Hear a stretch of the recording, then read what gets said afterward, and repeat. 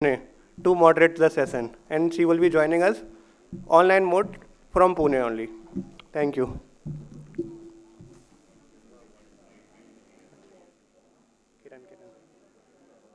Session now.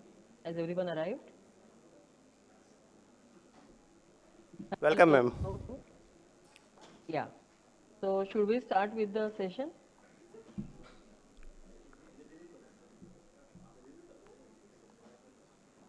Hello. Hello. Here or Hello. there? Yeah, I think my network has some issues, so I will switch my video off so that I will get a better bandwidth. Yeah. So should we start with the session now? Ma'am, can you just switch on your Hello. video, ma'am? Yeah. See, yeah. Can you see me now? Yes, ma'am. Yes, ma'am. I think Welcome, ma'am. because of the video, the bandwidth, yeah, thank you. Because of the video, the bandwidth is low. So Okay. after some time, I might switch it off so Sure, that ma'am. I can Sure. get a better bandwidth and there won't be any lag. Yeah. No issues, So ma'am. th- yeah, thank you so much for inviting me to this particular seminar. And I envy you all who are present there offline and listening to the scholars, which we have been listening in the online mode since yesterday morning. Today in the session, in the third session, we have 5 speakers, and in the first one is Dr. E. Shivanagi Reddy. I hope he is ready over there because I think he's coming offline for the present. Yes, ma'am. Sir is very much He's available yeah. here only. Sorry. Okay. So the topic for his presentation is temple architecture of Telangana from the 1st to 17th centuries AD. Some highlights. Dr. E. Shivanagi Reddy is a famous personality. He, in fact, underwent a 4-year training program in traditional cultural and architecture at Tirupati. He also took his master's degree in ancient Indian history, culture, and archaeology from Osmania University. He was awarded the degree of Doctor of Philosophy in History from Hyderabad Central University. He had joined the government service in 1978 in the Department of Archaeology and Museums, Government of Andhra Pradesh. Good morning, ma'am. He has participated in many archaeological excavations and conservation of select Kakatiya temples in Telangana. He was conferred with the title Vastu Shilpa Vachaspati by Padma Shri Dr. V. Ganapati Sapati. He has also received the award, highest award, Kala Ratna from Government of Andhra Pradesh in 2019. He worked as director at the National Institute of Tourism and Hospitality Management, Gachibowli, and after his retirement in 2013 April, he joined as director of the State Gallery of Art, Madhavpur, Hyderabad, and in the APTDC as the OSD for Art and Culture, holding full additional charge OSD. Then he is also a member of Board of Studies in History, Archaeology and Tourism at many universities in Andhra and Telangana. Professor Reddy has written and edited many books and articles on history, culture, archaeology, Buddhism and tourism. Currently, he is working as CEO, Bleach India Foundation, formerly the Cultural Center of Vijayawada and Amravati, established by Mahalakshmi Group of Companies. So we have a very famous personality and a very senior person and a scholar of temple architecture and sculpture from Telangana and Andhra Pradesh, Dr. E. Shivanagi Reddy Sthapati. Sir, I welcome you to start your presentation. Thank you so much. Please note that you will have 20 minutes for the presentation. Thank you, ma'am. At the outset, I thank respected DG ma'am, the additional DGs, directors, superintending archaeologists, and my dear friends, participants, and other respectable senior personalities here. I feel it is a great chance for me to be here to speak for a few minutes on the much marginalized study on the evolution of temple architecture in Telangana. So, as Sthapati, I underwent a 4-year training, as ma'am has said. I stood a rare chance to transplant more than 50 temples threatened of submergence under Srisailam hydroelectric project reservoir way back in between 1978 and 81. So with that experience, what has been taught in the classroom was literally, practically, we learned while dismantling the temples in clockwise and reconstructing the temples in anti-clockwise. We know the Sandhi Lakshana, we know how the layers were joined, we know how actually certain areas the temples were sealed. Not only the Kadalika Karna at various levels, the temples were sealed with slabs. So these are all the techniques. So since the time is very short, I would like to go a very brief introduction on these things, and it will also be a survey on the journey of the temple architecture in Telangana, highlighting certain aspects where it really demands. Thank you, sir. Next slide, please. Oh, sorry. Yes. Sorry. Yes, this is actually thanks to Dr. V. Ganapati Stapati, Padma Sri V. Ganapati Stapati, that he has been on a mission to propagate what exactly a temple is in more what we call technical terms, that he wanted to give that much information to pass to many people, and he wrote a small booklet, what is a temple. Then after that he wrote a book called Stapatya Veda, a wonderful treatise on almost all the both the agamic and Silpa Shastras were codified in one volume. And this is very important. We have been talking about this thing. Only one such slides, after that I will move. Deho Deva yesterday, from farm to farmless and farm. What is it? Deho Devalaya Prokto Jivo Devaha Sanatanaha is the much popular connotation from Skandhopanishad. Then it was conceived as Prasadam Purusham Matva Pujayet Mantravittamaha. That is, it is conceived as the form of a Purusha. What is Purusha? But it takes a lot of time. Then it has 6 vargas, that is Shad Varga bolte na. Then you can compare with the human form with the various components of the temple. Upapitam, Saranakaram, Adhishtanam, Janumandalam, Padavargam, Karakaram, Prastaram, Bahumolakam.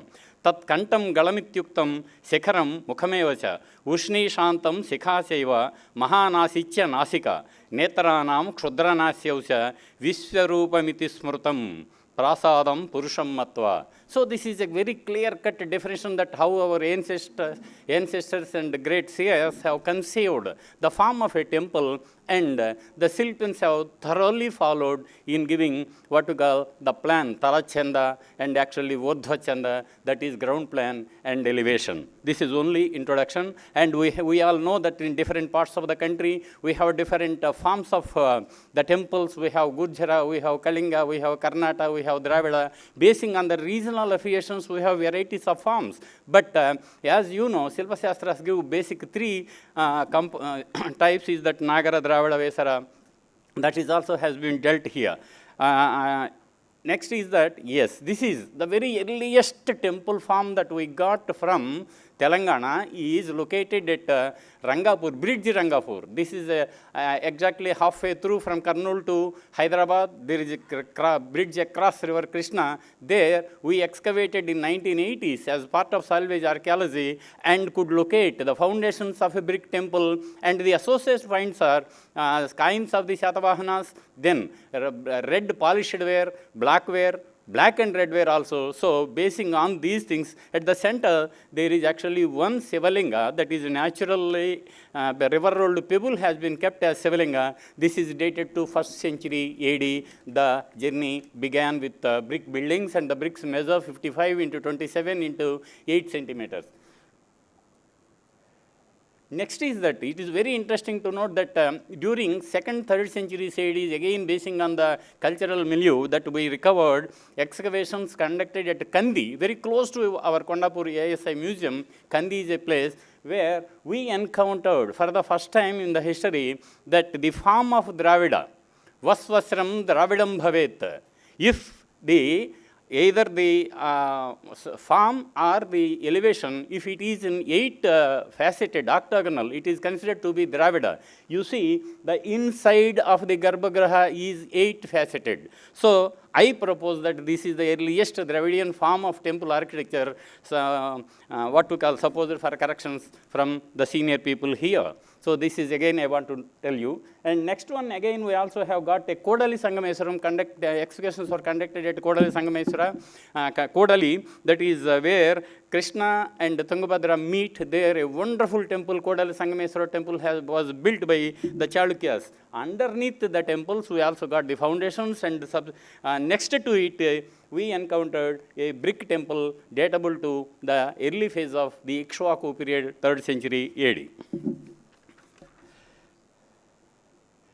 Next, we also have got, there is continuity in construction of brick temples, Yeleswaram, then again Kisaragotta, then again Gummakonda, that is Gummadam we call it, that is the people conceived, A.K. Sharma sir has conceived that since it has Bhadra projection on all the 4 sides, he conceived it as the first Sarvato Bhadra temple belonging to the Jaina faith. He just concluded that one. And here, please see, this is the place, Kisaragotta is a place 30 kilometers from Hyderabad, and it served as the capital city of the Vishnu Kundins who ruled from 4th century to 7th century AD. And we encountered through excavations remains of a palace complex and 11 temples. All are built of brick and well-defined Padabandha Adhisthana. Again, you have Upana, Jagati, Kumuda, Tripatta Kumuda, Kampa, Kanta, Kampa, Pattika, Vajana. Clearly well-defined Adhisthana by 4th century AD.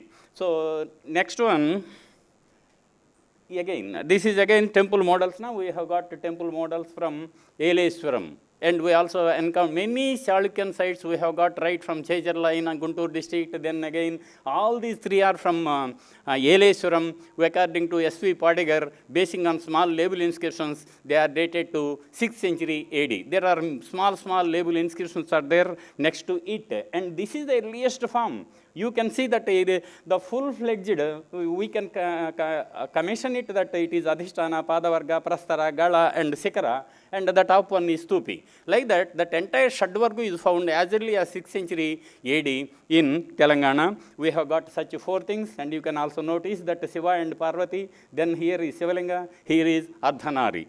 That is what we call, it is very helpful to use, and they might have served as the models for the subsequent development of temple architecture. Yes, again, we have a temple datable to maximum 7th century AD, and the excavations conducted at a place called Gollatugudi, an extensive temple complex built with bricks and again stone. It is a mixed variety. Brick-built temples with prolifically using stone in between was also noticed at the same place, but the peculiarity of this temple is full-fledged temple with Kota Costa Lakshana, typical Dravidian order of the, not Dravidian, it is a Nagara order. Janma the Stupi Paryantam Yugasram Nagaram Bhavet. If it is square, right from the bottom, Janma the Stupi Paryantam. From the very plinth to the finial, if it is square, we call it as Nagaram. So this is a Nagara type of temple with beautiful, well decorated stucco figures were on what we call decorated on the entire surface, but they are fallen down. They are in our AP State Museum. Yes, now we are coming to the most important place, Alampur, which is known as again Dakshina Kasi and Dakshina Meru. And we all know that it is well maintained by Archaeological Survey of India. It is a temple cluster, not built in one day, but though it is called as a Navabrahma temples, a cluster of 9 temples. It was built over a period of time from 7th century to 9th century, and adding one to another. That is the real evolution of the Western Chalukyas of Badami could be seen, could be documented thoroughly, not only the simple form, but here the Sandhara mode. It is that the Pradakshina Pada in which inside the temple is called Sandhara. Nirandhara is the later day, right from the Rashtakota period onwards, there will not be any Pradakshina Padas except 1 or 2 places. This is very interesting. Please note that the entire temple Adhisthana is very nice. You can see the caricature features on these things, and walls. On the wall, it is very typical that you have got that costa. Costa is typically derived its own feature. It closely resembles to the main temple. Many such examples are there. I cannot give a lot of these things, and these are some of the things and which we know. That is, one temple has that Mokha Chetushki, that is the portico supported by pillars at the front side, and it serves as what we call the foyer inside. We can go from here, and again there is a circumambulatory part. The peculiarity of the temples of the Chalukyas in Andhra Pradesh, like the Karnataka, originally they were built in Karnataka, and later phase they entered into Telangana. The Garbhalaya, we have found 4 pillars supporting the roof inside the Garbhagraha, which continued even up to the early phase of Rashtrakutas in Andhra and Telangana, later only walls. So this is the best example. You can notice here, and Sukanasa for the first time was introduced on the Ardhamandapa portion of the ground plan, then it is projected from the main Sikara.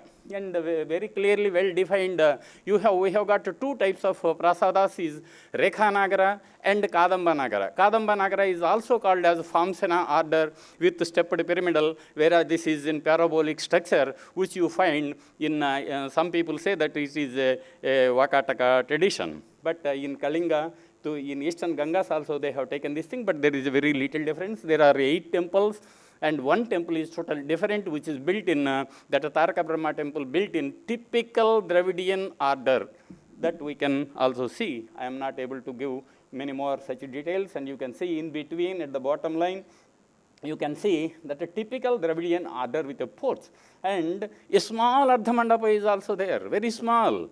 Can we call it as an Ardhamandapa or not? Yes, we should call, because it is preceding to the Garbhagraha. It is definitely Ardhamandapa, but it doesn't have that much half of the measurement. Then you can see the Sokanasi portion. So this is again, we really recollect the Pallava idiom in this one, but some people ascribed, B. Rajendra Prasad says that it is built by the Chalukyas only during the Vikramaditya's time. And on the other hand, some people believe that it is the introduction of the Rashtrakutas, where we get that Pratoli dated 780 AD. Beautiful gateway is also there, close to this temple. Based on that, some people have dated it. And you can also notice that the niches, the jalis, there are, at Alampur, there are 16 varieties of jalakas or windows are there. You can see the Stapatins have enjoyed their own freedom, and the Silpinam Yukti Bhukti Macharet, they should have inbuilt with what we call the innovative skill is Yukti. Bhukti is unless until they do not have any employment for them. So they have exhibited their talent to the maximum at Alampur group of temples, and I need not say that the owners of the temples are ASI, thanks to ASI. Next, yes, it is again an interesting and unique evidence that comes from Kodali Sangameswara temple. This was again transplanted by the Archaeological Survey of India between 78 and 81, and very interestingly, we found the foundations for the first time to 14 feet in height. Foundations, we call it in Sanskrit as Khata Kudya. Then Pradamam Pradamam, so actually there is a description how a Kata Kudya has to be filled. Because of lack of time, I am not able to. So this is first time in entire Indian context where we found the very deepest foundations for a temple. Why? It necessitated. Why necessitated? 2 rivers will meet there. And again, in times of spate, what happens was the waves of the water will hit what we call the confluence point. So it has to withstand for its own weight. It should withstand for a long. So you know, which was built in 8th century AD is still continuing its existence. That is the greatness of our ancient engineers, and this is the earliest engineering skill. It was transplanted to Alampur itself. Kindly visit, don't miss to visit it in Alampur. That is the reconstructed one. It was there before its reconstruction, and a whole lot of things are there. It is again a Sandhara, a very well defined Adhisthana is there. And for the first time, a small Upapeta was also there underneath, very small Upapeta.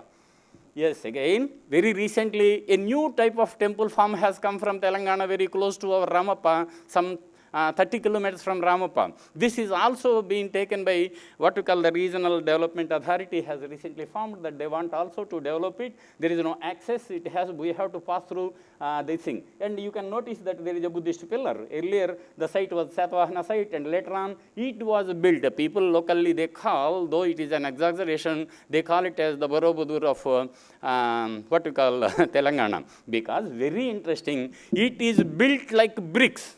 a brick temple. Every stone has been carved. It was originally planned. According to the plans, layer plans were prepared. According to the layer plans, blocks were made. On the blocks, as they have drawn on the cloth, have been transferred through their skills, and finally they have assembled. You can see now it has come up, and it is dated to 7th, 8th centuries AD based on the iconography that we find. There are Buddhist images. There is an Ardhanarishwara Shiva with a bull. So it is even Hardy has also visited and seen this temple. Adam Hardy has also visited this one. So this is very interesting and new find that has come from Telangana. Yes, after that, rock-cut caves. Thanks to Tamil Nadu, where they have got the earliest rock-cut cave architecture right from 6th century onwards. But in spite of that, we also have in Akkanna, Madannama, Magalrajapuram, Penumaka, Sita Nagaram, datable to even in the interior, we have during the Satavahana and Vishnukundan periods, in time bracket is not clear. But what happens is, this is in Telangana, dated again to the Rashtrakuta period, where the entire cliff has been transferred into a rock-cut cave, very huge rock-cut cave. Inside, what happens is, you can go, there is a square Garbhagraha, again, and the central portion is again rock-cut Shivalinga, very interesting. And there is again paintings of 8th, 9th centuries, more or less coeval with Sitta Navasal rock paintings of the Pandyan times. So this you can see. Tarangapodikas, Sir, very you have 5 minutes. You have 5 minutes left for the presentation. Kindly grant me one more 5 minutes, madam.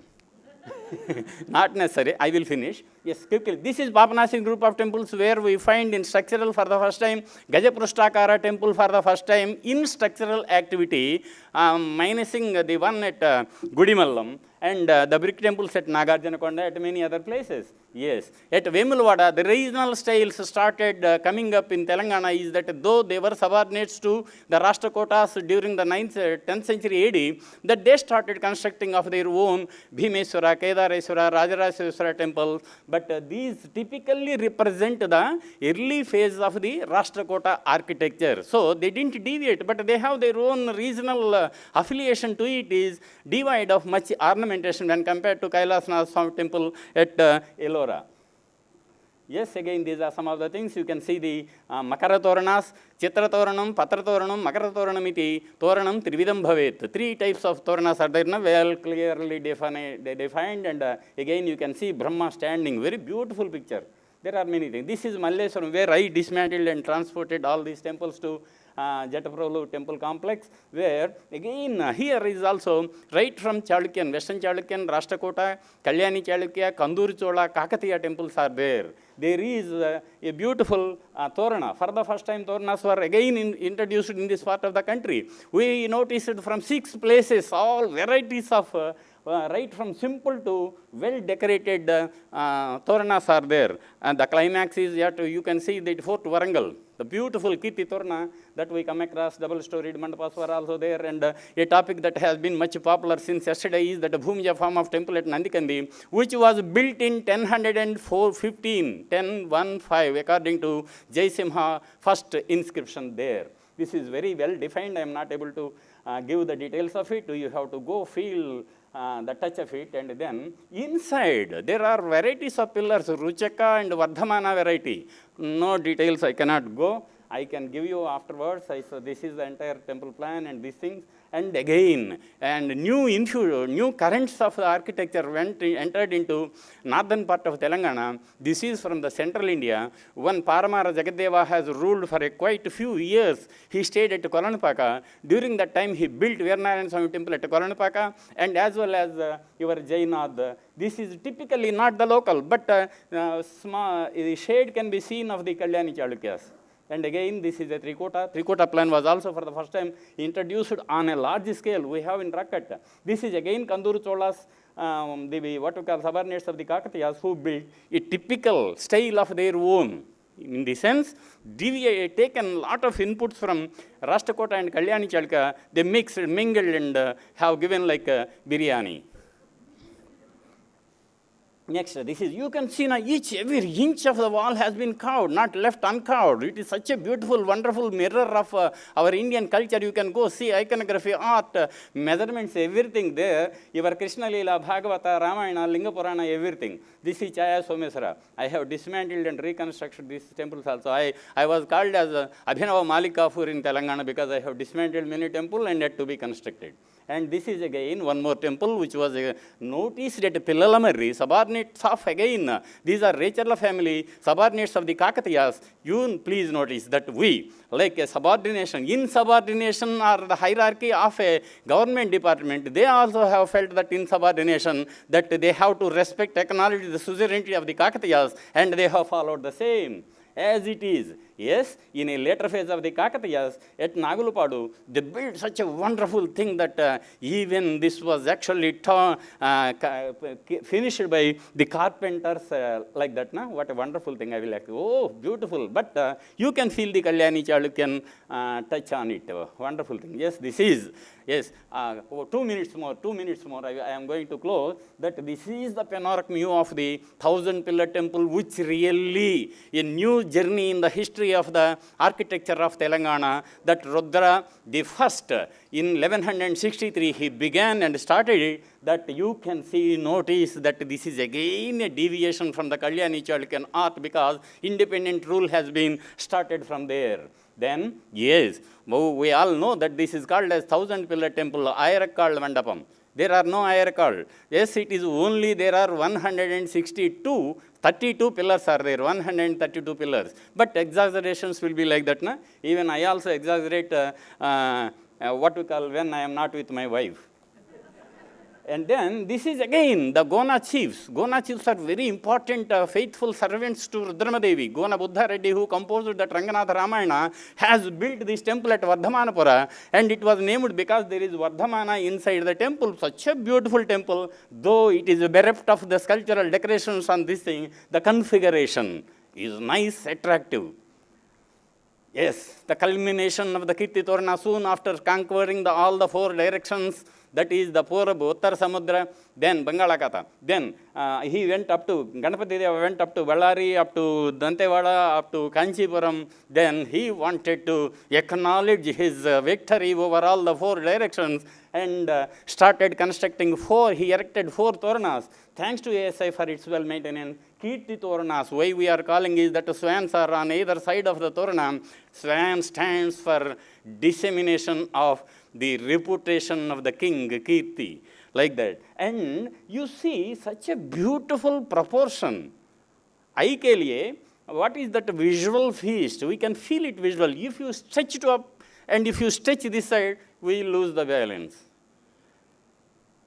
Yes, again, the crest jewel of the Kakatiyan architecture, thanks to ASI for allowing us to use the tag that glitters the entire Telangana, is that World Heritage. It is inscribed on the World Heritage Monument list and waiting for its master management plan to be submitted by 22nd December this.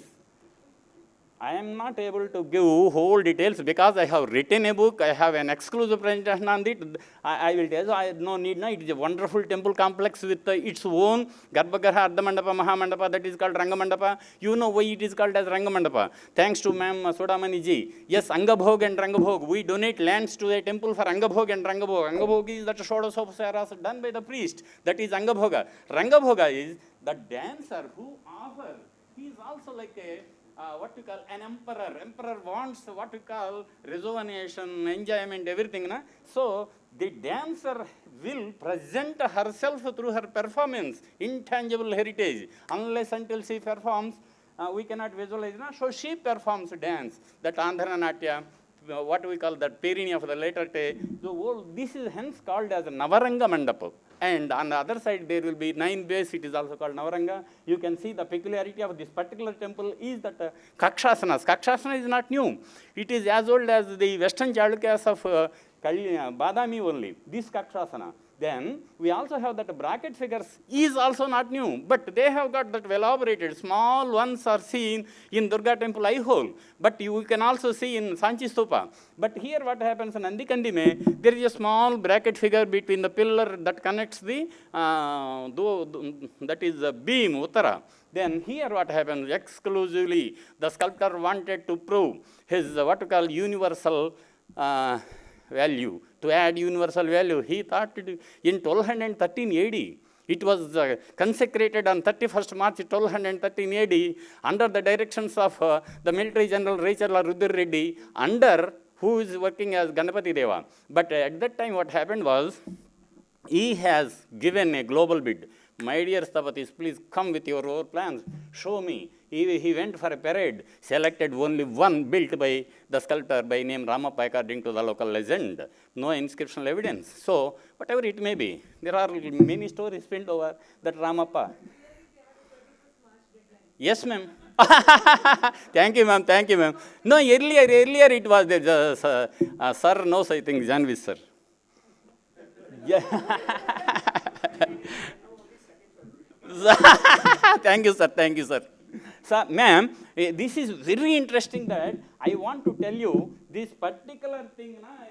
Samarangana Sutradhara, Bhoja gives a clear depiction on the last drops of, not wine, last drops of the rain, not wine. That is called the last drops of the rain will form into a bindu, jalabindu. Those jalabindus will take some time to form and drop. Then it will be seen in serial. Bhoja in Samarangana Sutradhara describes as Jharavali.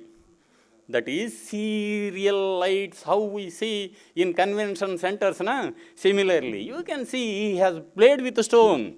Such a beautiful thing. And the eave slab is 6 feet. Nowhere I found, because he wanted to take utmost care that water should fall away from its own base, because structural in this thing. Na?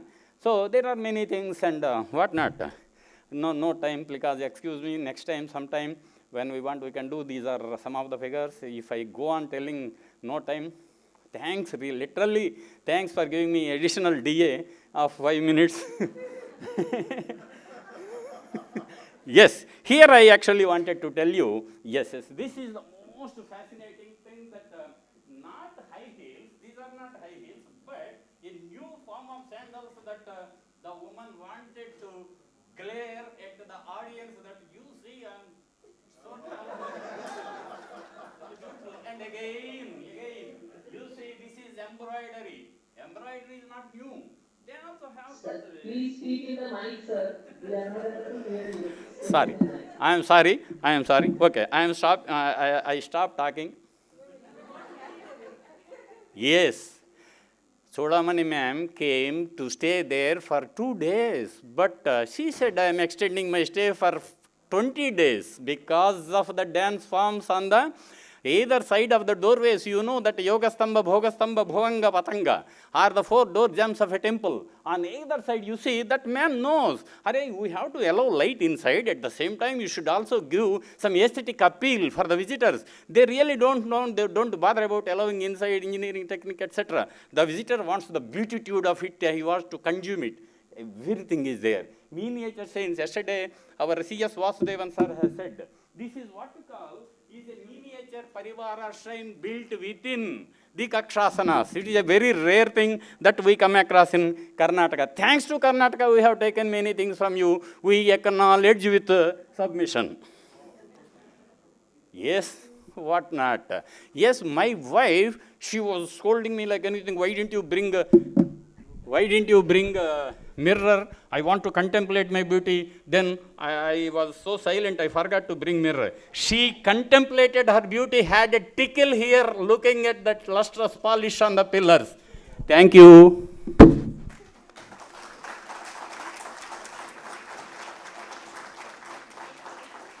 you so much, sir, for the wonderful presentation. Last slide. Thank you. Yeah. I once again thank ASI officials for inviting me, and my friends Ramoju Haragopal, who has given me some photographs, and all other my friends. Thank you so much for your patience hearing. Thank you. Thank you. Thank you. We will take the questions at the end of the session. And I would request Shashikala Anand ma'am to start the presentation. Topic for the presentation is the Tamil Nadu tradition of temple building. As many of you know, Shashikala Anand holds a degree in architecture from the School of Architecture, Madras University. Shashikala has researched the classical Indian science of architecture, Vastu, for over 40 years. She was a student of Sri Ganapati Sthapati, a leading authority on the Vastu Shastra. She was part of a team that made the 1991 award-winning film, A Shilpi Speaks, Shilpi Speaks, that explains the traditions of the sculptor. Her other books on Vastu are The Indian Tradition of Design, based on Vastu Shastras, A Bengali Guide to Vastu, and Vastu, A Path to Harmonious Living, and an English translation of Pratimamana Lakshanam, a book on iconometry by Sri Ganapati Sthapati. Shashikala has studied the Vastu texts extensively, assimilating traditional wisdom and exploring its field application.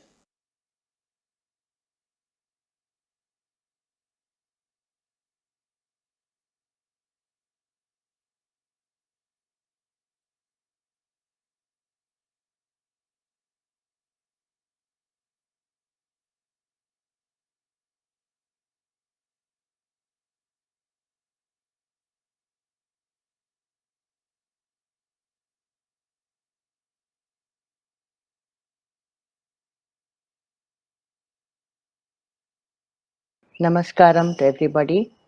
I'm very grateful for this opportunity. It is very important that we showcase the traditions of India and make people aware, particularly Indians. I think a lot of people from the West are aware, Indians are not aware, that we have this amazing traditions. And the most important part of it is that it is still alive. The traditions are not dead museum artifacts. There are still people creating these beautiful sculptures and these beautiful temples. And rather than call them artisans or craftsmen, I want to call them designers. These designers of the great edifices are still working and teaching the most amazing art, technology, and science. This is very seldom acknowledged. We assume that there was no technology in India. Those of you who are aware of Dharampalji will know that some of the greatest technological achievements in the world actually went from India. They were technically hijacked, including the original idea of vaccination, smallpox vaccination, was taken from here. So you have a great tradition of technology. Technology which includes metallurgy, which includes amazing understanding of material. So let me start with the first slide. I want to acknowledge these great designers from our tradition as my first step. The most recent two Sthapatis who have mattered, who have created their own parampara. First slide, please.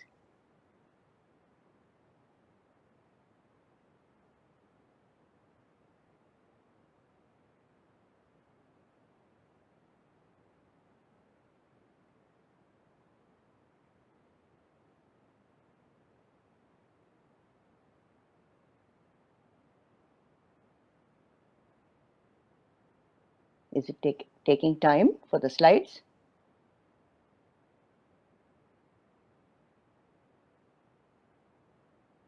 Okay, I'll just talk about the two Sthapatis. Have you sent the PPT to the organizers? Of course I have. Okay, okay. I think they will, because I am also online, so I think somebody will take care of it at their end. Yeah.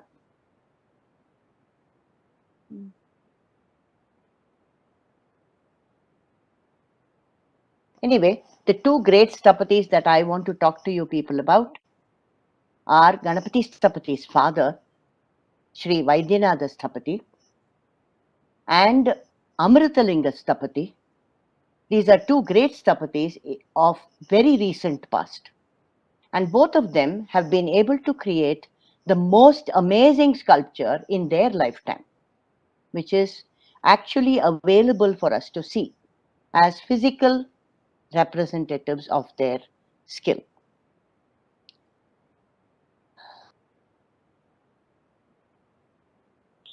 Is there a problem? No, the first one, please. This is the last slide.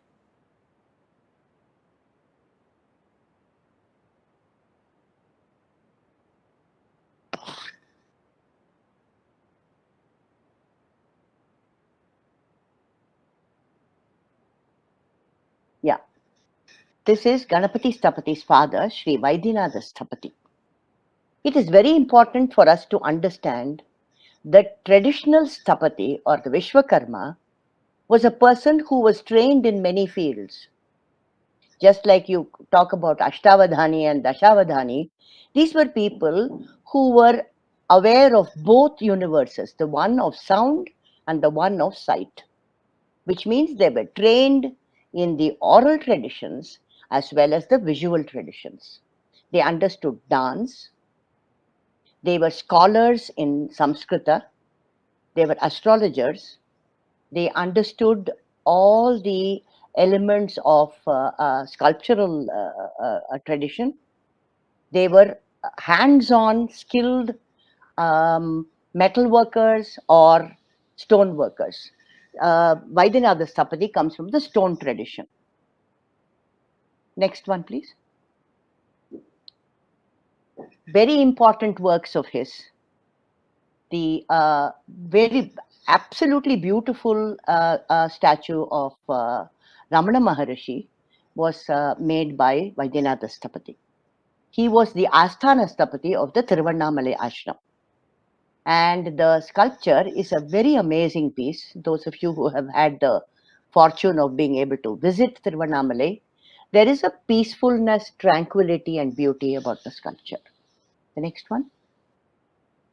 He also was the architect and builder of the Gandhi Mandapam in Chennai. This is in Gindi. I had the good fortune of studying for 5 years in front of it. It's opposite the School of Architecture in Chennai. And we used to go, lunchtime, we would hang out there. We did measure drawing of that place. At that time, unfortunately, there was no awareness of the traditions of architecture in the schools of architecture. I had no clue that there was a living tradition. I went through 5 years of college without this knowledge. And then after that, I had the great fortune of being able to meet Ganapati Sthapati and study with him. Next slide. This is Sri Amritalinga Sthapati, who was also a fantastic exponent of Shilpa Shastra, as well as an astrologer. These were people who were the earliest people who got the awards from the government as leading exponents of their tradition. Next one.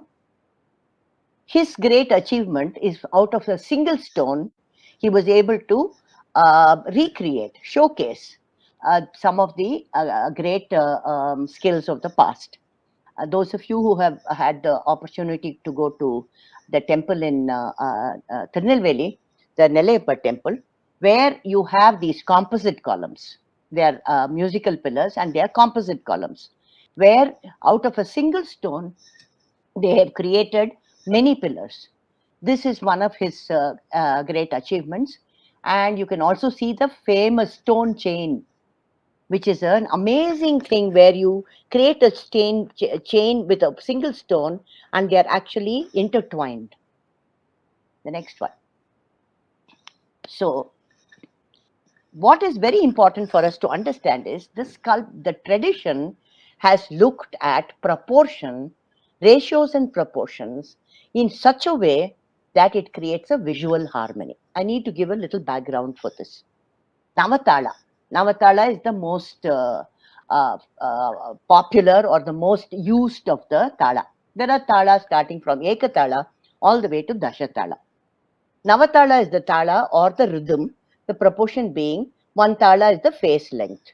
9 times that is supposed to be the body of the Purusha. So Navatala and Dashatala is usually used for the divine images. And all other proportions, human beings, bhaktas, rishis, everything comes in a lower tala, which actually exemplifies the nature of the divine energy in that form. So the tala system is consonant with talking about spiritual attainment. So a lot of people come and ask us, how come all the images in sculptural images in temples in India are so stylized? And they don't show the sinews and bones and the muscles of a person, human being. And I asked this of Ganapati Stapati, and his response was, we are talking about that eternal form which is non-decaying, which does not die, which is beyond the human consciousness in the divine state. So it represents the Paramatma or the Brahman in a form. But you're taking the human form because the statement in all the Upanishads and the other traditions is that each of us within us has that divinity, and that divinity is eternal. In the Bhagavad Gita, you know about the conversation between Arjuna and Sri Krishna. The Bhagavan tells him that there is that undying part of yourself, okay, which is your Jivatman. So that Atman is what is being represented, but given a human form. Next one. So a similar kind of thing, many people have spoken, like the previous speaker, wonderful talk he gave on the varieties of temples, the elements that represent the Purusha, standing Purusha, the lying down Purusha. Both are there in the plan and in the elevation. But what is important for us to understand here is the principle of Purnam. The philosophical principle underlying this representation of the independent small unit, which constantly gets replicated in the whole, is the concept of Purnam. Purnam means completeness and ability to be self-contained or self-sufficient. Holography talks about a similar thing. The independent individual unit is continuously replicated to create a whole, but you break down the whole, it is still, the part is still the whole.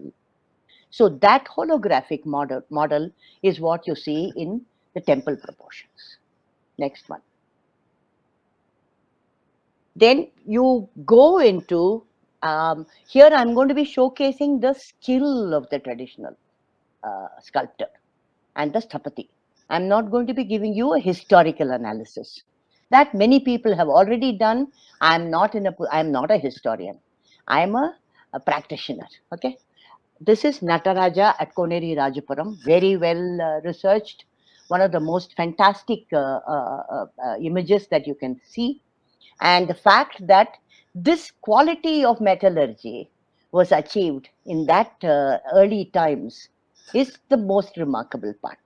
The amount of metal that was required, the size of the kiln that was required, and the whole thing of the lost wax process, the hollow casting, the ability to assemble all these materials, come up with this amazing quality. The luster of that image is something else, which of course means that a lot of copper and gold.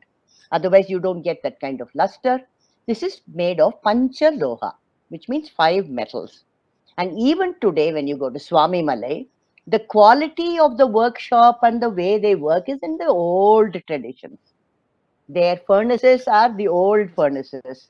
Right at the back of their house, the cows are grazing, the dogs are running, and they are creating these amazing, amazing quality Panchaloha images. So the understanding of metallurgy is what we need to look at for this. And the quality of the process. In spite of using very simple, appropriate technology, you created remarkable, images or temples in a very simple manner. Even the stone temples in the Brihadeshwara and all that, which are standing on self-weight, how did they create the plane surface? How did they assemble? What is the rhythm or proportion which made it so stable? How did they hold it together before they placed the final finial? All this is very, very important for us to understand. Some absurd theories going around saying that they had a ramp. You cannot have a ramp against a stone temple when it is incomplete and it is without bond, without any mortar. It will collapse. What they have done is created what is known as a Sara Kattu Suvar, which is a wall made out of mud and stone, which is around the actual temple. It is a wall which is considered to be like a support system, not very different from the way we create a support for scaffolding wall for a system for a RCC slab. So this wall went up with your temple, and it had a spiral staircase going with, which was created with mud, on which the smaller pieces went. The largest pieces stayed on that because they created a platform, filled up the center of the temple, and so it created a huge platform, 1:3, which means the size of the scaffolding wall was 3 times the size of your Garbhagriha. And then when the last piece was placed, that scaffolding wall was broken. And I believe all the Stapatis would stand around and clap and sing and dance, because it was like opening the embryo, the egg, and the bird is ready to fly. So it was a remarkable experience. The next one. So the Brihadeshwara temple is one of the most amazing monuments today that you can see, with the straight edge. So when I talk to you about the systems of audible system and the visual system, I believe the Stapatis would take their students to various temples, and they would compare the form, the line or the profile of a temple to ragas. So the straight profile was known as the Shuddha Madhyama Raga, and the curved, either way, they are known as the Pratimadhyama Ragas. So they would tell them, I believe, look at this fellow, what a Todi he has created, or what a Kalyani he has created. So there is a very powerful relationship between the vibration frequency of the raga notes and the vibration and the frequency of the arithmetic or the fractal that was used for the built form. Next one. The Brihadeshwara temple, lesser known facts about it. There is this place a few kilometers outside of Tanjavur, which is where I believe the blacksmiths used to reside. So it's called Karuntattan Kudi. Karuntattan means blacksmith in Tamil. So to build a structure of that size, you required, and also this Stapati, if you have gone and watched them working with their chisel, the chisel needs to be sharpened every once in half an hour or 45 minutes. So you needed a forge all the time. And the chisels were taken, and in the forge they were hammered, they were sharpened, they were brought back. So you needed blacksmiths on the site. And they were there around the temple, and now there is a small village in which they actually have been allowed to stay on. It's still called Karantattangudi. Next one. So many of you have already spoken about the fact that a temple was a great cultural space where many things happened. Music, Veda Pathashala, dance, all that happened. But you also need to remember that it is a composite of many craftspeople coming together. In a stone temple also there is metal. There is also the need for wood. The rathas are all made out of wood. You also needed to have other specific functions like, the torana, the flower garlanding. So many things had to happen. And then you also had semi-precious and precious stones. So there were these 5 communities within the Vishwakarma: Manu, Maya, Twashta, Shilpi, and Vishwagnya. Okay. So each one of them had his skill. And I'm saying his very specifically. This is a male tradition. It was passed on only to the sons and nephews and men of the family. In fact, Ganapati Stapati kept me waiting for almost a year before he allowed me to study with him. He said, we don't teach women. But I was so persistent, finally he relented. After that, he has taught many, many women. I know that. So I was probably the first female to study the tradition from a traditionalist. So all 5 of these communities are actually coming together. And this is a very critical aspect. The huge temples, particularly the temple towns that you see, like Srirangam and Thiruvannaikaval, or even Brihadishwara temple, which is a large temple, then Chidambaram, all these temples require a team and sometimes maybe 1,000 people. So you're talking about management, housing them, feeding them, and probably assisting them with all their other problems. Somebody will get hurt, that has to be medical treatment has to be done. It was like a town when it was being built. And this management, I think we need to study more carefully, because today I'm an architect. I know what happens in a site. With one contractor and probably 10 laborers, the amount of complexity that I have to face. So I cannot even envisage handling 1,000 people. So we need to look at how did this happen? How did they house them? How did they manage this system? So we are talking about enormous complexity. Excuse Next me, one. ma'am, we have 5 minutes left. Yeah, fine. So you have Manu, who is a metallurgist. Next one. Maya, who was the wood craftsman. Next one. Twashta, who is the metal worker, which means also vessels. Then Shilpi, who is the stone craftsman. And stone craftsman means he comes from the quarry all the way to the site and the carving and the building. So the entire process was under his control. The next. Vishwagnya is the jeweler. And when we were children, the goldsmith used to come home to make jewelry for us. And he would have a small coal-fired, what we call kumuti in Tamil. That is in which he used to melt the gold. It's a remarkable thing. I used to sit and watch him. And he would make jewelry at home using this little furnace. Next one. Then very important for us to also understand that puja and ritual come together in this whole process. So puja and ritual is defined by the temple, defined by the sculpture. What is the kind of puja or ritual that can be carried out for this particular deity, for this particular tradition, for this particular school, like a Pancharatnam or a Vaikhanasam, whether Agama ritual or a Vedic ritual, all this has to be understood by the Stapati.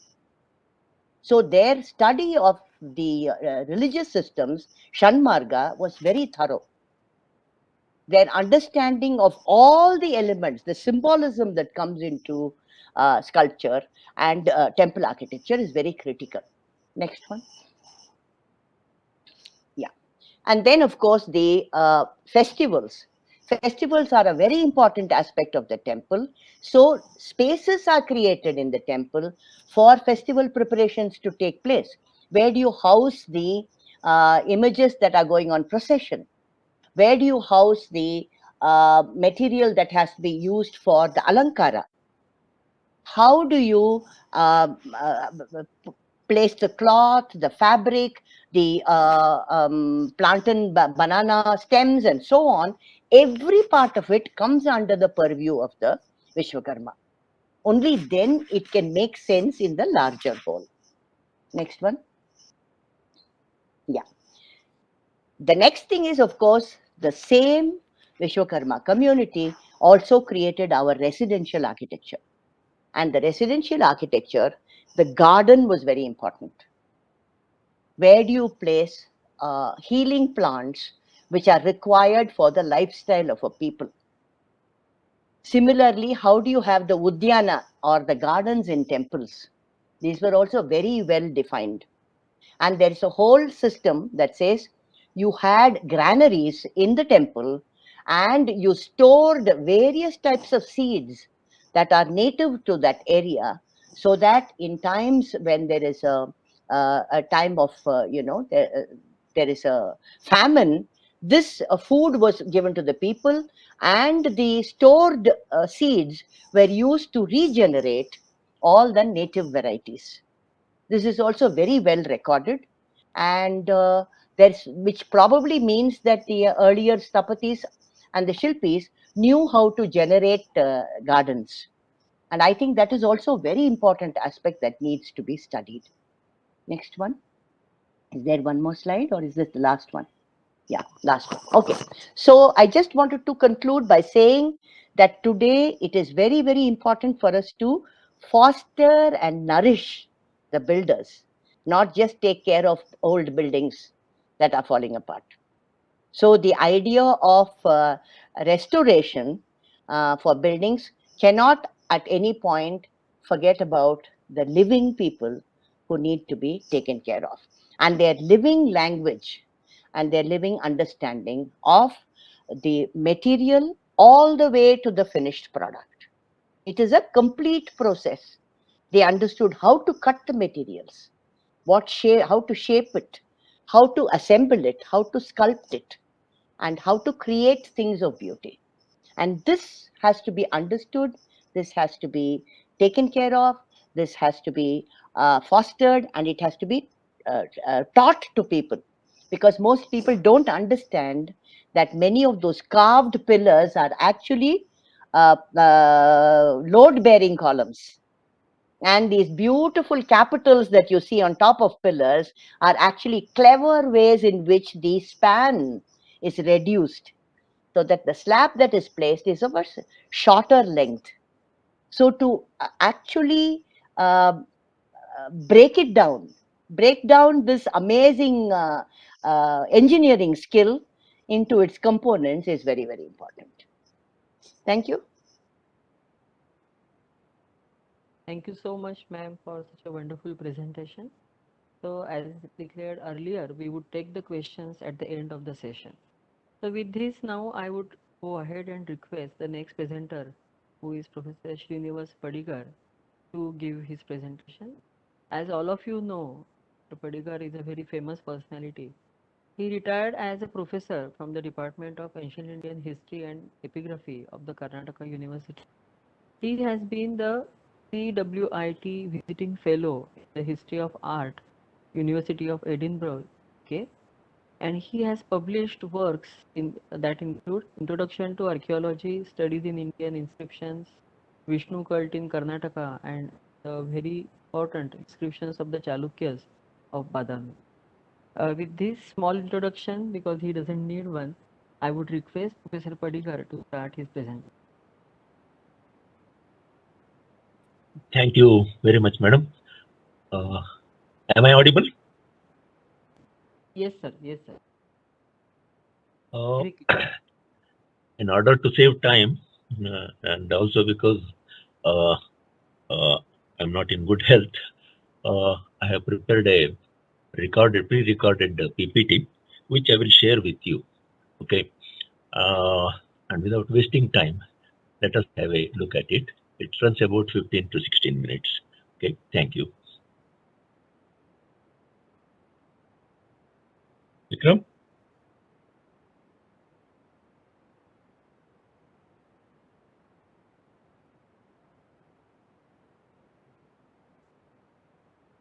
I think somebody will take care of the presentation because so online. I think I will just play it. Are you able to see now? Not yet. Not yet, okay. Yeah.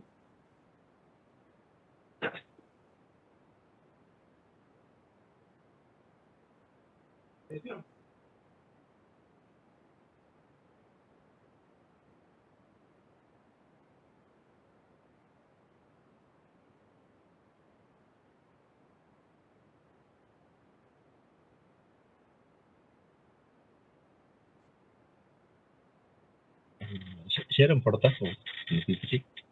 Sir, I think you have been made the co-host. You can just start sharing. Share and photo.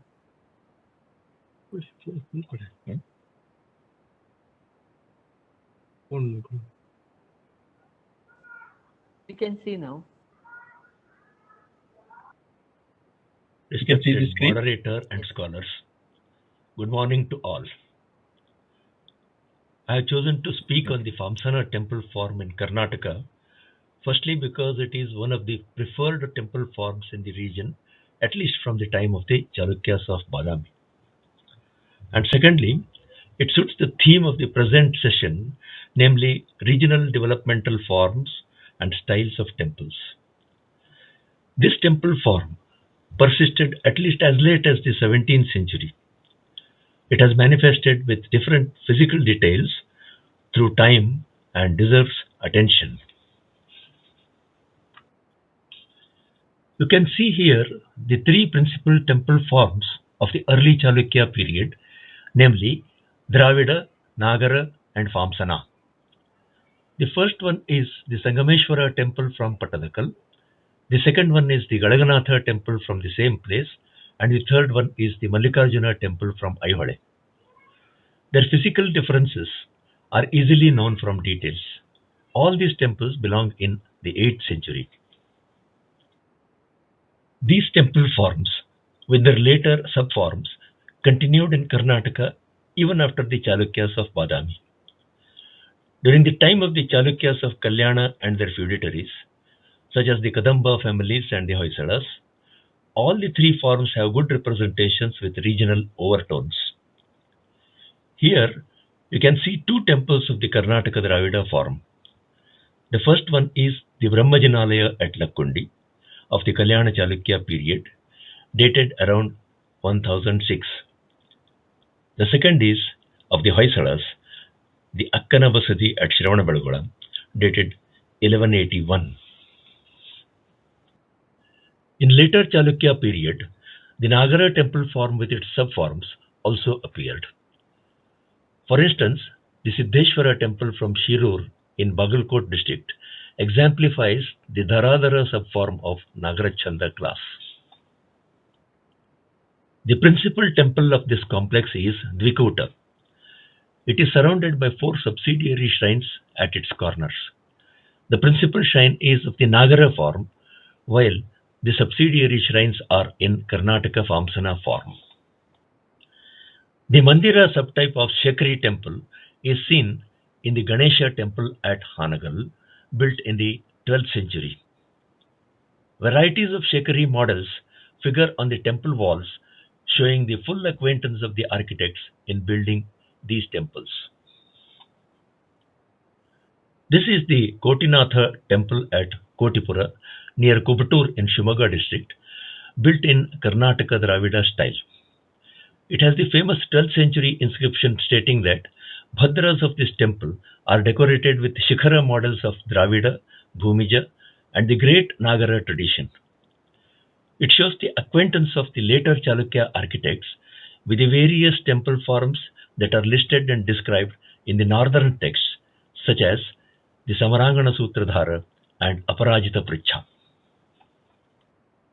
Geographically speaking, the temples of the imperial Kalyana Chalukyas are in the core area of the empire, namely the region around Basava Kalyana, which includes Gulbarga, Yadgir, Bidar districts of Karnataka and the neighboring districts of Latur, Osmanabad, etc. in Marathawada region of Maharashtra.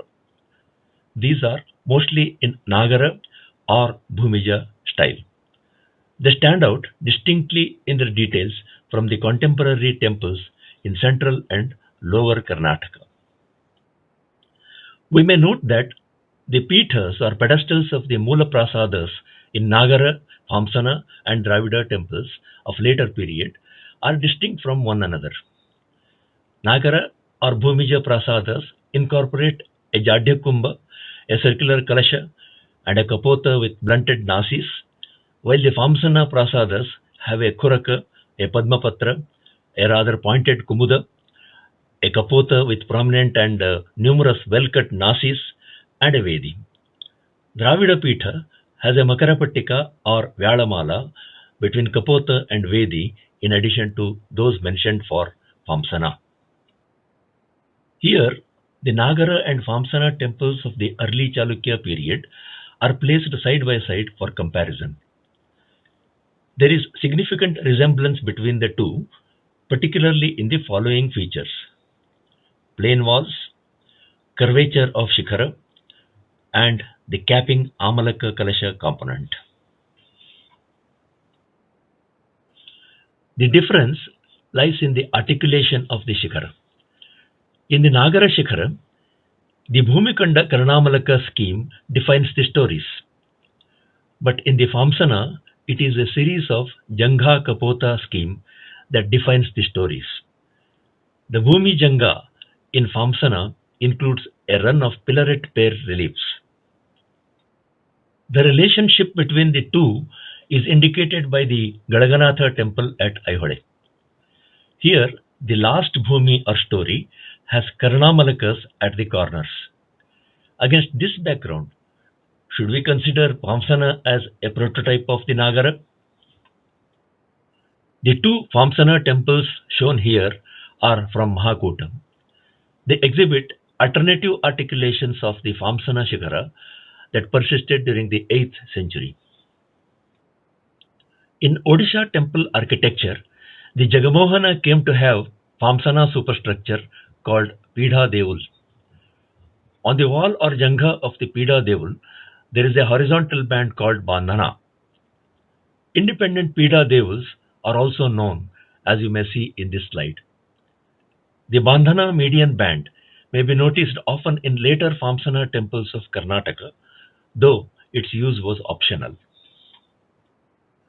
Vamsana temples are noticed in Khajuraho also, such as the Brahmeshwara temple assigned in 10th century.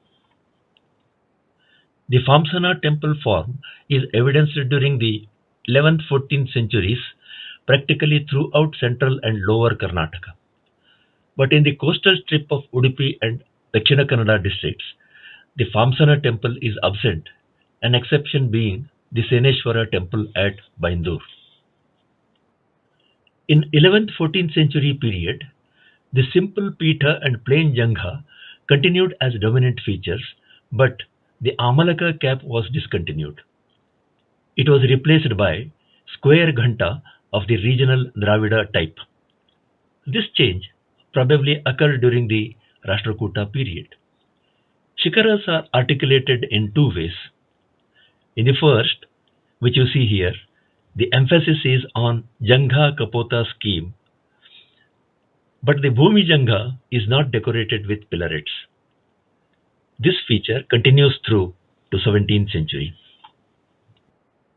In the second, the Shikhara consists of a series of kapotas placed one over the other.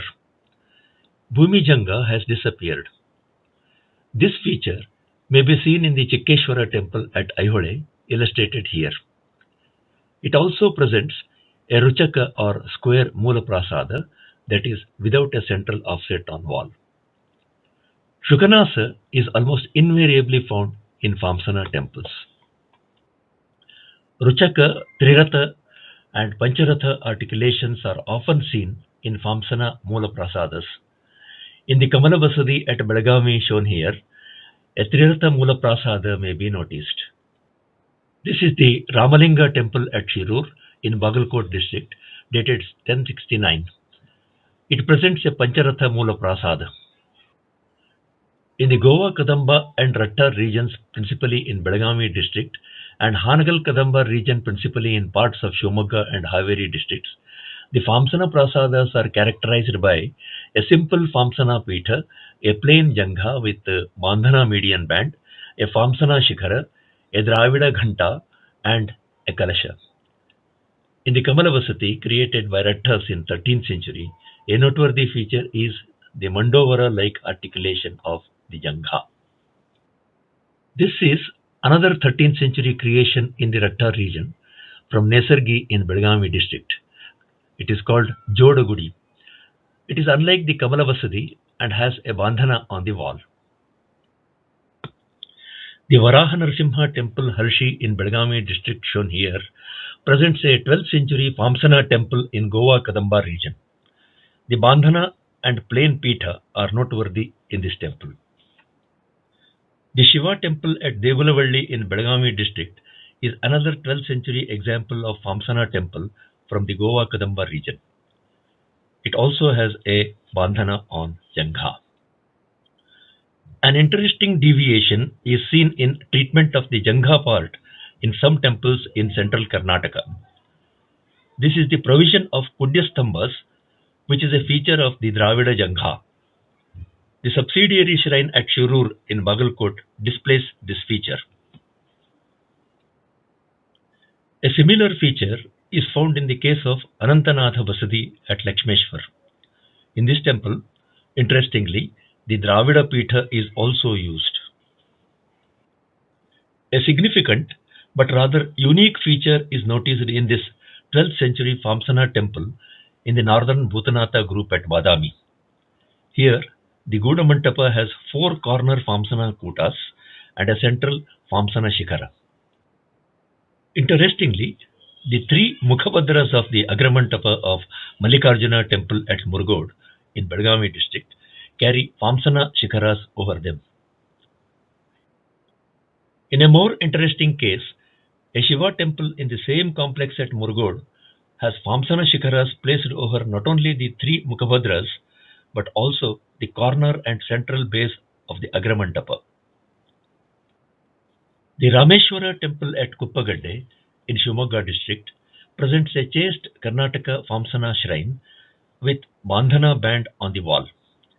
The bandhana has a series of rosettes on it. In Hampi in Vijayanagara district, there are pre-Vijayanagara Famsana temples on the Hemakuta hill. There are also Famsana temples of the Vijayanagara period here, such as the Narasimha temple.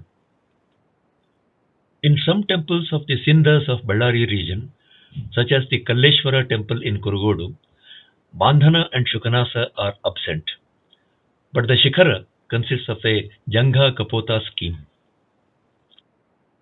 It is interesting to note that this temple in Balambid in Haveri district has both Pitha and Jangha treated in Famsana manner, but the shikhara is of Karnataka Dravida form. In the Hoysala region, the Lakshmi Devi temple at Doddagaddavali, dated 1113, deserves attention. This complex consists of a Chatushkuta temple with 4 subsidiaries at corners. For the Chatushkuta temple, the shrine dedicated to Mahalakshmi is in Karnataka Dravida Professor form. Padigar? But the remaining 3, Professor Padigar, can you hear us? Manjari ma'am, Yes, sir. I think he's running out of time. Yes, sir. Padigar sir, please unmute yourself because we cannot hear you. And this is a recording, sir. He has played the recording. I think it was only of 15 minutes or something. You can send a message, Kiran. Okay. Padigar sir, can you unmute yourself? 3 minute hold किया 2-3 minutes more. Message कर दो. Yeah, please continue. as also the 4 subsidiaries have Famsana Shikharas. What is interesting is the use of Dravida Pitha with Makarapattika and Dravida Jangha comprising of Kudya Stambhas even for the shrines which carry the Vamsana Shikhara.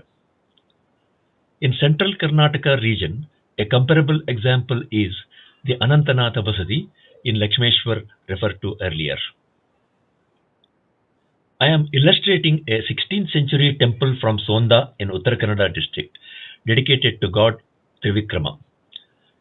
It was erected by Madhva Pontiff Vadiraja during the period of the Nayakas of Sonda. A noteworthy feature here is the emphasis on Jangha Kapota scheme. Similar Jaina temples were constructed in 15th century in Bidagi by the Nayakas of Bidagi. The Nayakas of Keladi also built such temples. Coming back to the Doddagaddavali Lakshmi temple, its architect Malloja Maniyoja has left an inscription on one of the subsidiary shrines of the complex. He claims expertise in constructing temples of Vimana, Sarvatobhadra, Vrishabha, Nalinaka, Uttunga, Vairaja, Garuda, Vardhamana, Shankhavritta, Pushpaka, Griharaja, Swastika types. Are some of these forms represented at the Doddagaddavali Lakshmi temple complex? If so, which ones? We may add that these are mentioned in Samarangana Sutradhara and Aparajita Pricha among the 64 temple types. Finally, I have this question to raise. Inscriptions of Karnataka mention Chaushashti Prasadas as well as Dravida, Nagara, Vesara and Kalinga as Chaturjati Prasadas. They know the Dravida, Bhumija and Nagara temple forms, but they do not mention Vamsana temple by name. We have to consider this as an enigma because there are numerous Vamsana form temples in Karnataka. Then, have we missed the real name by which the Vamsana form was known to Karnataka architects? Or is this silence because Vamsana was also reckoned among the Nagara forms by the Karnataka architects?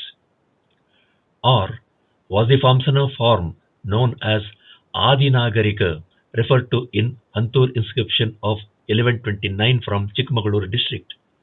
Nagaradi Nagarika Dravida Samudharanappa Maniyojana Maga Balakoja. I thank the organizers of this international conference for the opportunity given to me for sharing some of my ideas on the Vamsana temple form in Karnataka. I thank you all for the patient listening. Thank you so much, sir, for your excellent presentation and very interesting one also. We'll take the question answers at the end of the session. And as we are running short of time, quickly on to the next speaker, that is Nalini Rao, who is going to speak on temple urbanism and works of power at Vijayanagar, Hampi.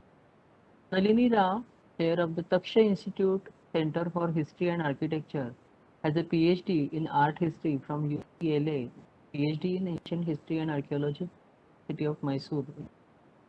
She is an associate professor of world art at Stoker University in California. Dr. Rao's specialization includes South and Southeast Asian art, ancient and medieval Indian art, religion, and ancient Indian archaeology. She is also the chair of the Dr. S.R. Rao Memorial Foundation for Indian Archaeology, Art and Culture, a non-profit organization in Bengaluru, India. Dr. Rao has curated Indian and Southeast Asian art exhibitions, published many articles and books including Boundaries and Transformation, which is a catalogue of Indian and Southeast Asian art in the museum. Then Sangama, Confluence of Art and Culture during the Vijayanagara period. Then Contours of Modernity, Royal Imagery and Works of Power at Vijayanagar, a study of kingship in South India, and Sindhu Saraswati civilization. So today she is going to speak on the temple urbanism power at Vijayanagar, Hampi. Over to you, Dr. Rao. Me? Yes, ma'am, we can see you and hear you clearly. Thank you for inviting me to this very prestigious conference. I am really delighted to be here and listen to such wonderful, insightful presentations on Indian temple architecture. However, since lack of time, I am going to be very brief and talk about temple urbanism and networks of power. This research was conducted by me at UCLA a few years ago and was primarily on the understanding of royal imagery or images of kings in sculptures using architecture, rituals, texts, and inscriptions. And so I have come to some certain conclusions regarding the role of temple in society. In fact, this presentation is about the very site that you all have gathered today, the capital city of Vijayanagar, Hampi, of the Kingdom of Vijayanagar between 14th and 16th centuries CE. Let me share my PowerPoint with you.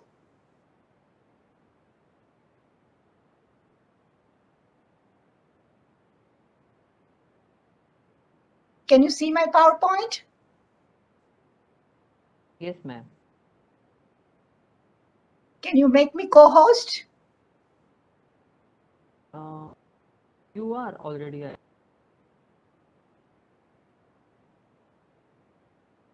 Just make the PowerPoint full screen.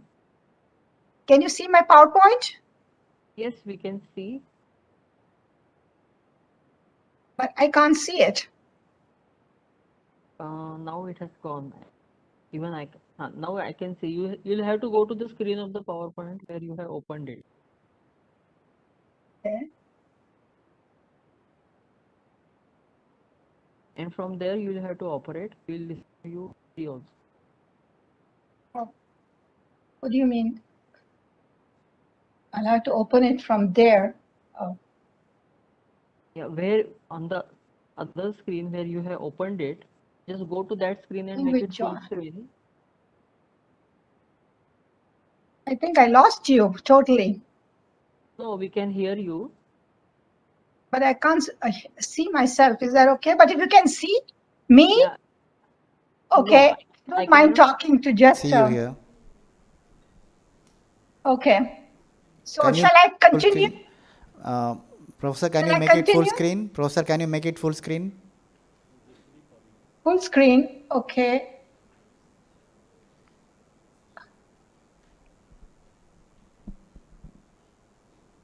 Is that okay? No, but I think it's okay. But you can please carry on. It's not full screen as it. There is this hourglass motif at the end. Ma'am, you have switched off. There have been numerous. Please continue. Okay, there have been numerous books, research articles about the art and architecture and excavated remains and accounts of foreign travelers such as Pace, Conti, Pernau Nunes and Varthima about Vijayanagar. And there are plenty of inscriptions that deal with it. This has been the subject of numerous scholars, both Indian as well as foreign scholars, who have theorized that it was divided into two zones, royal and sacred.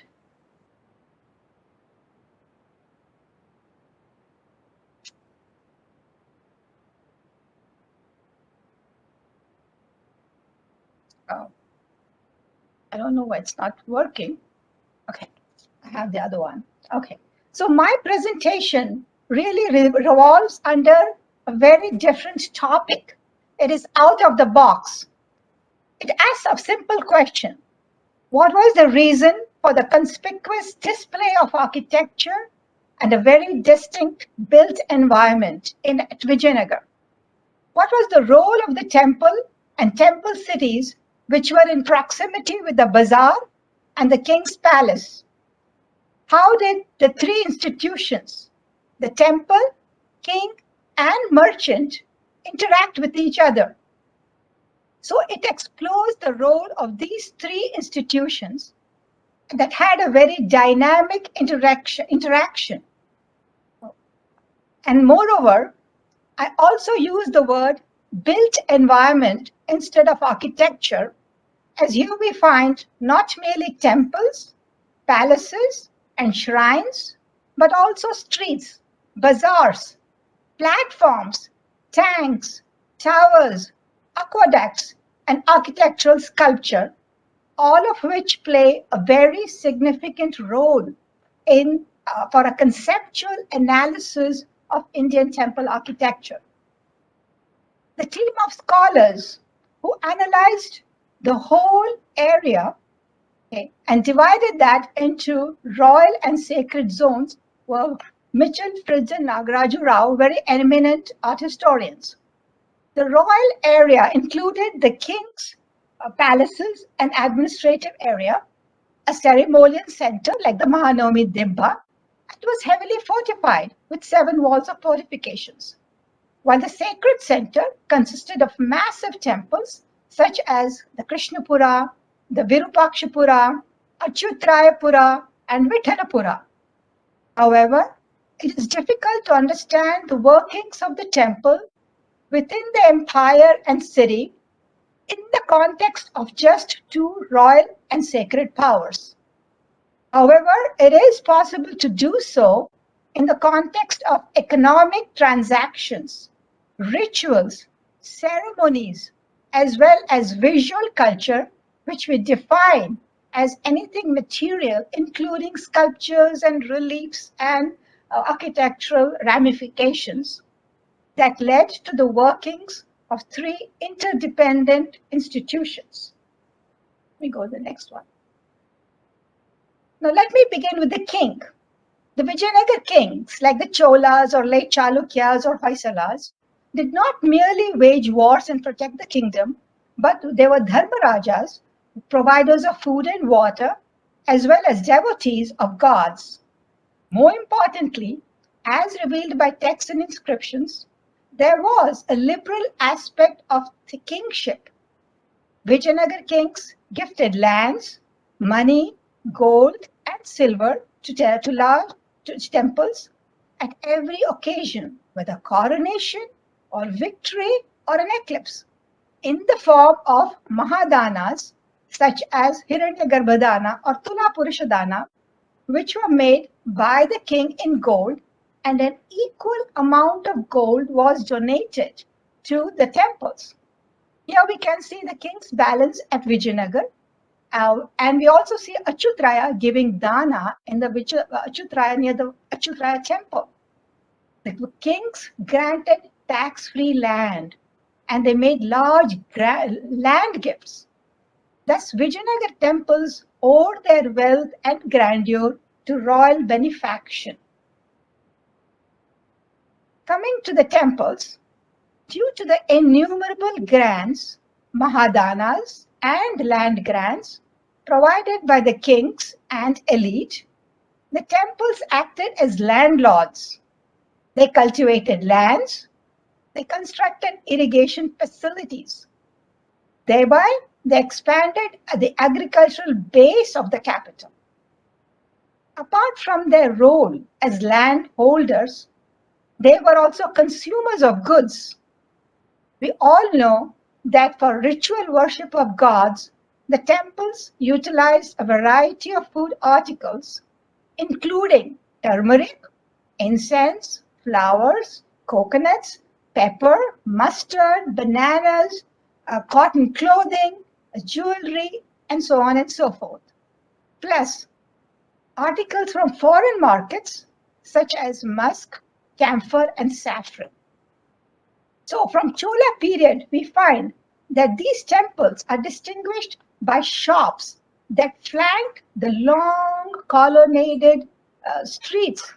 And on either side, there were shops where gold and diamonds were sold, as described in the accounts of foreign travelers. Temples were also employers of ritual specialists, as we just noted from the last lecture, such as priests, managers, accountants, singers, conch blowers, parasol bearers, gardeners, dancing girls, and musicians. Temples, it is interesting to note, acted as tax collectors and taxed the industries, shops, angadi, weaving looms, magga, comber of cotton, the washerman, agasaru, the police, the hay gatherer, the salt worker, and even the ferry service across the Tunga River. Furthermore, important industries grew around the temples, as we just noted, such as textiles, jewelry, armor, weaponry, gold. And here lived stone workers, leather workers, barbers, potters, and washers. Let me go to the next. But the industries were neither regulated directly by the temple or the king. They were regulated by trade and craft guilds known as Ubhaya Banajiga or Ayavale. There were guilds of goldsmiths, blacksmiths, bricklayers, carpenters, idol makers, weavers, potters, cloth dyers, oil pressers. In fact, the Amrit Mahotsav clearly mentions how they secured the rights and privileges for the community. Now, each guild had its own head and were known as Shettis, Swami, Prithvi Shettis, Shetti Pattana Swami, who regulated and protected trade, who organized weekly markets or Sante, collected revenue as well as mercantile tolls. One of the most powerful guilds that lived at that time was the Merchant Guild of Shalamule Banajiga, who were community leaders. They held lands, they were involved in temple administration, and even collected taxes. So the merchant guilds played a key role in the Vijayanagar court as well, near the king, by acting as revenue collecting assemblies for him and securing rights and privileges for the king as well.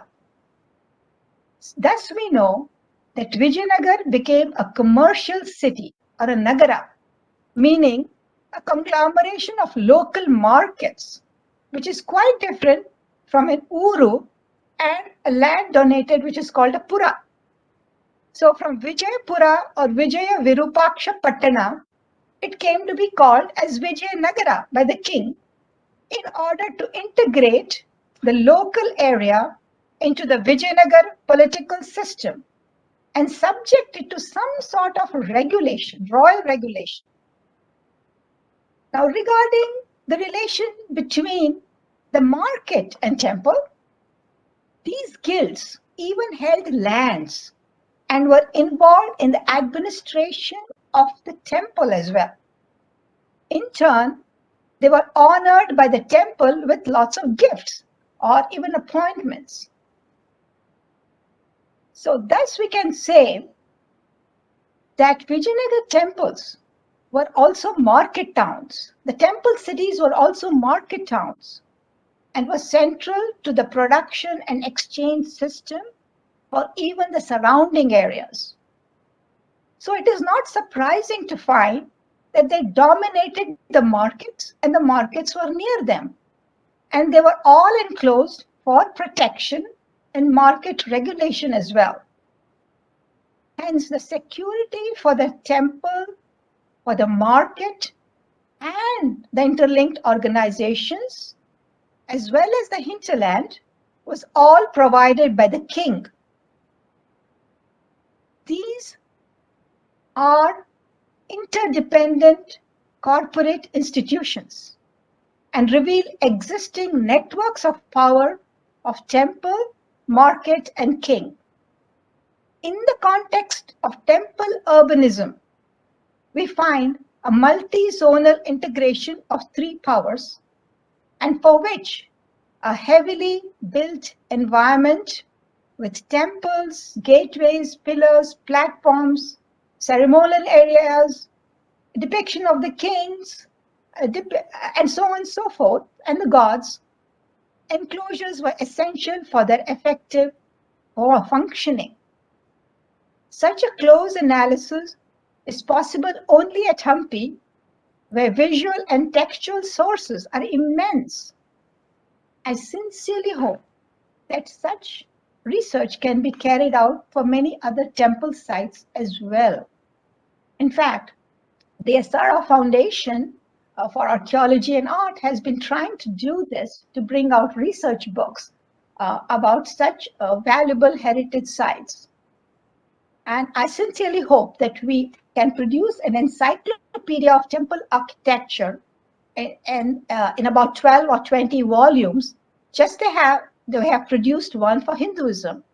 And for teachers like us who are outside India, this will be a great service and will really sort of provide a pride to Indian culture and be a big resource for research as such, just in the way that Buddhist encyclopedia for sculpture, for Asian sculpture, for Asian architecture, Buddhist Asian architecture has been produced.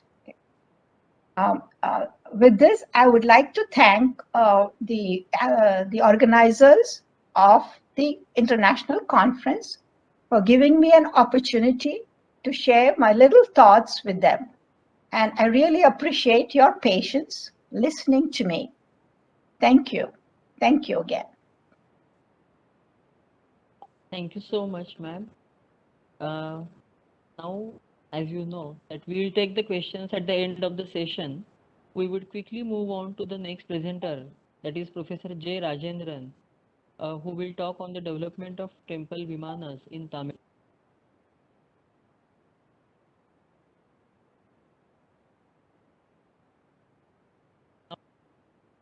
With more than 27 years experience in teaching, design and drawing, he presently holds the post of Principal, Government College of Architecture and Sculpture, Mamallapuram. He has participated in many national and international conferences and seminars, and also shared his expertise in temple architecture for various governmental projects. Sir, please carry on. Thank you so much.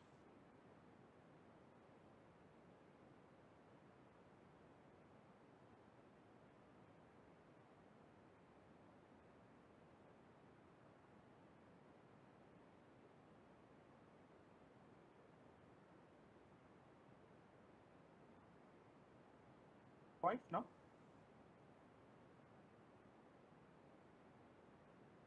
My voice will come out? My voice will come out or not? Yes, but it is a bit weak, sir. Weak. Speak a little loudly. Okay, now it's okay, no? Yeah. Yes, sir.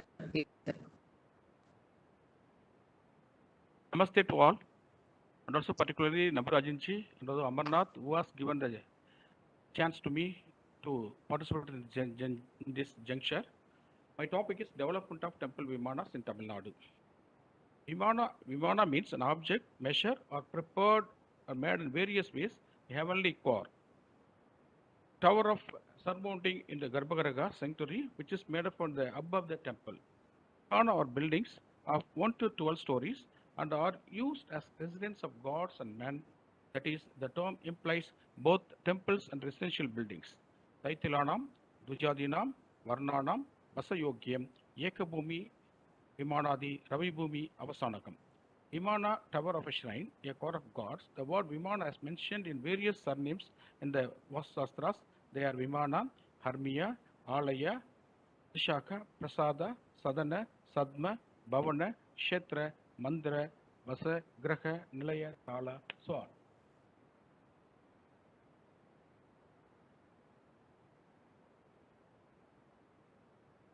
Vimana means be Vimana. That's called can't be able to measurable, big, huge structure. That's called Atman itself in the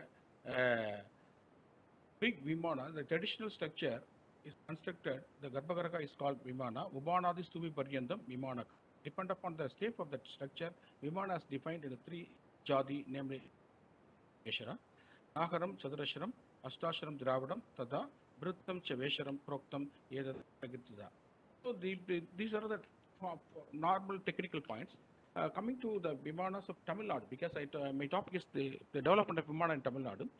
So, like not in the place where the temple is, there is no temple, is a traditional proverb which emphasizes the importance of the temple in the life of Tamil Nadu. Tamil Nadu is a land of temples, innumerable vimanas. The Tamil Nadu.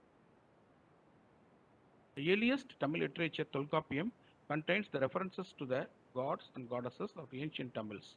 The fivefold geographical divisions of the land and their chief gods, Seyon, Indiran, Varunan, Puttavai, are mentioned in Tolkappiyam. Early period, the idols might have been simply enshrined under the trees. Early references of Alamar Selvan support the god enshrined under the banyan tree.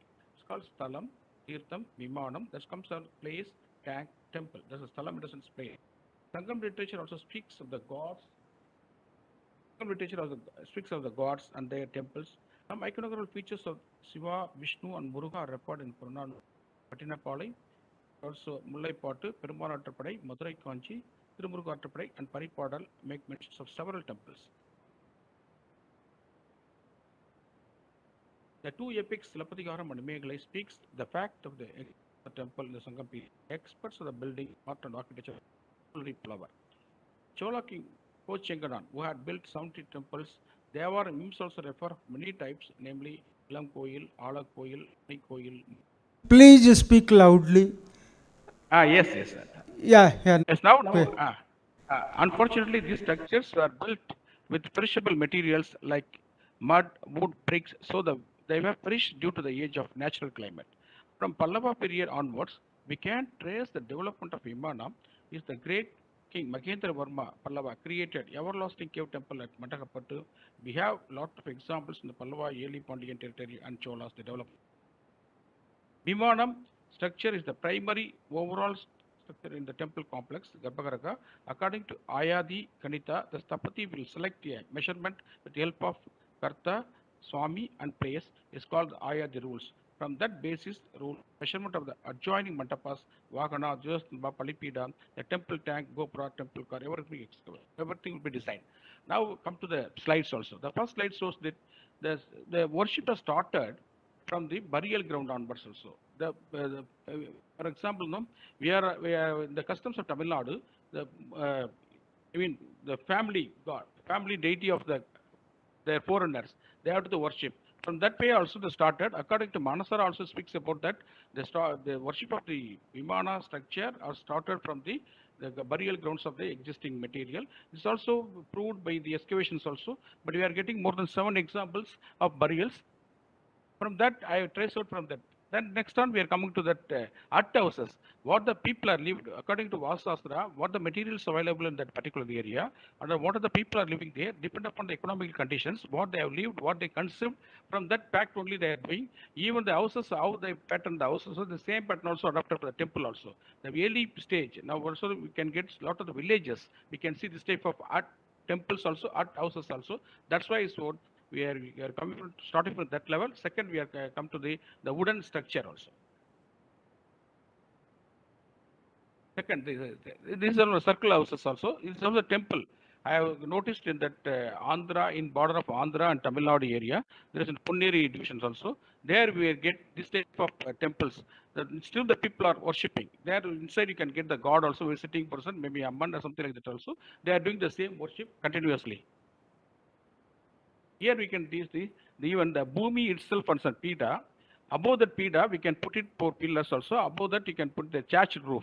For example, every temple's development before that, the people are worshipped. There are empty places. You can see that temporary structure only they can do it. From that temporary structures, people will be worship for particular day only. That's also we can see that Prabha or Pandal, we are in Tamil also, the Prabhangam, Prabha, from that also they worked. This excavation, we have proved the early type of structure, how they used in the Tamilan people also.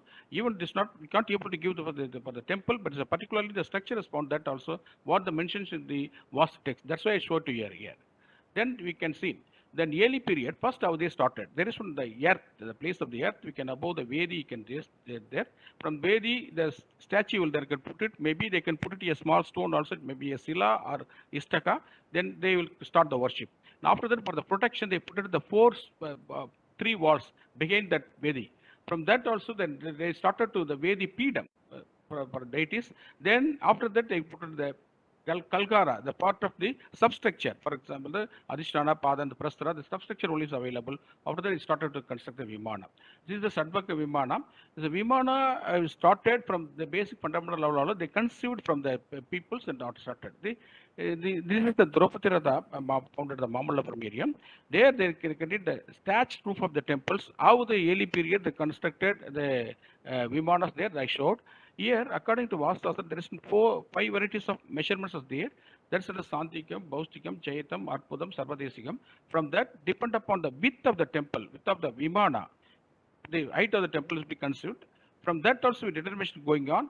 That's called Santika is the 1/4 of the width, and Baustika the 1.5, and Jayada is 1/3/4, and Arpuda is twice, and Sarvadesika is 2 and 2.5.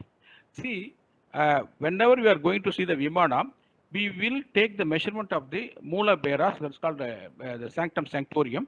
But the Sanctum measurement only is a basic fundamental measurement to construct all the temple works.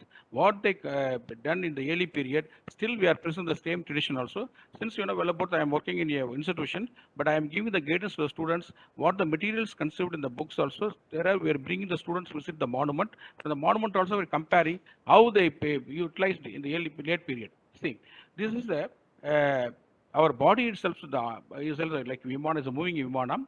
We are compared with the vertically the Vimana and the existing band also. This is called our Pada is Adaram, is a band, the Adhisthana. Then Talipa in the sense the Stamba is our call, and Manjam is the Prastara, the Bakamulakam, and Kantam is the neck, and Sikara is the face, and also Tubi is our pineal. That's the hair. Then Ubanadi Stubi Pariyandam Imanam, we're telling also then. Then after that also, there is one Sanskrit text is there. In that also, Ubapidam Charanakaram, Adhishtanam Jandamandalam, Padavarkam Karakaram, Tatkantam Kalabit-yuktam, Sigaram Mukambavicha, Ushishanam, Magana Sincha, Sutrana Sincha. So, a body itself, a Vimana, the Atma is there. We are also Jivanma. The Paranma house is the temple. So, the temple is equated to the human body in vertically and horizontally. I know all of the people knows about, they publish the books, everything also, but still we are telling the same concept also now.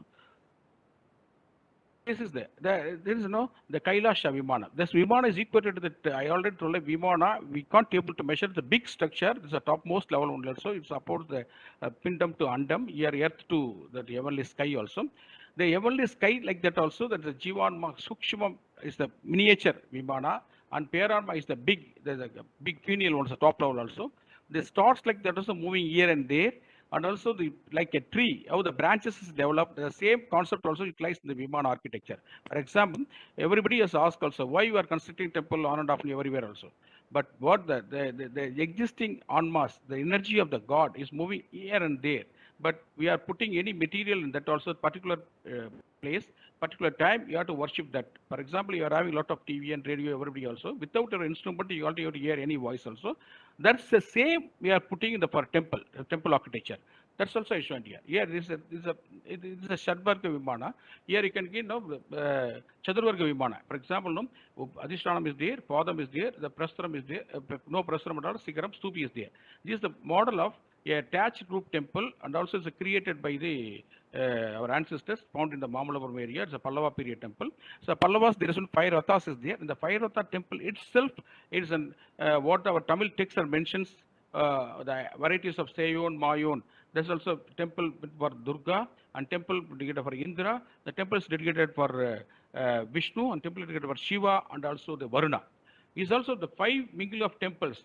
5 areas, how to construct. For example, there is in the Varuna temple, the constructed there, the half circle, it's called Kajaprishta.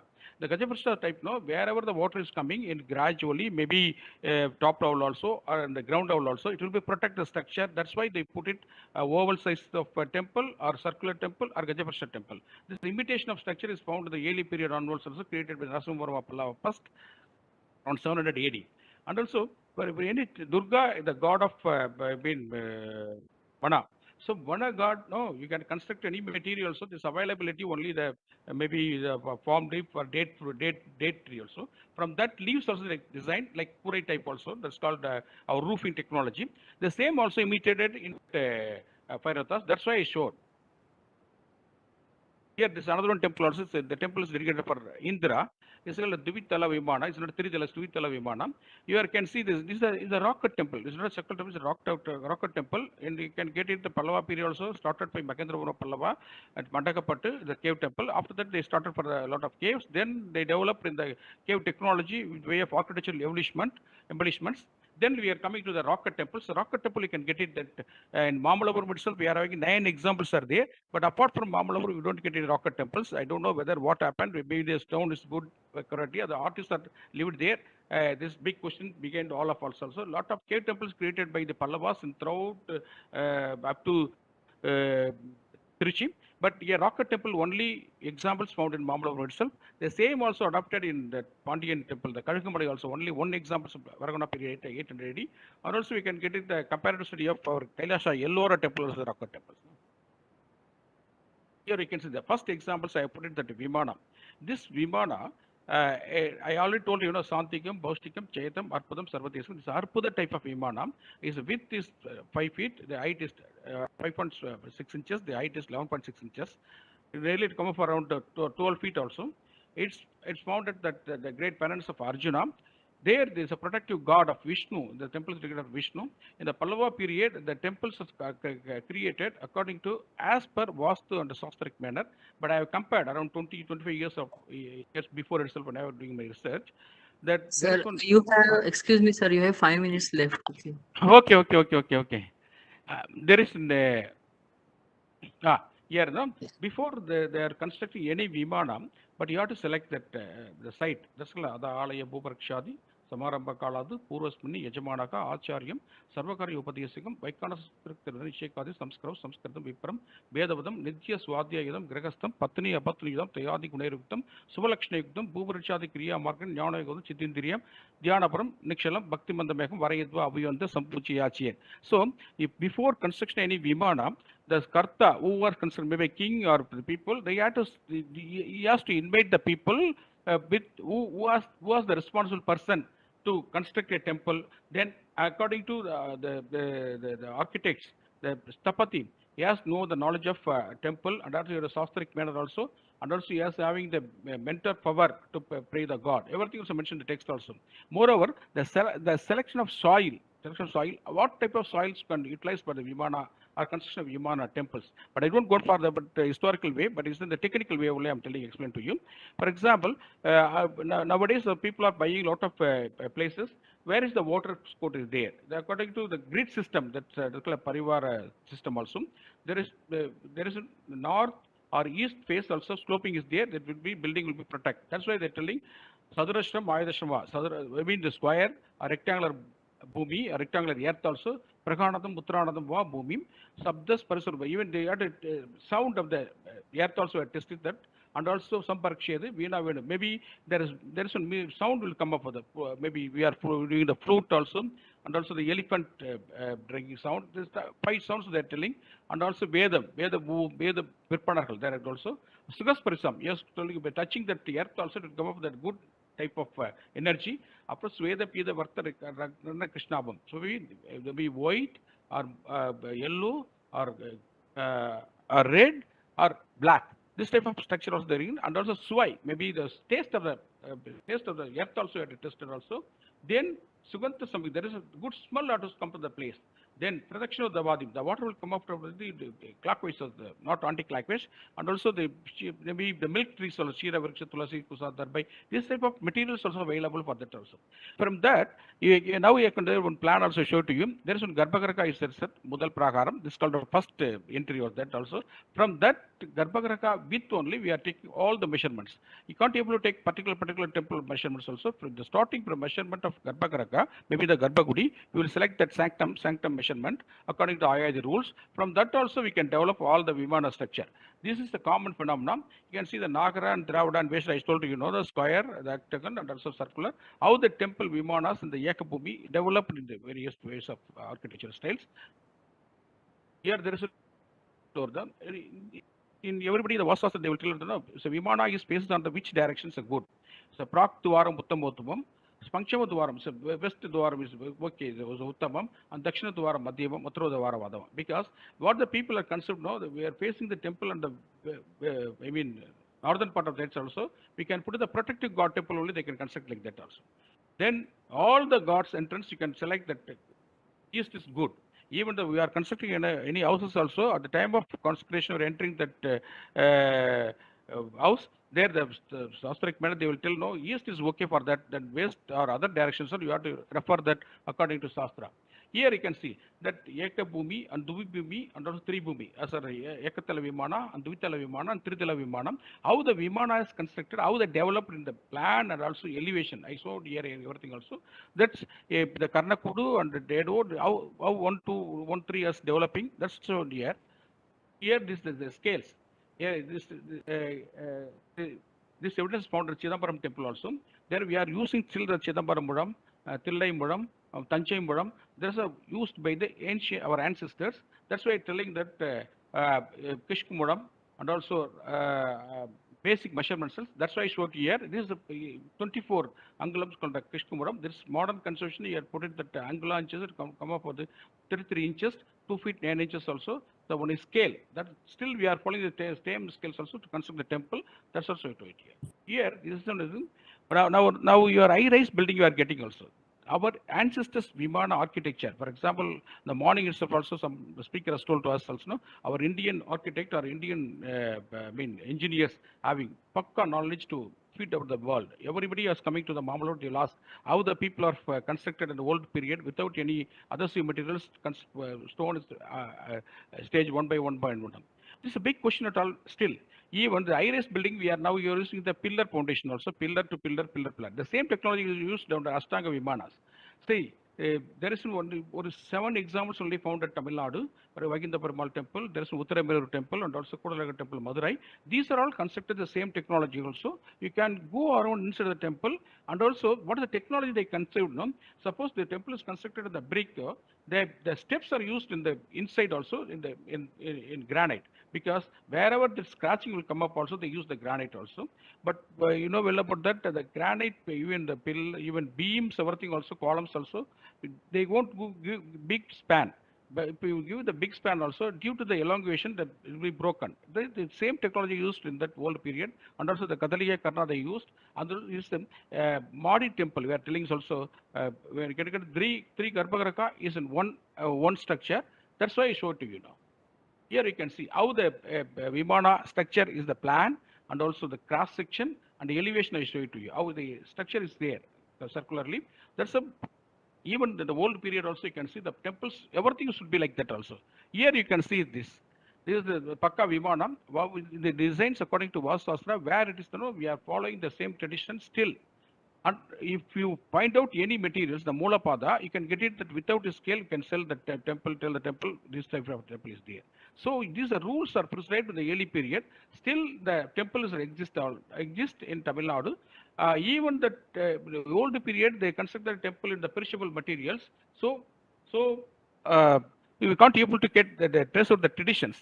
That's we are having a lot of references in the text, Sangam text also, even historical patterns also, but we aren't able to get the evidences. For example, even starting from Mandagapattu, then Pallava people are concentrated throughout their regular area. Then Pandyan's country, we are getting a lot of Vimana architecture. Then we are going to the Chola temples. There are 4 temples, the major temples are there. There is Sir, we are at the end of the session, sir. We don't have much time left with us. Okay, ma'am. Okay, ma'am. Okay. And then we'll complete now? Was okay? Yes, ma'am. Yes, sir. Please, okay, I please. can complete Yes, now. sir. Please. Yeah. Okay. Thank you to all for hearing my voice. Okay, thank you also for ACT part.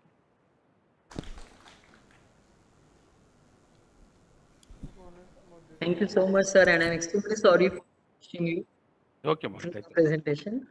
We have at the end of the session, and if anyone has any questions to ask to the speakers, all of them are available right now. I would request the participants at Hampi to ask their questions if they have.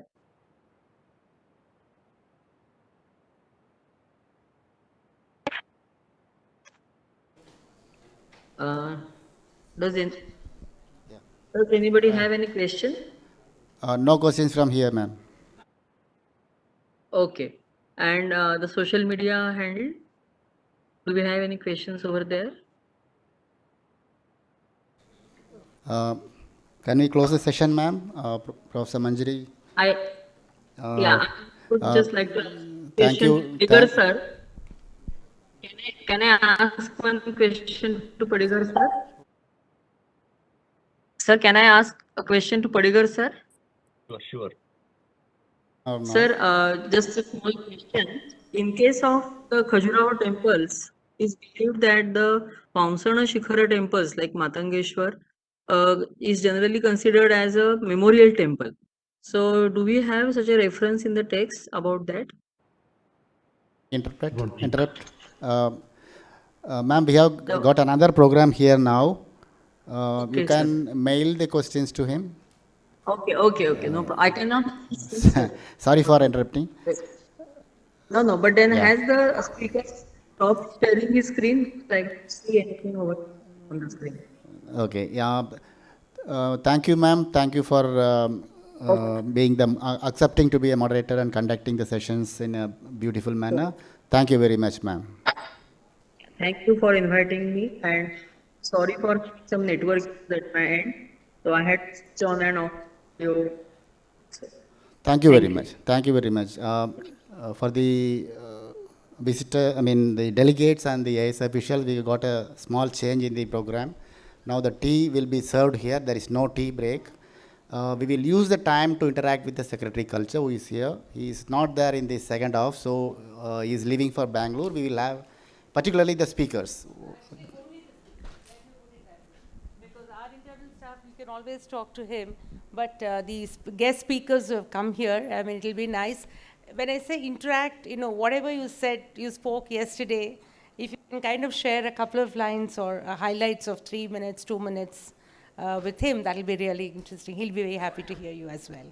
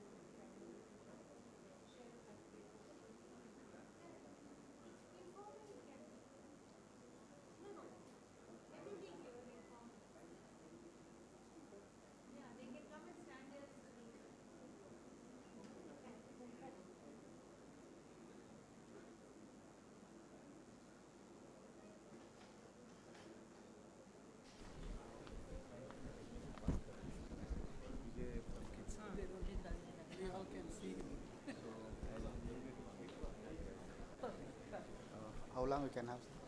No, I have till 1 o'clock. Okay. So you can, in 20 minutes easily. When is your next session starting? After the tea break, 12 o'clock.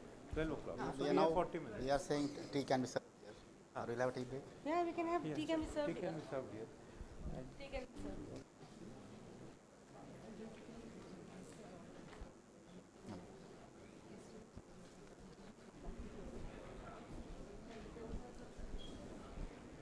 और एक मैं दे देना सुनो और एक मैं In fact, you can say that. ऊपर दे दो ऊपर ऊपर दे दो we welcome the secretary on stage.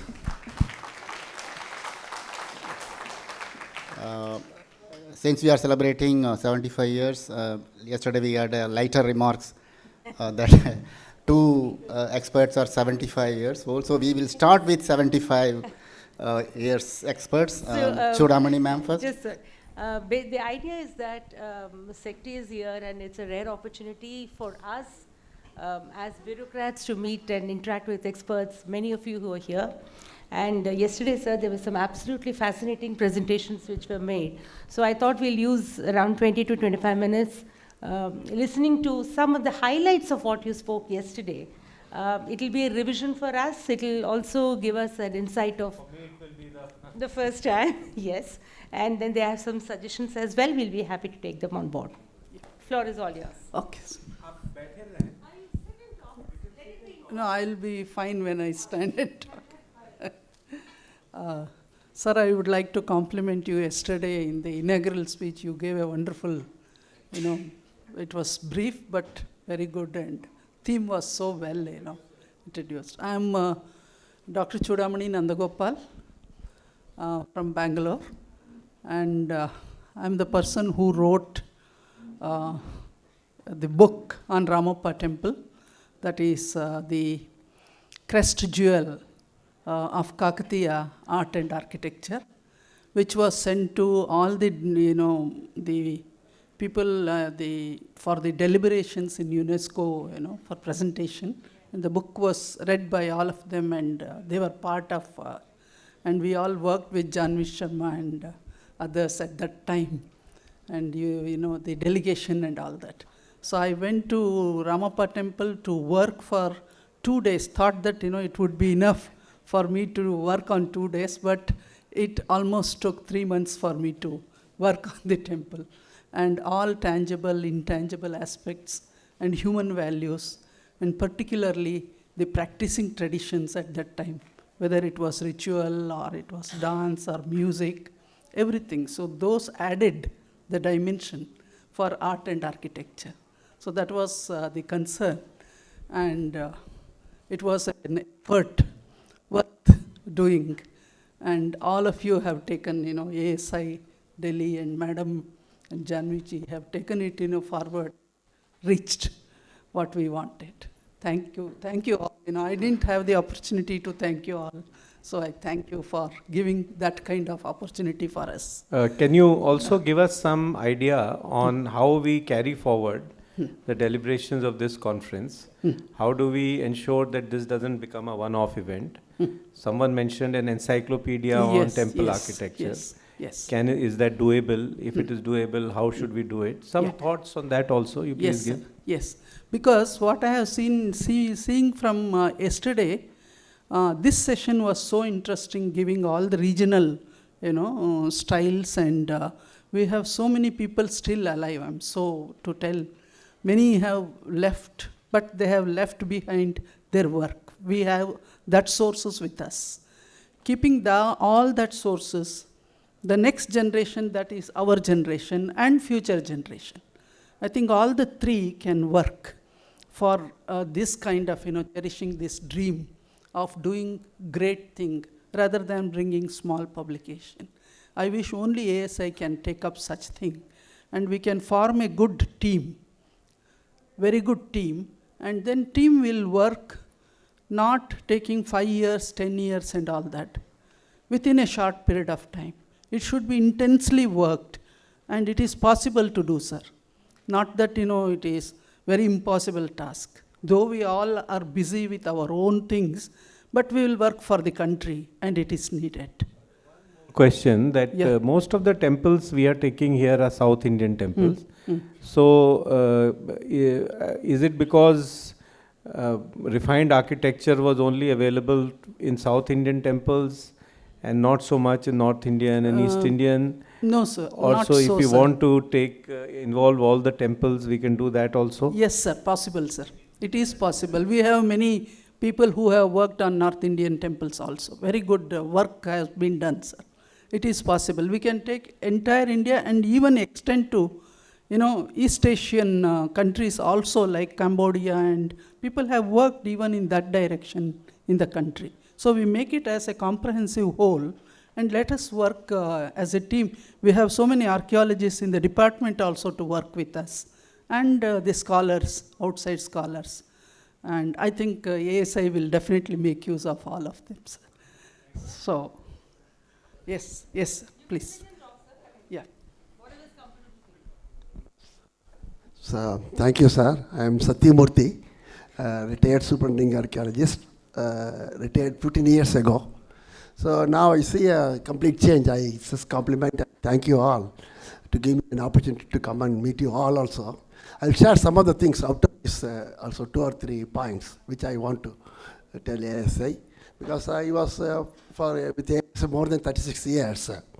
But when I see the Hampi itself now, where you had your function yesterday, it was a field. When I joined 1969, was here. It was, we used to auction it for agricultural operations to maintain the area. That was under Madras Circle. So now completely it's changed. Fantastic development has come. I'm very, very happy to see all the developments. But one thing which is lacking with the ASI, I was with the ASI, then under banner of Reach Foundation, or with the help of the young people, we started doing some conservation works in Tamil Nadu and other side also. Then we went a couple of what you call it as UNESCO award functions where they gave awards.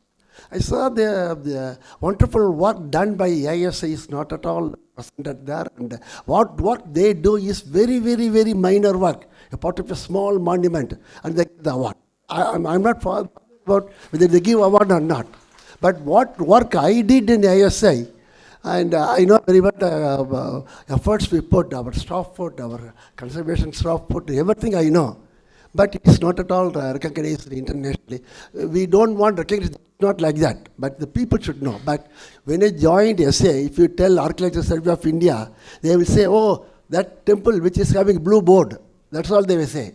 But now you have brought it, there is movement, that is the people understand that is what is Archaeological Survey of India, what work we are doing. We have to go more deep, that is what is lacking is only documentation. If they present only documented thing and get the awards. We do extra work, which and we don't present it there and we lack it. Of course, I'm not saying that we should get an award from some outsider. We know our work, that is not the thing. But we should also go to that extent. That field you have to develop. That is a architectural drawing and these things. We have to train our people. That is one of the things which I wanted to personally to have it is with the archaeology. Because the work which we are doing and which you have done, you are doing, cannot be compared with any other country which I have gone to UNESCO's award functions and I have seen it what they presented. So that is things which you can keep it in mind how you go ahead. Second thing is, as I told yesterday also, it is necessary to document all these temples, not only for architectural features, for conservation also.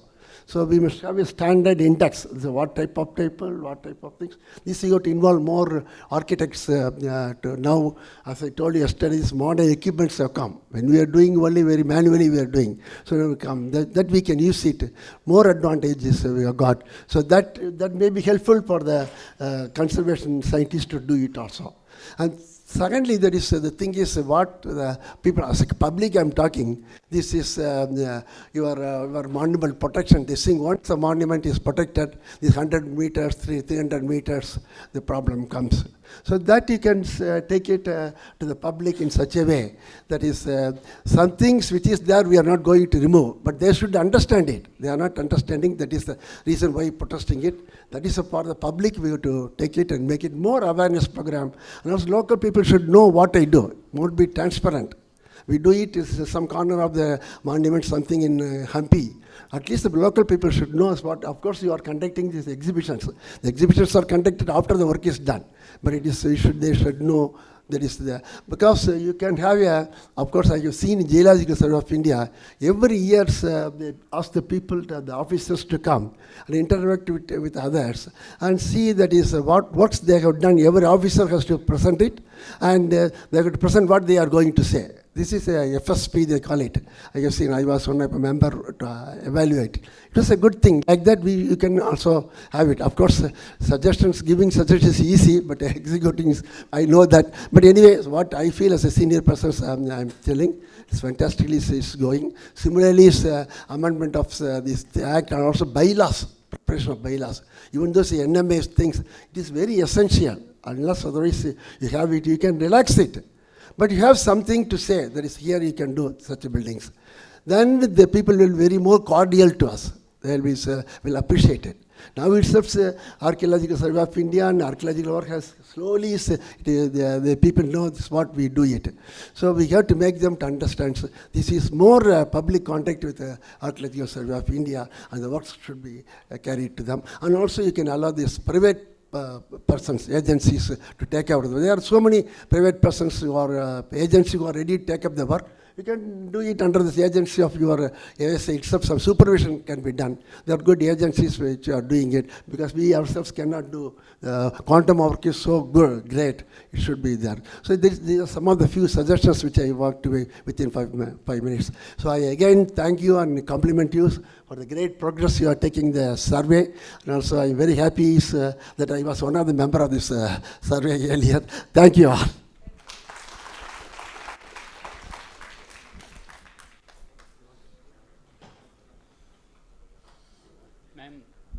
Can I? Sir, good morning, sir. Good morning, ma'am. I am Dr. Shivanagareddy, a Stapati turned archaeologist. That is my background. Stapati is a Sanskrit word for engineer, architect, town and country planner in ancient days, and the tradition is being continued. So I have 3 requests to you, sir. One is that most of the monuments, they are just, since they are in ruins or dilapidated, that ASI is maintaining them as it is in good condition. But some portions are actually missing. It is what is that is, it is like a missing heartbeat. If a roof portion is fallen down, we are maintaining it together. We restore. So the Jirnodharan, each and every Vastu and Agama Shastra is meant for restoring the missed portions or damaged portions. So we have Stapatis from South India, then Mahapatras in Kerala, Sompuras in Gujarat area, in central India also, then Tamburans in Kerala. So in almost all the parts, they are well acquainted with the regional and vernacular architecture. They are adept technical knowledge also. My request is, why can't we just take the services on outsourcing or consulting basis whenever such restoration works are taken up? One. Second thing is, another request is that, sir, as ma'am has proposed, can we bring out encyclopedia of Indian temple architecture basing on the regional, with focus on regional variations, dynastic affiliations? We say only Chalukyan for 400 years. No. In between, there are various layers of change could be highlighted and brought forward for the benefit of younger generations, even for general. The third request is, sir, there's a lot of information on the temples. In every area we have got inscriptions. If you have researched and brought out their research volumes confined to South Ganga, etc. But in general, if it is available in hard copy, that glossary of Indian temple architecture from Indian epigraphy. For example, every state has its own language, no, sir? In that, in Telugu, it runs for 3 lines continuously giving the names that this man has built, Garbhagriha, Ardhamandap, Antaral, Sokanasi, etc. In the sense that those are the technical terms that we find in Kerala with different connotations, different jargon. But for me, I want to know how it is the equivalent term So if we bring out that regional variation के लिए एक glossary, encyclopedia or dictionary with illustrations, that would be very apt, sir. Illustration, Famsana. Many people don't know what Famsana is. They just ignore and omit it from their writings or understanding. So Famsana बोलो तो ये Famsana है. Immediately description, sloka, insertional evidence, then a sketch. We are ready here to supply many number of sketches, and Architectural College of SPS are ready, sir. So my humble submission, all these three, sir. Thank you. Thank you. I think it's a very good idea. We'll definitely start some work on an encyclopedia. Thank you. And we will involve, because our resources are limited, so we will request some of you to come together. We'll form a committee. You will have to do the hard work. We will do the logistics and the publication and all that. Yes, thank you. Good morning, sir. I am J. Ramanan. I am a practicing architect for the last almost 50 years. And I was also the first head of the Department of Architecture in NIT, Trichy, National Institute of Design. And I feel sad that temple architecture, the basic mainstream architects are not at all involved in this. Today, if you see, there are more than 1,000 schools of architecture throughout India. In Tamil Nadu alone, there are 108 schools of architecture. And in every school of architecture, in the third year, there are 6 months we study on village architecture. And there are so many awards, Louis Kahn Awards, there are Aga Khan Awards in studying heritage buildings. And we have been writing books on Sri Rangam and Tirumala, Tirupati, and we were trying to talk to Indian Institute of Architects, Council of Architects, to include architectural, especially when we study architecture, it's all only Western architecture. In 3 years we study history of architecture. It's all Bannister Fletcher or so many Western authors, all only about Delhi. It's either Mughal architecture or anything else, as if South or rest of the India is not there at all. Because there is no textbook which has sketches or architectural details of this. Indian Institute of Architects and Council of Architecture, they are not able to bring it into mainstream curriculum. So if ASI can cooperate and act with Council of Architecture, and these more than 1,000 schools of architecture and planning throughout India, whatever you are talking about, encyclopedia, it can be brought out just like this, because architects are skilled.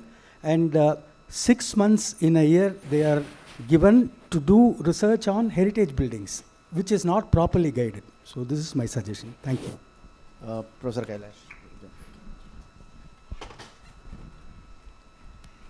Good morning, sir. I'm Professor Kailash Rao from School of Planning and Architecture.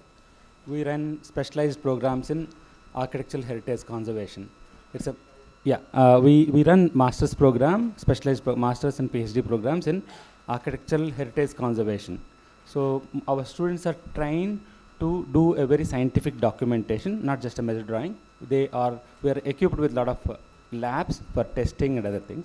And these are the monuments which are important for our students to study and understand.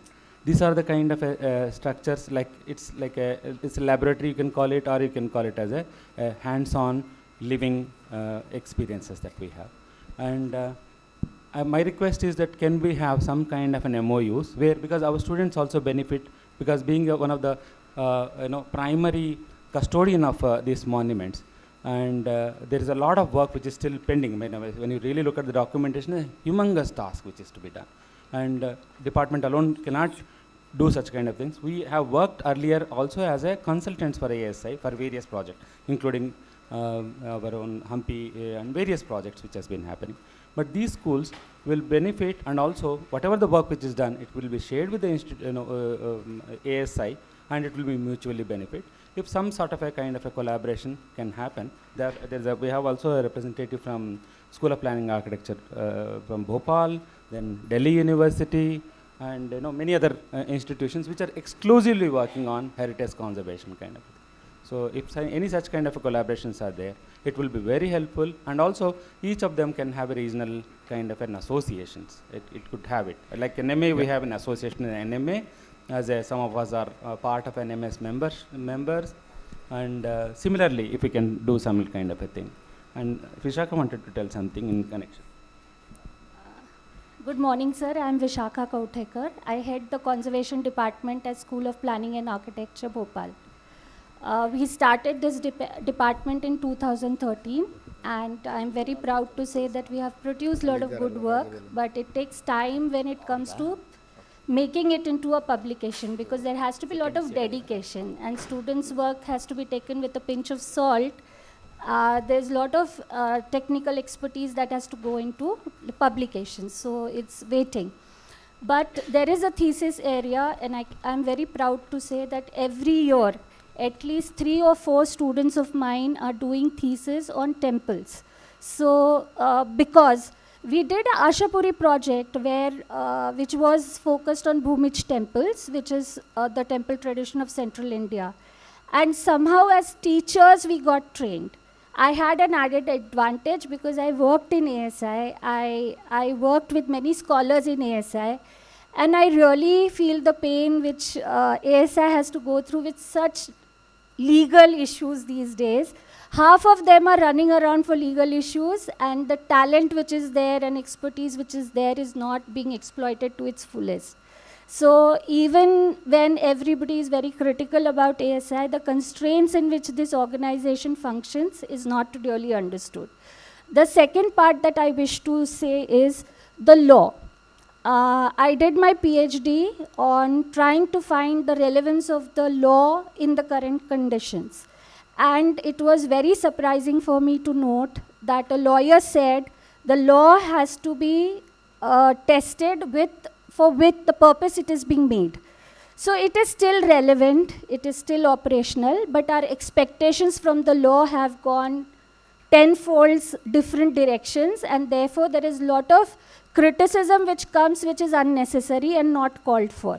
So I think there is a lot of training that has to go in understanding what ASI law is meant for, what the organization is meant for, and why we expect too much from this organization is also because it is a prime institute that really protects the monuments in our country, and even for any kind of nominations, we have to run through ASI. So it has a major role to play. It is playing what it is made for, but there is a lot of thinking on, are we really burdening an institute with a lot of expectations that we have towards the heritage protection in our country. The third issue that I really faced during doing a lot of research on Bhumij temples is that there are a lot of potential heritage sites. Now, ASI also has a prime duty to protect them. They know them.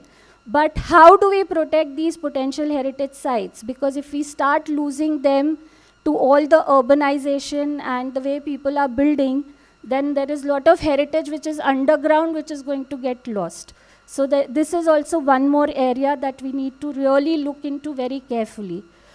The last thing that I want to say is that central India and the Bhumij temple has lost its living tradition. So if you see through a lot of Nagar traditions and Shekhari temples, then Sompura is alive. In South Stapatis, the tradition is alive. But for central India, the Bhumij temple construction, there are no guilds which are still functional. So what we have in hand is the knowledge. So if we lose that knowledge, then there is loss that is lost. So some serious thought has to be given in this direction also. Thank you.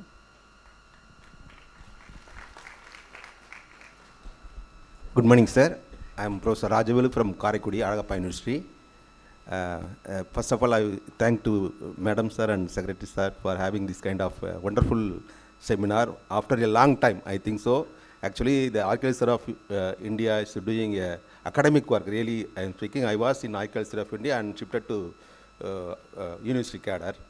I want to suggest, as you suggested, if you have a regional seminar like this, we are ready to cooperate with you, and we will do in our I am ready to do in our Karaikudi University, particularly in Tamil Nadu art and architecture, and other people also, I think they will accept their So even if you permit us, we will do definitely, sir.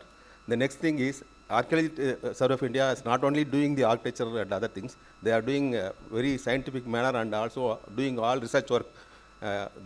Actually, they are providing source material to entire, to reconstruct of Indian history up to 18th century. We have a lot of references, not only the architecture and inscriptions, and they are doing excavations. 20 years back, I know that Archaeological Survey of India tried to become a scientific department on par with Geological Survey of India, because they will get some encouragement through the scientific department. If you do that, that is well and good for our members, because already it is there. But if the Archaeological Survey of India and Geological Survey of India, they are founded same year, 100 years back, but this department getting into diminishing order. Even now only we are doing this kind of academic forum after 20 years, because I thank to, personally I thank to madam, because in those days, every year or even Silk Route and other things, international seminar they are conducted. But now only we are seeing this kind of academic forum. So we are ready to do, we are ready to cooperate with as a university. Then next one is, as a man from University of University, we are also conducting excavations, sir. In those days, they are giving a fund for us. Partially they will giving, and we are also providing fund. But now they are stopping that. So kindly, if you sanction that, we will ready to. Now we are, myself and Salva Kumar has applied, and we got Kaaba order also, approved also. But now they stopped. Last year they stopped that. If they give, we are ready to do that also, sir. Then regarding the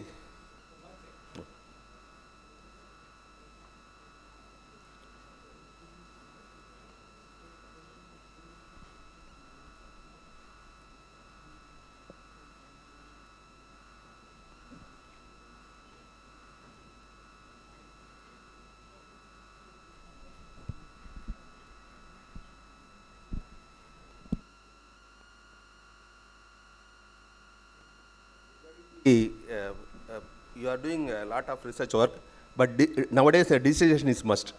So India is a hub of temples and other materials like inscriptions and other things, even coins also you are preserving, and you are doing excavations, and the digitization is must for the future generation. So if you do all the temples, we are doing Pumbugar in DST, we are doing Pumbugar the digitization work. Like that, even Hampi also they have done. So like that, if you giving liberal fund for that, even you yourself make use of that digitization in all the aspects, in prehistory and proto-history, all the aspects also. Particularly the inscriptions, nearly we have 1 lakh inscriptions. If you do all the inscriptions, the public will get benefited, sir. Thank you very much, sir.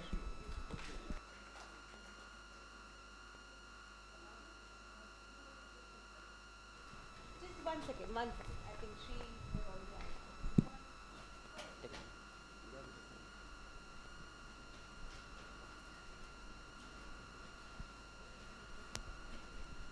Thank you very much for giving me this chance. Well, a lot of the scholars here have made a lot of very pertinent points. I want to just go back to the encyclopedia point that was raised. Now, you know, the Archaeological Survey of India by itself has a long tradition from the temple survey projects that initially began with Krishna Devaji and K.R. Srinivasanji. And then this was followed by scholars like M.A. Dhaki and Michael Meister, who have brought out so far 14 Encyclopedia of Indian Temple Architecture volumes. So between the ASI and these American Institute of Indian Studies Encyclopedia of Indian Temple Architecture volumes, we already have a certain amount of ground covered. And I think that the points made by the scholars are very relevant, but it might be a good idea to think in terms of regional, rather than, a pan-Indian context. If a couple of regions are taken as pilot projects and in-depth documentation happens, that will then not replicate the knowledge that has already been created. Incidentally, I also have, I haven't introduced myself. I'm Professor Parul Pandyadhar. I'm a professor of art and architectural history in the University of Delhi in the main postgraduate and research department. So I often see my research students looking for opportunities, and I'm sort of tempted to compare, although it's not the best to compare with the West, but they actually create research projects that involve experts like, say, Professor Rao, or within the Archaeological Survey of India, so many experts already exist who can then collaborate with university faculty and university students, and then generate some PhDs out of it also. That is one way of really getting new work out, and also sustaining the research scholars' work for 5-6 years. So that's about all that I want to say. Thank you. Interesting suggestion. You mentioned that this encyclopedia on temple architecture, already there is something like that. Absolutely, sir. That was a massive exercise that went on for 40 years. I see. And my own research supervisor, Professor M.A. Dhaki, headed it. And that has covered a huge ground. So we need to actually take it ahead. Say something like brick temples have suffered, say perishable temples. So documenting what is not there would be a step forward. And India has so much that replicating work already done is not a good idea. Thank you. That's very useful. Yeah. Good morning, sir. I am Dr. Somshekar from Kannada University. I talk in Kannada, sir, please. Sir, ನಮ್ಮ ಕನ್ನಡ ವಿಶ್ವವಿದ್ಯಾಲಯ ನೀವೇನೀಗ ಮಾಡ್ತಾಯಿದ್ದೀರಿ, ಬಹಳ ಸಂತೋಷದ ಸಂಗತಿ sir. ತಮ್ಮ ಸಹಯೋಗದಲ್ಲಿ ಅಂತಾರಾಷ್ಟ್ರೀಯ ಮಟ್ಟದ ಒಂದು ವಿಚಾರ ಸಂಕಿರಣವನ್ನು ನಮ್ಮಲ್ಲಿ ಏರ್ಪಡಿಸಿರೋದು ನಮಗೆ ತುಂಬ ಹೆಮ್ಮೆಯ ವಿಷಯ ಅಂತ ನಾವು ಭಾವಿಸಿದ್ದೀನಿ ಸರ್. ಹಾಗೆ ನಮ್ಮ ವಿಶ್ವವಿದ್ಯಾಲಯದಲ್ಲಿ 18 ವಿಭಾಗಗಳಿದ್ದಾವೆ sir. Total 18 departments are there in our university. ನಮ್ಮ ವಿಶ್ವವಿದ್ಯಾಲಯದಲ್ಲಿ 3 ಮುಖ್ಯ ವಿಭಾಗಗಳನ್ನು ನಾವು ನೋಡ್ತೀವಿ: ancient history and archaeology, epigraphy and history. ನಮ್ಮ ಪ್ರಾಚೀನ ಇತಿಹಾಸ ಮತ್ತು ಪುರಾತತ್ವ ಅಧ್ಯಯನ ವಿಭಾಗದಲ್ಲಿ ಬಹಳ ಮುಖ್ಯವಾದಂತಹ ಯೋಜನೆಗಳನ್ನು ನಾವು ಲೋಕಲ್ ಹಿಸ್ಟ್ರಿ ಸಂಪುಟದಿಂದ ತಗೊಳ್ತಿದ್ದೀವಿ. ಹಾಗೆಯೇ ಸೈಕ್ಲೋಪೀಡಿಯಾ ಆಫ್ ಟೆಂಪಲ್ಸ್ ಬಗ್ಗೆ, ಕರ್ನಾಟಕ ದೇವಾಲಯ ಕೋಶ ಎನ್ನುವ ಬಹಳ ಮುಖ್ಯವಾದಂತಹ ಯೋಜನೆಗಳನ್ನು ನಾವು ಹಮ್ಮಿಕೊಂಡಿದ್ದೀವಿ. ಈಗಾಗಲೇ 10 ಪ್ರಮುಖ ಜಿಲ್ಲೆಗಳನ್ನ, ಅಂದರೆ ಜಿಲ್ಲಾವಾರು ಅಧ್ಯಯನಗಳನ್ನು ನಾವು ತೆಗೆದುಕೊಳ್ತಿದ್ದೀವಿ. 10 ಜಿಲ್ಲೆಗಳ ದೇವಾಲಯಗಳನ್ನು ದಾಖಲಿಸಿ ನಾವು ಪುಸ್ತಕಗಳನ್ನು ಪ್ರಕಟಿಸಿದ್ದೀವಿ ಸರ್. ಆಗಲೇ ಜೊತೆಗೆ ಕ್ಷೇತ್ರ ಕಾರ್ಯವನ್ನು ಫೀಲ್ಡ್ ವರ್ಕ್ ಕೂಡ ನಾವು ಬೇರೆ ಬೇರೆ ಜಿಲ್ಲೆಗಳಲ್ಲಿ ಮಾಡ್ತಾಯಿದ್ವಿ. ಇದ್ರ ಜೊತೆಗೇ ಪ್ರತಿಯೊಂದು ಏನು ಅಲಕ್ಷಿತ ಸ್ಥಳಗಳಿದಾವಲ್ಲ, ಆ ಸ್ಥಳಗಳನ್ನು ಆಯ್ದುಕೊಂಡು ನಾವು ಒಂದೊಂದು ಸ್ಥಳದಲ್ಲಿ ವಿಚಾರ ಸಂಕಿರಣಗಳನ್ನ ಏರ್ಪಡಿಸ್ತೀವಿ. ಅಲ್ಲಿಯ ವಿದ್ವಾಂಸರುಗಳನ್ನೇ ಬಳಸಿಕೊಂಡು ನಾವು ಅದನ್ನು ವಿಚಾರ ಸಂಕಿರಣಗಳನ್ನು ಏರ್ಪಡಿಸಿ ಆ ವಿಚಾರ ಸಂಕಿರಣಗಳಲ್ಲಿ ಇರ್ತಕ್ಕಂಥ ಮಂಡಿಸಿದಂತಹ ವಿಷಯಗಳನ್ನು ಲೇಖನಗಳ ರೂಪದಲ್ಲಿ, ಪುಸ್ತಕ ರೂಪದಲ್ಲಿ ಕೂಡ ನಾವು ಸ್ಥಳೀಯ ಚರಿತ್ರೆ ಮತ್ತು ಪುರಾತತ್ವ ಮಾಲೆ ಎನ್ನುವ ಪುಸ್ತಕಗಳನ್ನು ಕೂಡ ನಾವು ಪ್ರಕಟಿಸಿರುವಂಥದ್ದು. ನಮಗೆ ಈಗಾಗಲೇ 12 ಪುಸ್ತಕಗಳನ್ನು ಆ ಥರದಲ್ಲಿ ಪ್ರಕಟಿಸಿದ್ದೀವಿ. ಇವುಗಳನ್ನು ಏನು ನಾಡಿನ ಜನತೆಗೆ ಅಥವಾ ನಮ್ಮ ರಾಜ್ಯ ಮತ್ತು ಅಂತಾರಾಷ್ಟ್ರೀಯ ಮಟ್ಟದಲ್ಲಿ ನಾವು ತೆಗೆದುಕೊಂಡು ಹೋಗಬೇಕಾದ್ರೆ ಟ್ರಾನ್ಸ್ಲೇಷನ್ ಬಹಳ ಮುಖ್ಯ ಆಗ್ತದೆ. ಅಂಥದ್ದಕ್ಕೆ ನಮಗೆ ತುಂಬ ಫಂಡಿನ ಕೊರತೆ ಇದೆ. ತಮ್ಮ ಸಹಯೋಗ ಏನಾದರೂ ನಮಗೆ ಸಿಕ್ಕರೆ ಇಂತಹ ಯೋಜನೆಗಳನ್ನು ನಾವು ಪ್ರಕಟಿಸಲಿಕ್ಕೆ ಬಹಳ ಅನುಕೂಲ ಆಗುತ್ತೆ ಅಂತ ಭಾವಿಸಿದ್ದೀನಿ ಸರ್. ಇನ್ನೊಂದು ಸರ್, ಹಾಗೆಯೇ ನಮ್ಮ ವಿಶ್ವವಿದ್ಯಾಲಯ ಪಕ್ಕದ ಹಂಪಿಯಲ್ಲಿರುವಂತಹದ್ದು. ಹಂಪಿಯಲ್ಲಿರೋದರಿಂದ ನಾವು ನಮ್ಮ ವಿಶ್ವವಿದ್ಯಾಲಯದ ಅನೇಕ ವಿಭಾಗಗಳಲ್ಲಿ ಇರ್ತಕ್ಕಂಥ ಸಂಶೋಧನಾ ವಿದ್ಯಾರ್ಥಿಗಳು ಅನೇಕ PhD ಥೀಸಿಸ್ಗಳನ್ನು ಈಗಾಗಲೇ ಮಾಡಿದ್ದಾರೆ. ಅಂತಹವುಗಳನ್ನು ಪ್ರಕಟಿಸಲಿಕ್ಕೆ ಕೂಡ ನಮಗೆ ಅವಕಾಶಗಳನ್ನು ತಮ್ಮ ಸಹಯೋಗದೊಂದಿಗೆ ಮಾಡಿಕೊಟ್ರೆ ತುಂಬ ಸಂತೋಷ ಆಗುತ್ತೆ. ಮತ್ತು ನಮ್ಮ ಕನ್ನಡ ನಾಡು ನುಡಿ ಸಂಸ್ಕೃತಿಗಾಗಿ ಹುಟ್ಟಿರುವಂತಹ ನಮ್ಮ ಕನ್ನಡ ವಿಶ್ವವಿದ್ಯಾಲಯದಲ್ಲಿ ಇಂತಹ ಒಂದು ಸಂಶೋಧನೆಗಾಗಿ, ಆ್ಯಕ್ಚುಲಿ ಕನ್ನಡ ವಿಶ್ವವಿದ್ಯಾಲಯ ಅಂದರೆ ಸಂಶೋಧನೆಗಾಗಿಯೇ ಮೀಸಲಾಗಿರುವಂತಹ ಒಂದು ವಿಶ್ವವಿದ್ಯಾಲಯ. ಕರ್ನಾಟಕದಲ್ಲಿಯೇ ಎಲ್ಲ ವಿಶ್ವವಿದ್ಯಾಲಯಗಳಿಂದ ಭಿನ್ನವಾದಂತಹ ವಿಶ್ವವಿದ್ಯಾಲಯ. ಆ ಹಿನ್ನೆಲೆಯಲ್ಲಿ ತಮ್ಮ ಆರ್ಕಿಯಾಲಜಿಕಲ್ ಸರ್ವೆ ಆಫ್ ಇಂಡಿಯಾದವರು ನಮ್ಮ ಜೊತೆಗೆ ನಮ್ಮ ಸಹಯೋಗ ಕೊಟ್ಟರೆ ತುಂಬ ಒಳ್ಳೆಯ ಯೋಜನೆಗಳನ್ನ, ಸಂಶೋಧನೆಯನ್ನು ಕೈಗೊಳ್ಳಲಿಕ್ಕೆ ಆಗುತ್ತೆ ಅನ್ನೋ ಒಂದು ಮಾತುಗಳನ್ನು ತಮ್ಮ ಮುಂದೆ ಹೇಳ್ತಾ, ಈ ಒಂದು ಅವಕಾಶಕ್ಕೆ ಮತ್ತು ನಮ್ಮ ವಿಶ್ವವಿದ್ಯಾಲಯಕ್ಕೆ ತಾವೆಲ್ಲರೂ ಬಂದಿರೋದ್ರಿಂದ ನಮ್ಮ ವಿಶ್ವವಿದ್ಯಾಲಯದ ಪರವಾಗಿ ತಮಗೆಲ್ಲ ಧನ್ಯವಾದಗಳನ್ನು ಅರ್ಪಿಸ್ತೇನೆ. ನಮಸ್ಕಾರ.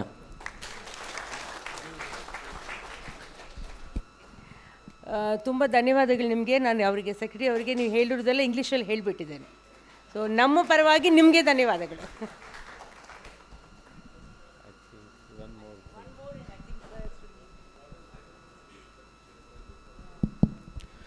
Namaskara sir, Namaskara madam.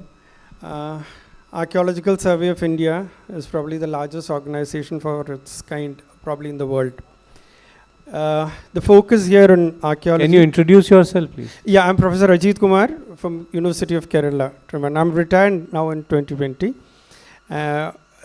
The issue is that we have been doing great work for archaeology in India, but the outreach of this work across the globe in a digital platform, which is so prevalent today in the world, is rather minimal. What we are doing is not coming out on the digital platform, because the first step for any research today is trying to sit on Google and find out what is the work done and what is the work published on it. So there's a popular saying that publish or perish. So that's what is really happening. We are doing very beautiful work, but it's not getting published in proper forum, it's not getting exposed in proper forum. And so whatever we are doing in such a prestigious institute like prestigious organization like Archaeological Survey of India, it's not reaching out to the public in general, because they feel we are a big white elephant. We are generating money, but we are not utilizing it properly, or we are not actually trying to bring out what we are actually doing throughout the years in proper form and publication. So I think publications need to come out in a regular fashion. Like I said, somebody said there was a move to make Archaeological Survey of India a scientific department, and in scientific department it was mandatory for officers to come out with publications so that they would be rated. And I don't know what happened in that particular this thing. Somehow never came out. So our focus, I think this is the first conference which I am attending on temple architecture, and also the growth and evolution of temple architecture. Our focus as archaeologists and Archaeological Survey has been rather on conservation, and not focusing on the academics or the architecture aspects in its true form. But we are actually focusing more on conservation. The conservation part also, what is done, some of the things which have been done are never highlighted, because if you have a picture of the previous condition, the condition which it is in and which it has reached today, then actually we would actually appreciate the work of conservation that has gone into that particular monument. There was a time when the conservation aspect used to be marked out in a temple. This is the conserved part, this is the original part. That is now sometimes missing in many of the temples. Earlier the date of conservation used to be given in certain temples or certain monuments. That also is now missing. So you don't know what is the original part of the construction was and what is the really modified or conserved part is. So these things are actually needs to be taken up in its proper perspective, so that we know that what is conserved, what is, for a person who comes and visits a monument for the first time, he would not know that the pillar is actually a reconstruction in RCC. So certain things of documenting, if it is documented and presented, everybody would actually get an idea about the real evolution and how it has been conserved and how it has been preserved for posterity. So I think that also need to be focused on this particular. Thank you, sir. Thank you, sir, and thank you all the speakers.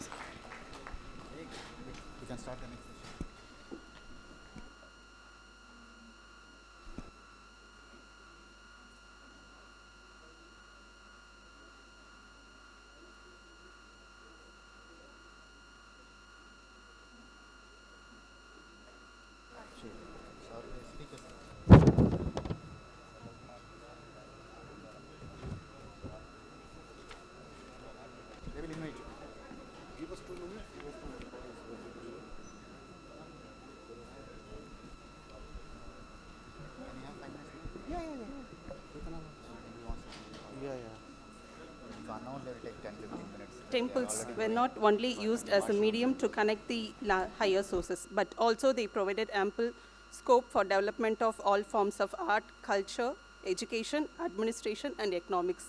Yes, this session 4, is on temples, epicenter of art, culture, education, administration, and economics. I now invite the moderator, Dr. Abhijit Dandekar, Professor, Deccan College, Pune, to kindly take this seat on the dais and start this session.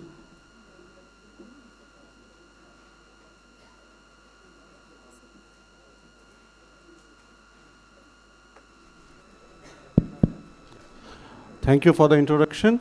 I think we shall begin right away.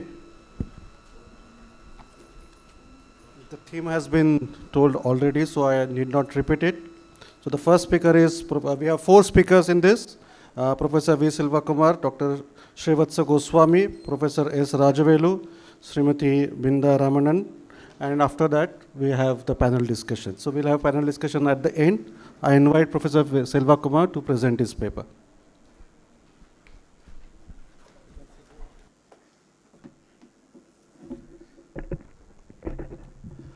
Respected Director General of Archaeological Survey of India and the Joint Director Generals and a team from Archaeological Survey of India. First of all, I would like to thank you for inviting me to make this presentation. This particular session is about multifunctionality of the temples. So my title is Mapping the Multifarious Functions and Settlement Patterns of Temple Towns of Mid-Historical Tamil Nadu. This research is part of my UGC project and also Indian National Science Academy project on ancient metrology. And my research mainly focuses in the lower Kaveri Valley. So I'll explain the main points within the 20 minutes through my presentation. I have about 72 slides. I will quickly glide through the slides. Next, please. Yeah, this one. Okay. Green, okay.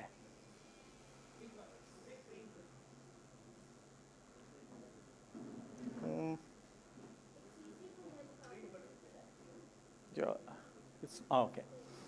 The structure of presentation, there are 2 parts in this presentation. The first part deals with the temple as a built space and architectural feature or built environment in the settlement pattern. The second one deals with temple as agencies and their multiple functions.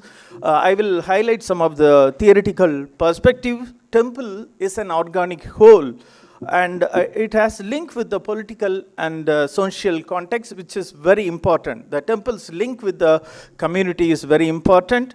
And at the same time, we tend to look at temple from different perspectives, what I call as emic and etic perspectives. How people in the ancient time looked at the temples, how we are looking at the temples as in the modern period.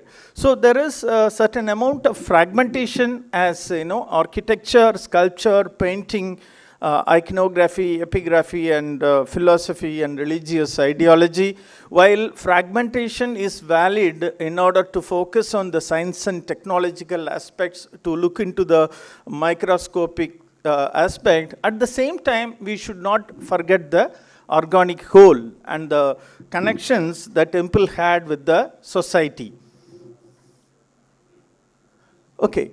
Part 1, temple as built space. Actually, we have a lot of shrines from the prehistoric times. Caves and rock shelters with paintings may have acted as a sacred space. We have diverse varieties of shrines. And such shrines exist even today. Yeah, there are several temple types that we need to look into. So there are Bhakti movement associated temples, what is known as Devaram or Padal Patrasthalam, mainly Shiva temple sung by the Saiva saints, Upper and Sundarar and Trinyana Sambandar. Then there are Vaishnava Divya Desams, they form a separate category. And then we have royal temples built by the kings and in memory of the kings as Pallipadai. Then there are other temples and shrines which we cannot ignore. Folk shrines, what is otherwise known as folk shrines, that are associated with the people and their clans, and sometimes people associate their clan by the folk temples, in the sense that people who are worshipping a particular deity, they should not intermarry. So they use this for their sociological organization. And also, when we look into the earliest temple, as Dr. Ajit yesterday pointed out, Edakal could be a shamanic center. We have several forms of temples. Oh, it's not moving fast. Yeah. And this is a megalithic menhir, which is being worshipped as a temple as a Kumarikal in Erode district. Then we have hero stones. I will go through fast. Then we have these kind of celts or polished stone axes, which are worshipped as temples. And then we have, trees, which are worshipped even today. And this is Parambathagavu in Kerala, where we have these kind of terracotta figurines. These are all different forms of temples. Also, what we label as loose sculpture, some of them definitely date to Pallava period. If you look at northern Tamil Nadu, we have a lot of images of Durga, Jyeshta, Ayyanar and Ganesha lying in isolated locations. Then we come to the built and organized space that mainly emerged in the early medieval period.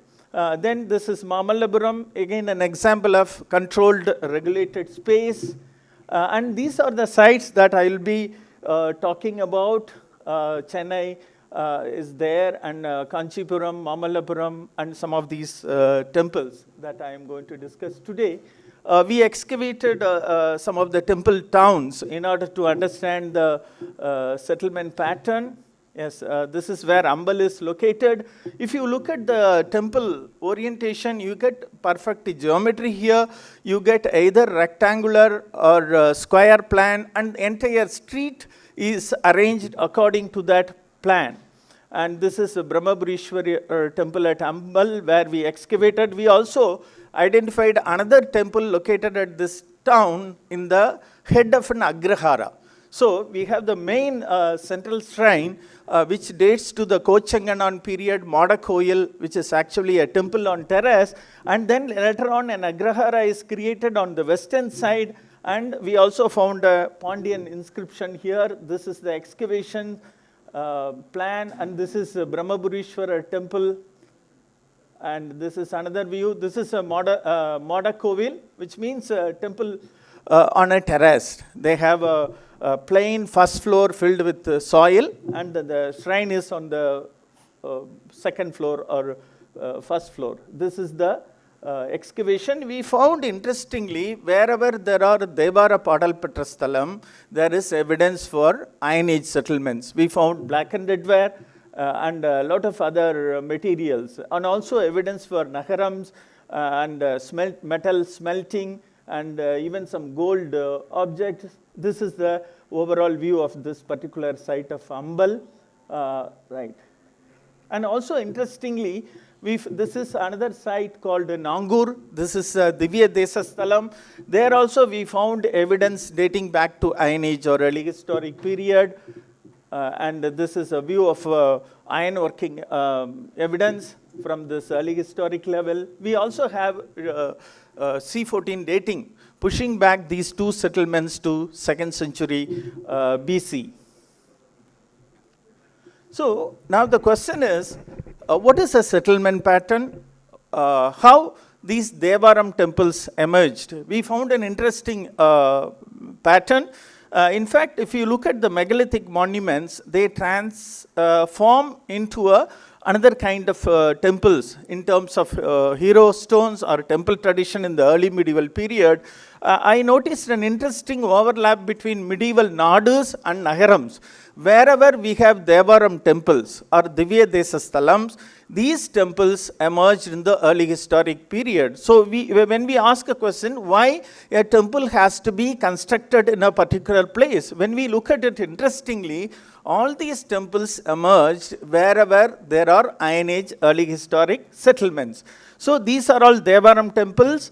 And they were also Nadu headquarters. If you look at the medieval Nadu headquarters, again we have to ask a question, why there has to be a Nadu after particular settlement? So from these excavations, we could prove these Iron Age early historic settlements became an important core of agrarian population, wherein these temples were created.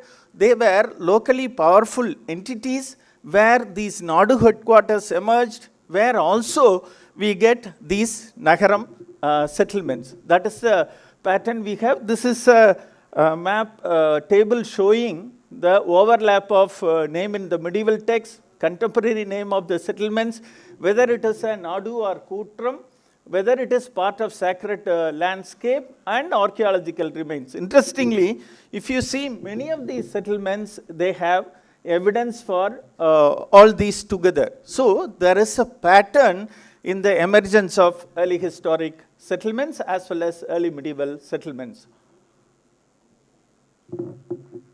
So if you look at carefully, this map is from Y. Subbarayalu. So all these Nadu headquarters have this early medieval settlements, which are Padalpetra Salam. So we plotted these sites along with the Buddhist sculpture. Here also we see lot of overlap. So we can clearly say these settlements emerged somewhere in the 6th to 7th centuries. They become Padalpetra Salams, and these temples form a separate category. Then we get the royal temples, which emerged in the medieval period. If you look at the names of these temples, interestingly, you find these temples were named after nature, but when the political dynasties, they came up in the 7th century, they started the naming these temples into as Rajarajeshwaram, and after the king. So definitely we see a shift in the pattern. Another project involved understanding the ancient measurement system, for which we documented the measurement scales which are drawn in the temple. The early researchers did not focus much on the measurement system of the temples, because if you visit these temples, you can see lot of such measurement units which are mentioned as kol or danda. They are also mentioned in Artha Sastra. So what I did was, we tried to document these measurement rod. This one is a 16 span rod, Padanaru Chan kol, which is marked in Siyamangalam, at the site of Siyamangalam. It measures 392 centimeter. Which is a 16 span rod, which is mentioned in an inscription. So I tried to use this, and also try to understand the size of the sanctum of Bragadishwara temple, which is measured as 792 centimeter, which if you divide, it comes to 396. And this has been documented by Peshad, but see, I was trying to use this for understanding the measurement of this Bragadishwara temple.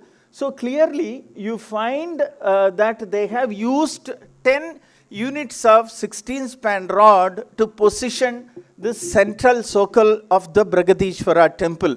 So this is what I call as emic perspective, how people were constructing the temple. Normally in any of our publication, we use these measurement in terms of meters or centimeter. So it is very important to understand how those people were measuring, and this is what I could understand. We also documented several other temples.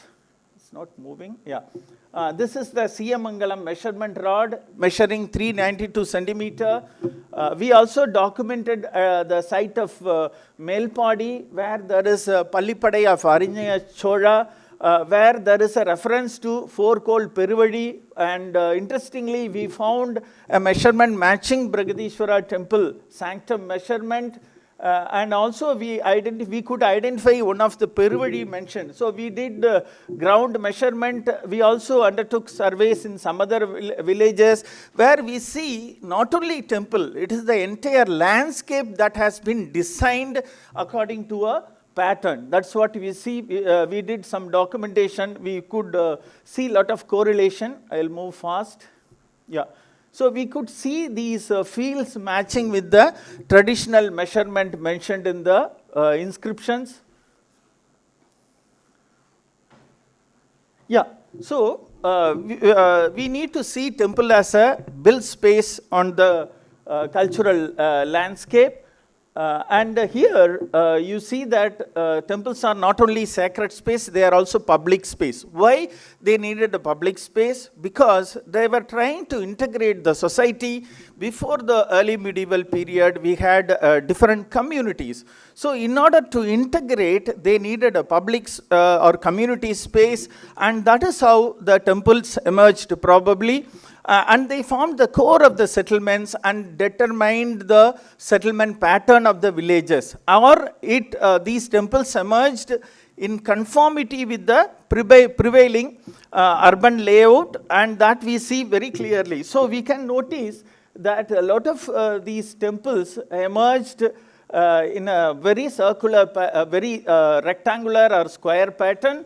And what we find is beneath some of these temples, we notice Iron Age early historic remains. Probably what they did was they were reorienting somewhere in the early medieval period. Probably they were relaying the entire towns in some context according to the temple plan. We need to undertake more such research, and I have shown several temple images, Thiruvidai Marudur, and also temple and tank. You can see a perfect rectangular pattern all across Thiruvannamalai, and I'll go fast. Yeah, this is Tirupagalur, again a Padal Petrasalam, which is surrounded by a water body, and then settlement. Professor Silva Kumar, you have 5 minutes left. Okay, so you have lot of such patterns emerging, and the fields are also matching this particular pattern. This is Mudigondan, another village. Okay, coming to the settlement pattern, as I said, we have 2-3 kinds of patterns. One is a grid pattern with the temple in the center and surrounding streets. Then we have another kind of settlement where temples are in the northeastern corner or Eastania direction. Then we have temple in the head of the street, which I would call as Sanniti model, where the residents can directly worship from in front of the house. The deity can be seen, and they need not go to the temple.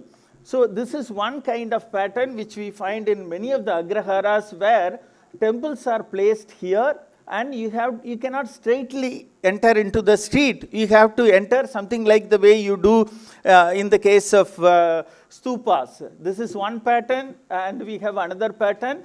Now I will move on to the second part of my presentation, temples as agencies and their multiple functions. So temples as a regulated space and institution. Temples were not like the folk temples or earlier temples. They had specific enclosures, gates, and controlled space.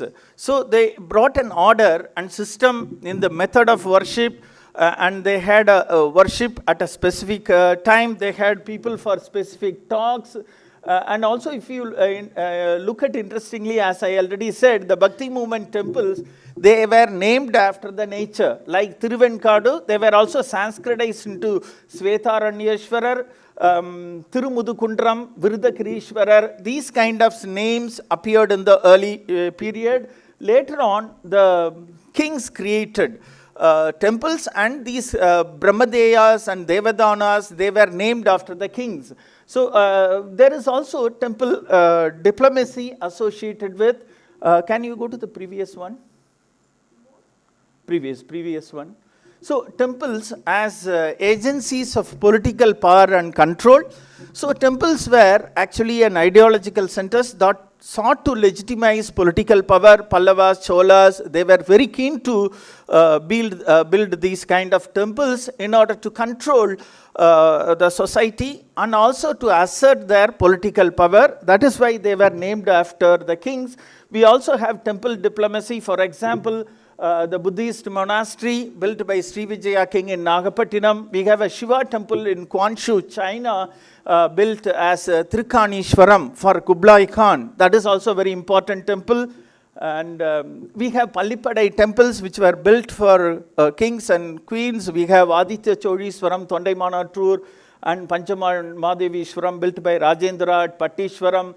We have special class of people or service people like Pidarars, Sivabrahmanas, accountants, all these people doing puja and other things. And also that is how the temple acted as a political and public space, and they were not destroyed by the later kings. If you take the case of Pandya who was invading Cholas, they completely destroyed the Gangakonda Chodabram, whereas they did not touch the temple, rather they donated. So probably these kings realized that the documents need to be preserved. That is why many of the epigraphical records are inscribed in the temple, and also palm leaf manuscripts were preserved. So we should see these temples as a public and political space, temple as a consumer, and they had an important role in the society. In the Brigadishwara temple, we have a reference to 44 types of workers,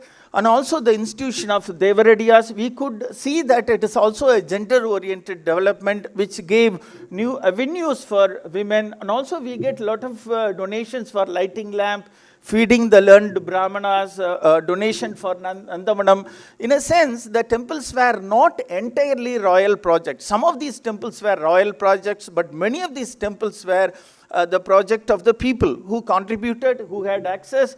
And also we get a reference to socially inclusive policy, something like that. We can treat them as a kind of policy. As if you look at Periyapuranam, we get a clear reference to the incorporation of... Time is up. I'm very sorry. Yeah, okay, I'll just finish. If you look at, I'll go to the last slide. If you look at the Periyapuranam, you can see these Periyapuranam stories depicted at Dharasuram. We also get a lot of evidence for temple as a center of arts and music. Go to the last slide. Yeah. We also get a reference to food culture, music and dance, and temple basically functioned as an integrative force.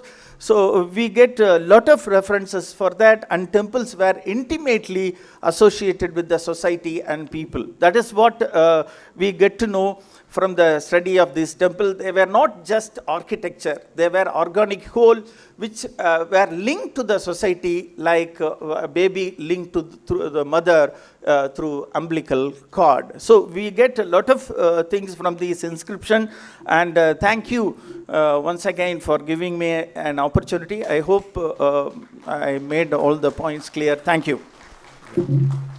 Thank you very much, Professor Silvakumar, for a wonderful, insightful presentation. May I call Mr. Srivatsa Goswami? I think he is presenting online. The topic of his presentation is Temple, History, Politics, Arts and Rituals in Stone.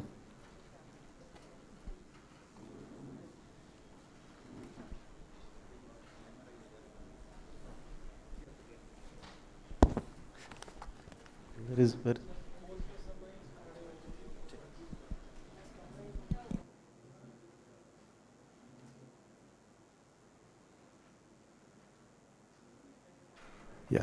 Could you please start, Dr. Goswami? No, I can start, but I'm not seeing the slides. How can I start?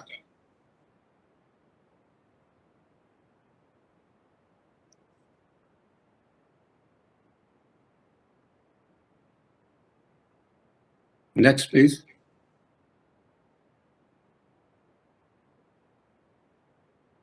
Yeah, thank you. Namaskar. I thank my previous speaker for so comprehensively presenting the theme of this session. What I will do briefly, just add a little flavor to what he has done. I have to share a story with you. It's a story of a Devayatanam, a temple, as the theater of history, politics, economy, religion, and aesthetics in a stone. Next, please.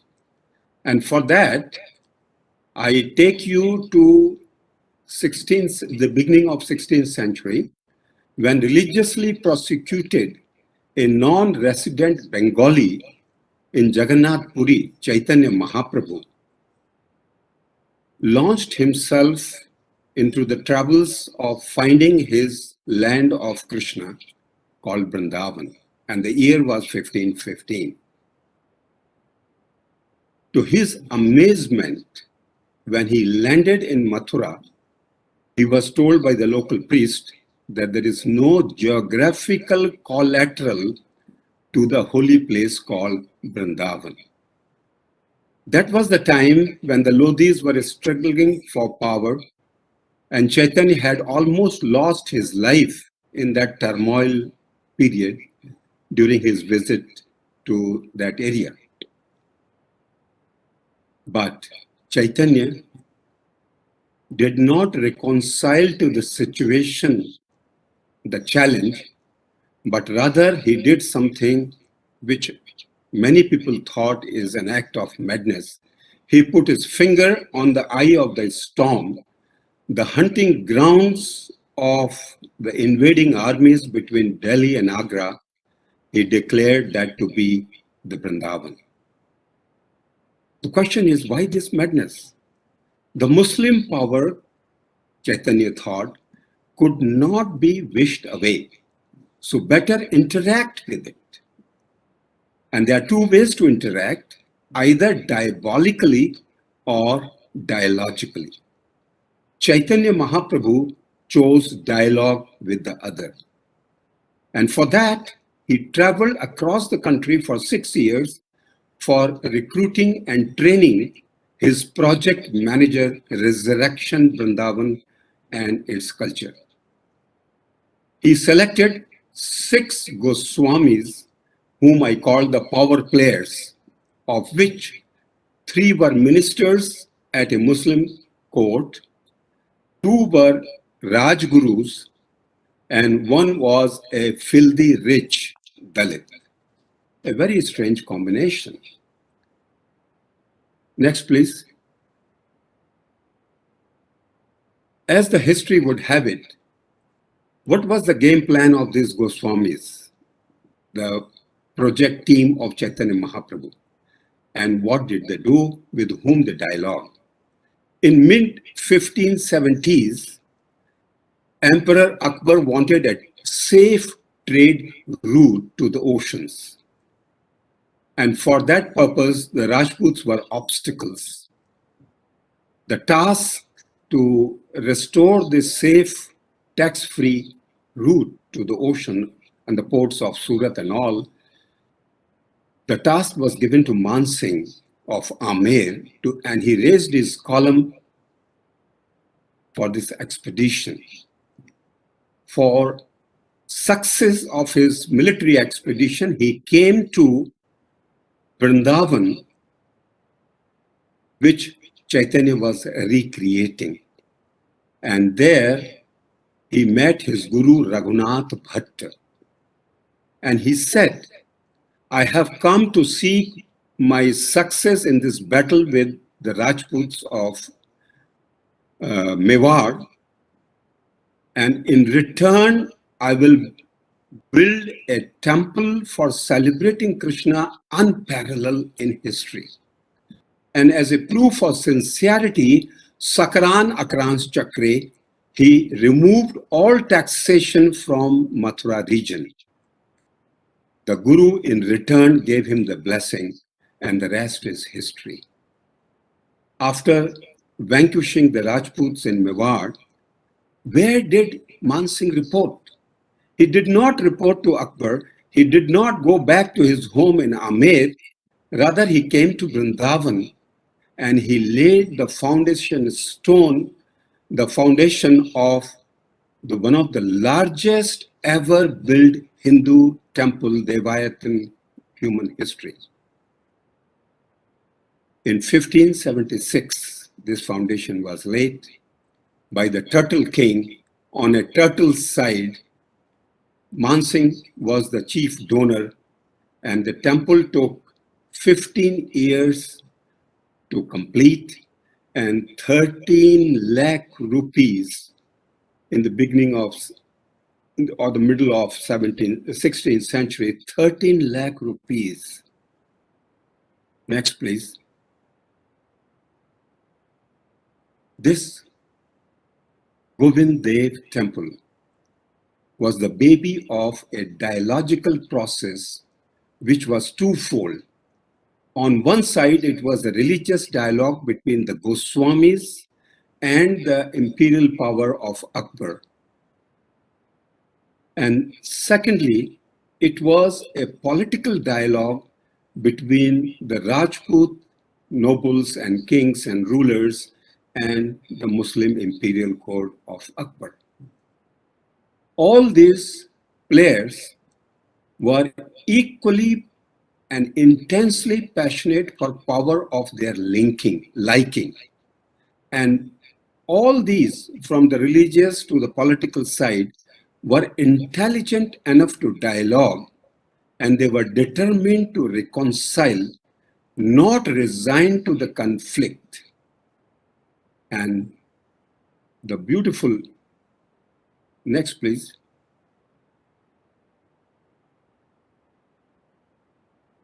In this dialogue, Vrindavan, which was removed from the geographical memory of humanity, was recreated. But Vrindavan officially was not there yet.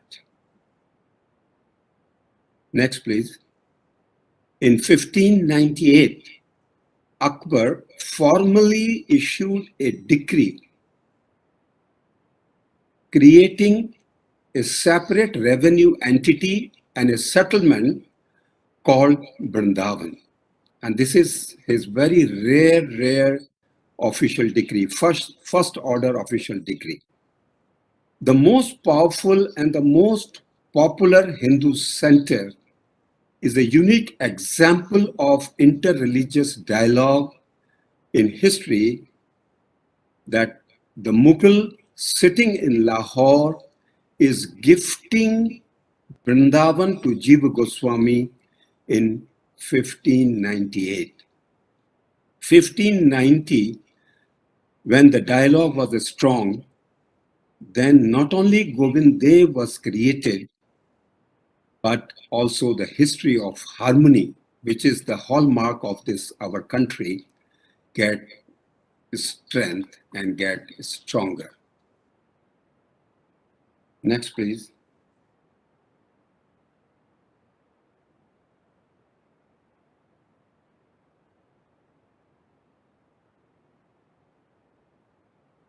But when the dialogue is weak because of political reasons, the historians like Tarapad Mukherjee and Irfan Habib say that Govind Dev is desecrated because of political reasons, and with that, the Indian history is desecrated.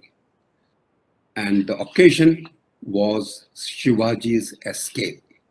This temple had given support for Shivaji to escape from the holds of Aurangzeb, and all the temples which were on Shivaji's escape route, Vrindavan's Govind Dev temple, the birthplace temple of Mathura, and the Vishwanath temple in Banaras, they were all desecrated as a lesson for messing up with the royal orders of Aurangzeb.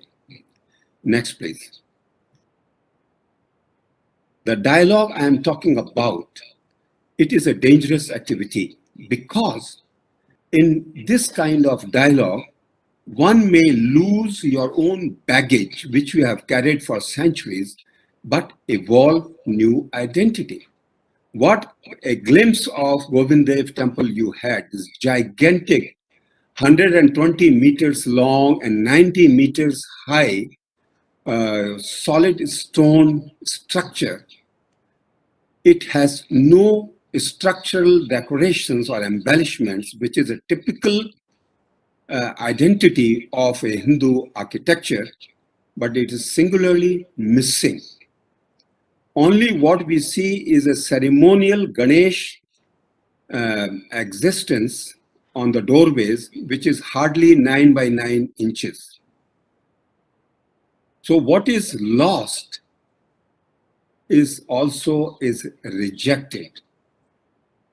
So when the tradition, in the unique example of Govind Dev, was rejected, it was never repeated. Even the same Man Singh, building a temple of Jagat Shiromani in the memory of his deceased son in 1605, 15 years after Govind Dev, he comes back to the decorative Hindu edifice on the external. Next, please. And this is, I will very quickly take you around this, the remains of the temple, which after Aurangzeb's desecration is still there. Next, please. Next, please. Next, please. So, we are inside a traditional Hindu temple of Govind Dev, or it is some Muslim religious structure. We are not sure. But this is the Nat Mandapa of Govind Dev temple. So, what is happening? That it is not merely a religious political dialogue which creates temples like Govind Dev, but it is a dalliance of two rich architectural traditions where fixed slab human ceilings give way to flexible intersecting Persian arches. Next, please. And in that dalliance, this is the ceiling of the Nat Mandapa. The heart of the Hindu temple becomes spacious. Next, please. And this is also a dialogue. It is the creation or offerings of temples. It is also a matter of heart, beauty, style, and aesthetics. When Man Singh is offering a temple of Krishna, Govinda, to his guru, he has to offer the in thing. The most beautiful architecture has to be, and that is the time when in 1575, the Fatehpur Sikri is just completed. And that is the fashionable, powerful architecture. And that is offered now in the service of Govinda. And what we see here, that Krishna is enjoying as Govinda, sitting with Radha, which is a unique statement made by this temple. This is the very first temple where the icon of Radha is placed on the ritual pedestal. Before that, it is Rukmini, it is Subhadra, it is all others. But this is the first time that Krishna's love, lady love, Shri Radha, who is not bound to Krishna in any social format, adorns the throne. So it is Chaitanya Mahaprabhu's quantum jump of making a feminist statement where Radha is worshipped as Nari Matrena Sanstita, Namastasyai, Namastasyai, Namastasyai, Namo Namah. Next, please. So when it is, the temple is there, it is also the space of pleasing the other in love. When the offering of temple is an act of love on the part of the benefactor or the donor of the temple, it is also the Shishya, the devotee, what is offering to the Lord, it is an offering of love. And in that, what comes next? The musical offerings, the temple becomes the space for offering of aesthetic kinds, artistic offerings. Next, please. The dance. Next. And with the temple, the arts and crafts just bloom. Next, please. His thrones and swings, the silversmiths, the goldsmiths. Next, please. The dressmakers, the ornament makers, which is again a very interesting dialogical situation where the rituals also are dialogical. Not only that thrones and dresses and ornaments are interfaith contributions. If the Muslim artisans are not making the dresses and the thrones for the Lord in Vrindavan, Krishna will remain undressed. So also the rituals like Sanchi is a beautiful dialogical movement. Yes, I have 4 more minutes, I believe. So it is also a dialogue like Sanji between the Sanji and the Kala puja of Dalai Lama, the Buddhist rituals. Next, please. Then, hello. Yeah. Then in the summer, to soothe the heat, their flower bungalows are offered in the most delicate designs, which are competing with the jharokas of Fatehpur Sikri. Next, please.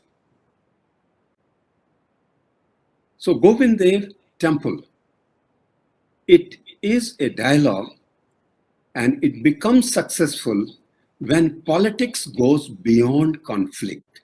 It lends itself into a cooperative mood. When religion goes beyond ritual, it touches the spiritual dimension. Then only the ras or the aesthetic dance is being possibly translated in stone. And temple becomes the catalyst for suitable environment for overall growth and prosperity and creativity in all fields. 16th century becomes the golden era of Indian history. Performing and fine arts, architecture, literature, philosophy, you name it, there is an explosion. And respected historians like Irfan Habib says, this Govind Dev Temple has rewritten the history of medieval India. That how one temple can play such an important role in shaping a holistic experience of the culture. And this 16th century, because of its political stability, brought through the dialogue, the religious stability, and the prosperity, India was contributing almost 40% GDP to the global thing. And Govind Dev Temple has no mean role to play in that. Next, please. The places like Govind Dev are architectural spaces needed for aesthetic ritual requirement, because Vrindavan is a place of artistic offerings. Next, please. And in conclusion, I will only just say that in this dialogical dalliance or Maharas, no flavor, no ras, no attitude or approach is discarded. Here in dialogue, the gates are open for all the state or non-state players who can play together, as did the Mughal and the Rajputs, as did the Muslims with the Hindu Goswamis. In fact, interpenetration of discipline is a welcome trend, and it is mutually enriching. Temple, thus to me, is the theater of that dialogue between history and politics, ritual and art, and Govind Dev is the living example. Thank you very much.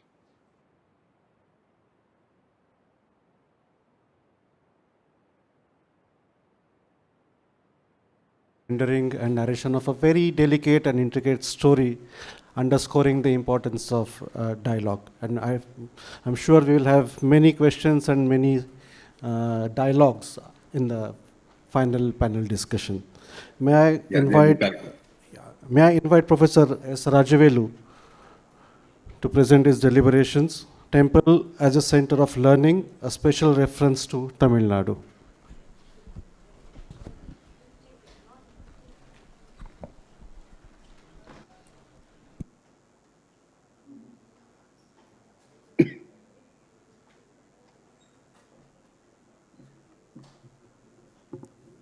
Good afternoon to everybody. Once again, at the outset, I would like to thank DG Ma'am, Secretary, and other officials, particularly my good friends Alok Tripathi, Nambirajan, and Amarnath, for having given me the chance to present a paper in this August audience. My paper is on learning. The temple is a learning center, as gleaned from inscriptions, in particular with Tamil Nadu.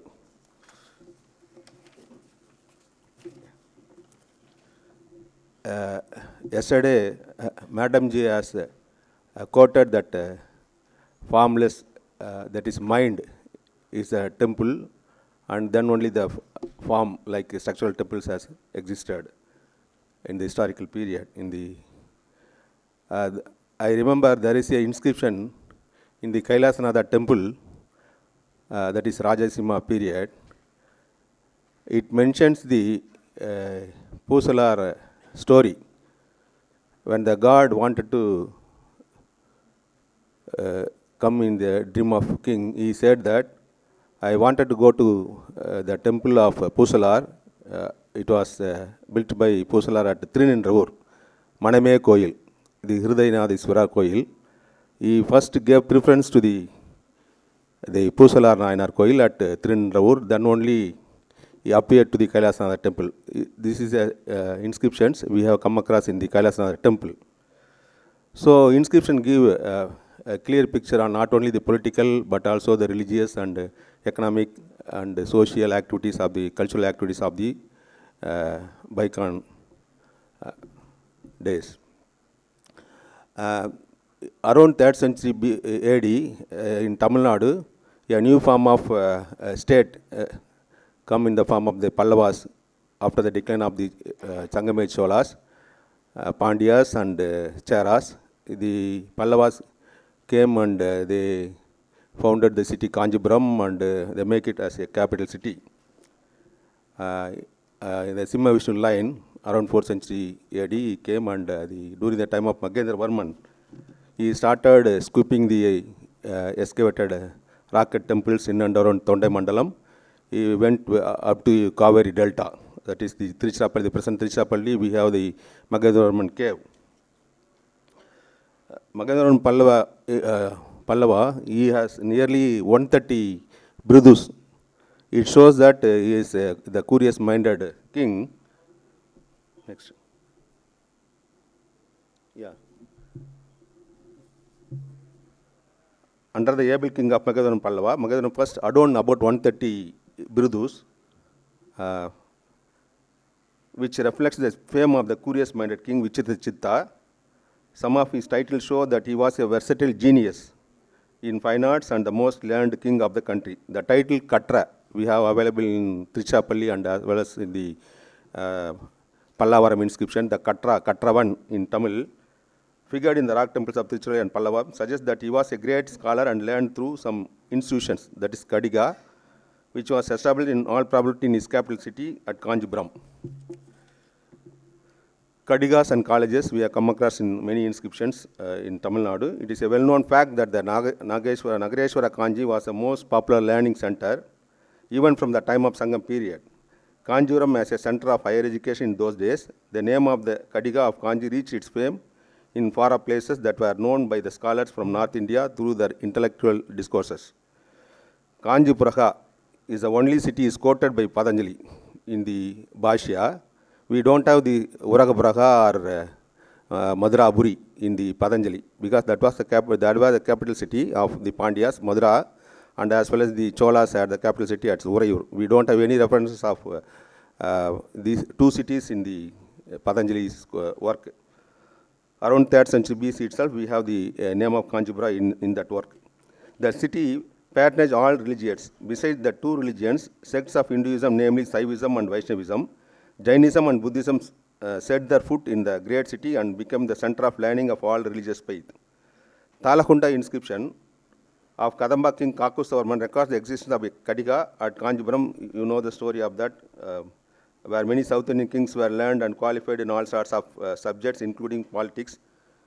Kasakudi plates of Nandhivarman II records the King Narasimhavarman directly controlled the Kadiga and promoted the institutions for the benefit of the students.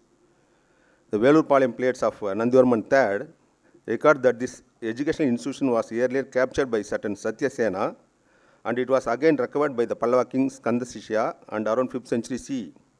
The institution is adorned with the students of twice born, that is both Brahmana and Kshatriya.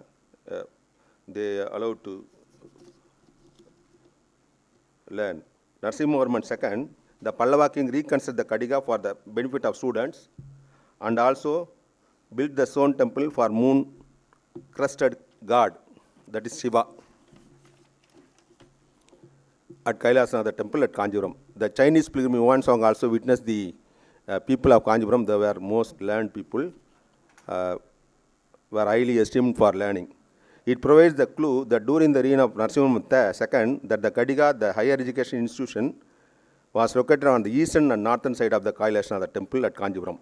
The circumambulatory passage with the paintings for the audience in the temple and some ruined structural debris in the outer pragara of the temple suggests that the Kadiga might have been attached to the temple during the Narasimhavarman II. So we can identify the Kadiga where it was. It was in front of the temple of Kailas temple. Still we have some debris of ancient monuments. The Pallava rulers not only patronized all sorts of arts in their country, but also learned them systematically. A damaged inscription of Makendravarman Pass, this is very interesting inscription at Mamandur, that was a cave, rocket cave, scooped by Makendravarman period, describes the title of two poetic plays. One is Mattavilasa, that is already every people know that, Mattavilasa, Pragasanam.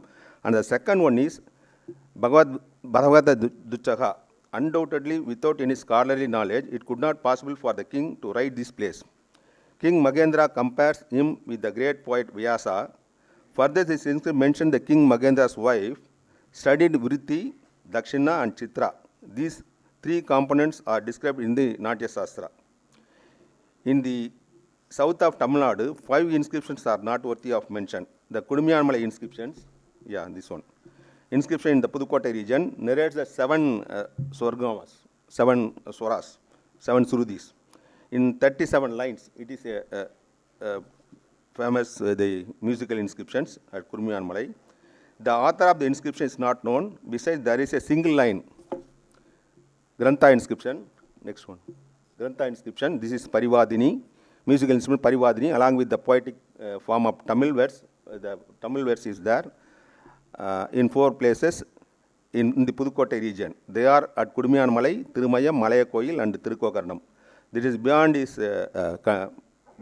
Magendravarman rule, because he came up to Tiruchirappalli. We have the upper rocket, and some part of the Tanjore region, we have the Malayadipatti, we have the Pallava rocket. Beyond that, we don't have.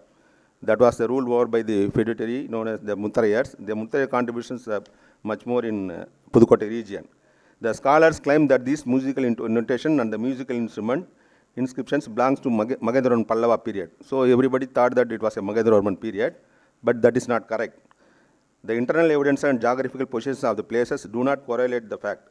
These inscriptions were engraved by the local chief of that area, who was fond of music in 7th century CE. All these show that art flourished in the remote area during this period through temples. Even yesterday also some papers we have come across. Everybody is quoted that Magendravarma scooped the first rocket cave temple at Mandagapattu. That is not also correct. We have some evidence in the Pandya region, because in Thirumayam we have the one upper rocket cave, and also the Piliyarpatti cave, the very famous Piliyarpatti cave. It belongs to 4th century BC. The Pandyas only introduced the cave architecture in Tamil Nadu around 4th century CE on the basis of the inscriptions, as well as the architectural features of the Savalapatti and some of the temples in Pandya region. They are rich in iconographic features when compared to Pallava rocket architecture. Then the functioning of the Kadiga was continued in the Chola period too. Support the above view, an inscription of Rajendra Chola mentions the existence of the college, that is Suttu Kalluri. In later days, the Kadiga became Kalluri in the Kailasanatha temple, where an audit officer of the king, this is the very important inscriptions from Ukkal, not from Kailasanatha in the Kailasanatha temple itself. It is from Ukkal. An officer came over from Cholamandalam and he stayed in the Sutru Kalluri, the college. Sirinar Kalvar, his name is Sirinar Kalvar, stayed in the college campus and audited certain accounts of the temple of Periya Tirukatli, that Kailasanath temple. The college was located on the eastern side of the Thiruvanukavasal. That was the main gate. Thiruvanukavasal means that was the main gate on the eastern side of Rajasimheswara temple. A similar type of college was located in many temples of Tamil Nadu. This kind of temples we have come across in many places in Tamil Nadu, particularly the Gadigas of Bagur, the Gadigas of Tiruvallam, Brahmadesam, Sholingar and Vembattur are noteworthy to mention. Kings gave liberal donations for the upkeep of the Gadigas. An inscription of Rajaraja from Ukkal records that the king was seated in the college, Kalluri. This is also very important inscription. It mentions a Kalluri, the college. On the south of the painted hall, the present Pragadishwara temple, we have the painted hall in the Sakmavatri passage, inner Pragara wall, the Chitrakuda, and the great improvement gate, Periya Sendu Vail. That is known as Periya Sendu Vail. That is the southern side of the present Pragadishwara temple. That is known as Periya Sendu Vail of the temple of Rajarajaswaram at Tanjavur. This college was located on the southern side of the present Rajarajaswaram temple, opposite the painting hall. It shows that the higher educational institutions were attached with the interpretation center, where one could practically obtain the knowledge through the painting gallery and the sculptural gallery. That is sculpture gallery of 108 karnas. We have only 81 karnas in the Rajarajaswaram temple. For instance, the galleries of Kailasanath temple studded with paintings of Pallava period. All the small signs in and around the Kailasanath temple, we have the small signs which studded with paintings. That was formed as the interpretation center in those days for the students' benefit. The paintings of the Chola period found on the walls of the inner circular passage of Rajarajaswaram and the 81 dancing pachus, karnas in the narrow passage of the first tier of the Vimana in the same temple are specifically mentioned near to the educational institution within the temple complexes. Liberal funds have been allotted to the temples for the maintenance of the colleges in the temples, as well as the students have received remuneration in the form of scholarships. During Rajaraja first, certain Naranan Bhattadityan made some land donation to read the literature Sri Rajaraja Vijayam, that was in praise of Rajaraja. This literature narrates the victorious achievements of the king Rajaraja. The succeeding Chola kings also arranged the drama named Rajaraja Nadagam. The Rajaraja Nadagam is occurred in the inscriptions. It was performed in the temple itself. Besides inscription reference in Andhra and Karnataka provide the existence of many educational institutions, Gadigas Sthanas in many temples in the region. In Karnataka also we have come across this kind of, Andhra also we have come across Gadigas Sthanas attached with the temples. Scholars have also been encouraged through liberal endowments by the state. It is referred to as Bhattavritti in the inscriptions. The temple authorities of the respective villages, after receiving the order from the kings and grant the remunerations, an inscription from Uttaramerur. Uttaramerur is famous for the election system in around 10th century itself. That was the first inscription referred to the election system, the local election system in the world. An inscription from Uttaramerur records that the Sabha of the village gifted tax-free land as Pavya Kedaipuram to a scholar who was resided in the village and expound the subject. Another inscription, Rajendra Chola, mentions the gift of land as Taitriya Kedaipuram. Taitriya is a work for reciting the Taitriya Brahmana. They gave some donations. And inscriptions of Veera Rajendra from Cholamadeva, these very important inscriptions. Recently we copied it 15 years back. A tiny village in Tiruchirappalli district provide an interesting information on the existence of, this is a temple, a ruined temple in Cholamadevi, a tiny village in Tiruchirappalli district. We have the inscriptions. It mentions the Vartiga, the date of Sri Shankara we have come across from this inscription. Vartiga and Sri Shankara's Brahmasutra Bhashya. This inscription registered a royal grant of land by the village administrative body, that is Sabha, who assembled in the courtyard of the Vishnu temple complex and made in favor of the teacher and named Siddhananda Bidarar. His name is Siddhananda Bidarar. He composed the Vartiga of a treatise Pratibhaga Vartiga. That is Pratibhaga Magira Vartigam. It is a type of commentary on the Sariraga Bhashya authored by Bhagavad Bada in the well-known Brahmasutra Bhashya of Adi Shankara. Promotion of literature through temples. provisions were also made to the temple for the recitation of sacred literature such as Devayatanam and Nalayadavya Prabandham and other religious canons for reading and expounding works of great merit. A large number of inscriptions in Tamil Nadu refers to the singing of Tirupatiyam and Thiruvaimozhi in front of the preceding deity. Professor Rajavendra, you have 5 minutes left. Then Tiruveti temple also we have the school. There in front of the god the student studied grammar and other subjects like Sivadharma and Siddhanta in this hall. Then the Panini Bhagavan to teach him Padamoli for 14 days. Then we have interesting inscriptions in Thiruvallarai. It mentions the Sangam age work, that is Pattinapalai. Pattinapalai exclusively for description of the Pumbugar, that was a capital, that is a port city of the Cholas of Urayur. And in that, the king mentioned the Pandya king conquered the Chola region and he destroyed all the buildings, all the edifices in the city at Thiruvallarai, except a building, one 16-pillar mandapa, that was the building Urutrangannanar made his work, that is Pattinapalai. So he himself, it is the inscription, next one. This is the inscription, poetic inscription. It mentions Pattinapalai by Kannan, sung by Kannan, that is the 2nd century AD. This inscription is 10th century AD, but it mentions the Sangam age poet, that is Urutrangannanar. Then another inscriptions we have in Sangam, it mentions about the rule of Senganma. It mentions the Sangam age work, that is Malaibadu Gadam. In another inscriptions we have at Tirumukkal, that is the monument of Archaeological Survey of India, it mentions the medical college. We have at Tirumukkudal. It is a confluence of 3 rivers. It located in a natural area. It has a hostel with students. Then we have the Enniram inscription. It mentions the hostel attached with the temple. There we have nearly 420 students. Next one. Next one. This is the Enniram residential college. 420 students studied there in all aspects of subjects.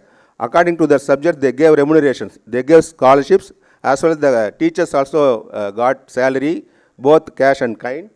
And this is known as Rajaraj Sadhivedi Mangalam. Enniram is known as Rajaraj. It consists of 3 villages now, Brahmadesam, Enniram and one Yasalam. It was founded by his Guru, Rajendra Chola's Guru. And Enniram is the name, is a misconcept that the Jains were slaughtered there. Enniram, Samanargalai Kaduvettirargal, என்று they said in Tamil.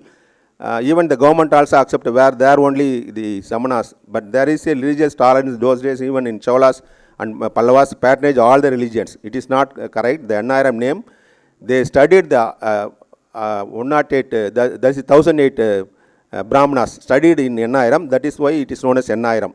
Ashtasakasra Kotram. They belong to Ashtasakasra Kotram. That's why it is known as Enniram.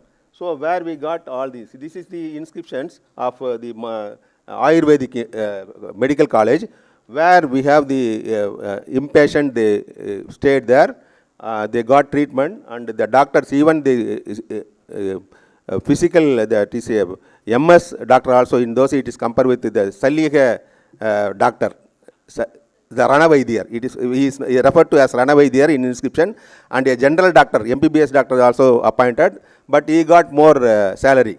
So nearly 12 beds, 15 beds are there, and they got treatment. The mentioning of all the medical helps.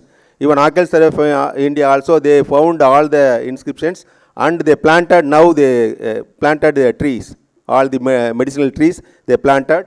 This is the inscription of the medical hospital existed in. Even we have medical hospital in Tanjavur also. It is known as Kundavai Adular Salai, very near to the temple itself. So in those days, the temple served as the medical colleges as well as the medical hospitals. That is known as Adular Salai in Tamil. Next one. This Srirangam, we have even in those days what Selva quoted, that is, it is a temple served as archives. So we have the Saraswati Pandara, that is known as library. They keep all the records, they document all the records. They are keeping even Raja recovered the Devayatanam from Chidambaram temple. We have come across the Chidambaram also, we have the archival offices, and they keep all the records, all the literature in the form of palm leaves and other things. So the temple is not only played as the architectural features, but also for religious, economic and educational purposes. They served as in pivotal role. Thank you very much.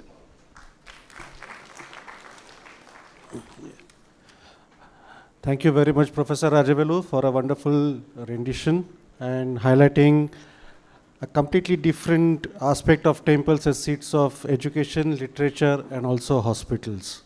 And thank you also for keeping within the time. Thank you.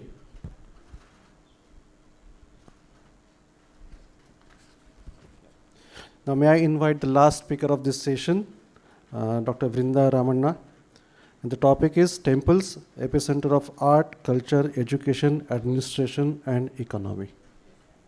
Yeah, thank you.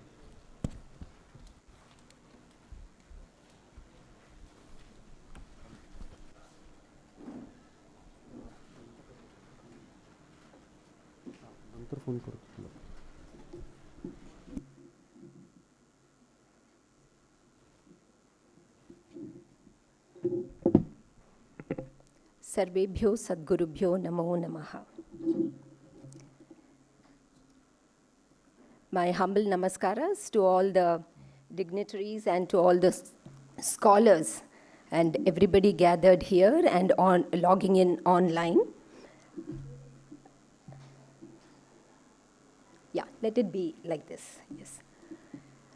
So the cultural heritage of India that includes all classical arts of dance, theatre, music, mural paintings, sculpture, rock art panels is one of the oldest and the richest, and has from time immemorial been encouraged in the temple and its sacred precincts. All Indian art is highly symbolical and stylized. So today I will be taking you on an oral and a visual tour around many temples in South India. You have to wait for the oral towards the end. The visual treat will start in the beginning. Why I call it visual treat is because the photographs have been shared with me by my husband, who is an extremely good photographer and one of the premier photographers in India, Ramanan. So I thank him especially for sharing the photographs with me, because he's coming out with a book and he was he was not very open to this initially. So I really thank him for that. We will start with the grand doorways in the temples. Every temple, the gopuras are extremely beautiful. You see, this is the temple of Srirangam, which is on the river, on the banks of the river Kaveri, and it's a very beautiful. It was taken on a full moon day, and this is supposed to be the highest gopura in the whole of Asia. And this gopura, why I'm starting with the gopuras is because the gopuras are imposing and very significant, and the moment you enter a temple, that is what hits the eye. So, and I call them three-dimensional storybooks, Amar Chitra Katha, because they have all lots of stories. From the gopuras, you can make out if the temple belongs to the Vaishnavite tradition or the Shaivite tradition or the Devi tradition, because of the stories, the number of stories that you see there. Is it the big one or the small one? The top one. No. Yeah. So this is the one of the gopuras in the temple of Srirangam. You can see the Lord, Perumal, being carried on many vahanas, on the Garuda Vahana, Simha Vahana, and all that. This, again, is the biggest, one of the most beautiful vimanas that you see in Brihadishwara. You can see the Meru in the center, you can see the Kailash Mala in the center with the entire parivara of Shiva there. Just see the next slide. This shows you a close-up of, see, make note, observe the shape of the mountain on which they are all sitting. It exactly resembles Kailash. You have a marmot looking at it. The north face of Kailash looks exactly like what is represented in the Brihadishwara temple, and it's amazing. So it makes it's only clear that in Rajaraja Chola's court, somebody must have seen this to recreate that particular beautiful parivara on the Vimana.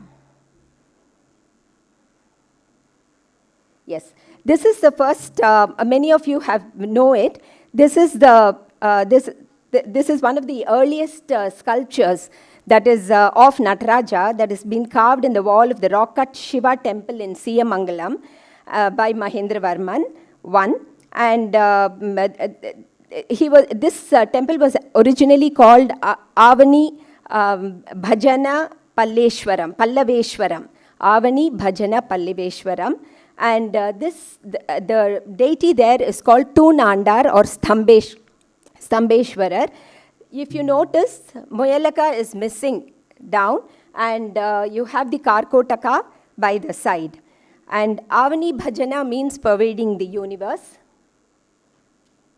Yeah, and this again is from Brihadishwara, the beautiful cosmic dance pose of Nataraja. Just look at the beautiful mild colors, pastel colors that has been, though they are bright colors, they have been so beautifully blended. This is one of Durga. This again, all of you know that this temple was built by Rajaraja Chola and 1,000 years ago, more than 1,000 years ago. This is from the rock-cut cave in Rockfort, Malakovil, where I come from, Trichy. This shows, it's a relief panel which can be interpreted in two ways. That is, it can be seen as Lord Shiva taming the Ganges, or it can also be seen as the king, Mahendravarman, who was victorious in the southern lands and who loved the Kaveri very much. So it can be seen in two ways. This is from the Kailashanatha Kovil, the fight between Arjuna and Shiva. Again, Kailashanatha Kovil has been mentioned many a time in these 2 days. It's a fine example of Dravidian architecture built by Rajasimhan in 700 CE and with many additions. And it's supposed to be a trendsetter for all the temples that came thereafter. Here you see another beautiful relief of Shiva again. These dwarfish, impish characters that you see, the Ganas, and then these are beautiful panels that you see there that are seen in the bottom of every shrine in the Kailasanatha temple. They're very beautiful. They have calligraphy on top, and then you have some nice geometric design, and then you have the dwarfish characters all playing kind of, it gives a comic relief in the temple. It doesn't make praying or a very serious business. It gives a lot of joy when you go to the temples. This is from the Dharasuram Airavateshwarar temple. You can see the fish, the lion and the elephant. This is a very beautiful piece found behind the shrine, a very beautiful banister. Steps leading up to a mantapa. And this was again an icon built by Rajaraja Chola II in the 12th century. Each of these panels have a story to tell from the Itihasas and the Puranas, and they are great places to take your children to, where they get to know firsthand And bhakti is also taught to them. They also develop a love for architecture, for temples. They also, it also provides plenty of space for them to play around. And it's a wonderful habit of taking children to the temple. So these are all things that, attract the children to the temple. You can attract your the next generation to the temple through these stories. This is the Vetuvanar Kovil, very beautiful, one of the most beautiful temples, and which was carved out. It is in Kalugumalai, very close to Trichy, and it's an 8th century structure which is made from one rock, constructed during the reign of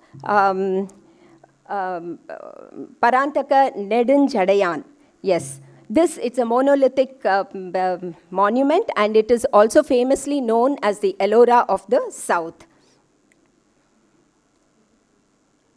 These are the Dwarapalakas from of the Vijayalaya Cholishwaran temple, which is about 1,200-year-old structure.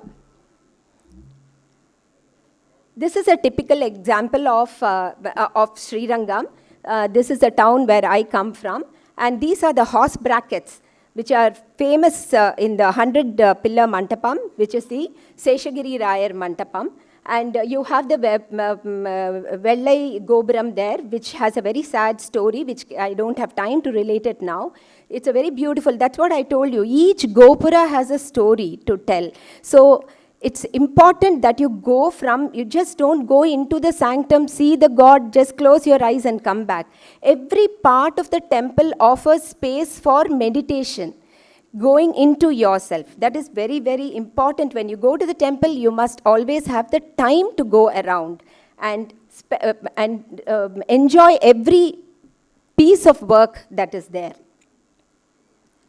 This is from the Venugopala Sannidhi temple, which is inside the Srirangam temple complex itself.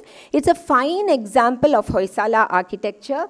I'll show you the close-ups of beautiful structures there, sculptures. See, look at the bashfulness in her eyes, so beautiful. Perfect dimensions. This is I have oft come across this particular Vaishnavite traveler in all the Vaishnavite temples that I went to. So I thought I must show it here. This is the Yanai Punda Kurattu. This is the Yanai Punda Kurattu, the 1,000-pillared Mantapa, that is very famous 1,000-pillared Mantapa, which is in front of the Sesharayar Mantapa in Srirangam. It's a very beautiful Mantapa, you see, which has been built by Perumal Devan in the 12th century. And a lot of, besides Hoysala, you have the Chola, Pandya, and the Vijayanagara kings greatly contributed to this particular structure. A close-up of the horse brackets in the Seshagiri Rayar Mantapam. You can also see the attire that has been worn by the, the people of those times. Look at the slipper that they are wearing, the buttoned buttons, and it's simply very, very beautiful. It also shows some of them were Portuguese, and the Nayakas had Portuguese soldiers in their army, it is said. This is from one of the pillars there. It shows the attire of the dancer, how the dancer was dressed, and her headgear. And look at this girl, she's holding her skirt. Such beautiful, graceful sculptures on stone. This is from Sittanavasal. Many scholars had made mention of this particular place. It's a very beautiful temple. There are many megalithic monuments in that village called Sittanavasal. And this is a Jain rock cut temple. And it was, the inscriptions there prove that a Pandya king named Srimara Sri Vallabha, who was also known as Avani Pashekara, he built it. And here you see Pashwanatha with his 5-hooded serpent over his head, one of the Tirthankaras. And this is the way to the magical, there is acoustical magic in the shrine, which all of you should visit and see. An experience for yourself. This is a mural that you see on the ceiling. It's a very beautiful mural with lots of lilies, with the, with the devotees picking up the flowers and buffalo and lots of aspects you can see in this particular elephant. You can see many aspects. The colors are also beautiful, but it's a little damaged. This is from all of you, many of you must be knowing. This is from Radheshwara temple. It shows Shiva as Bhairavanatha, chopping off the head of Brahma. And the Cholas particularly patronized this art form. It's a pity that most of the paintings are damaged very badly, but ASI is really doing a great job in trying to retrieve all of them. This is a most beautiful, I liked this painting a lot, mural painting a lot. It shows Rajaraja. There's a speculation that this is Rajaraja with Karuvurar. And it normally, you see it in most of the books that are on Brihadishwara.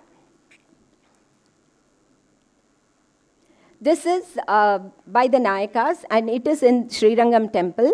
This shows Vibhishana carrying the Vimana, the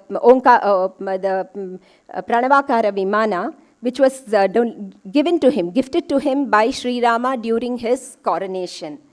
A very beautiful painting. You can see all the asuras with the teeth jutting out.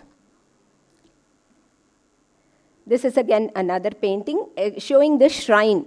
It's a depiction of the shrine in Srirangam. This is a very beautiful part of Srirangam temple. These people are called Arayars. They come in the lineage of Nada Muni, and there are only 2 families left. And these Arayars, they have given up their professions just to, sing and dance and praise the God. During the Adhyayan Utsavam, throughout the day, they are there in the temple singing and Alvar Pasurams. Srimati Ramana, you have 5 minutes left. Yes. So this is one. And he is a pilot who has given up his job to continue this lineage. And then you have these other talas that they use, which come which have been handed down from by Nada Muni himself. Now, this is the most beautiful Brihadishwara temple, and this picture was taken during the 1000th year celebration when Dr. Padma Subramaniam choreographed a few pieces for us, and we all participated in this, in this event. It's a very beautiful event. If time permits, at the end of the session, I will just sing, that's what I wanted to do. I will just sing one of the Navasandhi Kautvams that are, performed in the temple. Every time the Lord is taken around in procession, in the cardinal directions and in the intercardinal directions, you see there is the procession is stopped, the Lord stops for the Devadasis to dance. And it is said that Rajaraja, this is a very great, it's a community, the Devadasi community, which about 1,400 women were being patronized by Rajaraja Chola. And they have handed over such a beautiful art form to all of us. And this is in the first tier, above the Vimana, you can see the Karnas. There are only 81 Karnas. It's incomplete. This is again another panel of the Karna. See, the very famous Lalata Tilaka. The friezes are so beautiful, and also for entertainment's sake, they had acrobats probably performing during festival times. So, see the dancers, so gracefully they have lifted their legs, and you can see them playing the drums. I can't even express, it's so beautiful. The flow of their skirt, the lifting of their hands, everything is so beautiful. Those artisans must have been the best of the skillful artisans. Again, see, these festival times are the most beautiful times because there is a congregation of all sects, all kinds of people coming together and joining together, and there is a lot of fanfare and lot of fun. So this is during the Adhyayana Utsava in Srirangam. You have it's called the Bayali. And when the Brahmins, they carry the god and run from one end to the other. It's a very heavy, the carrier is very extremely heavy.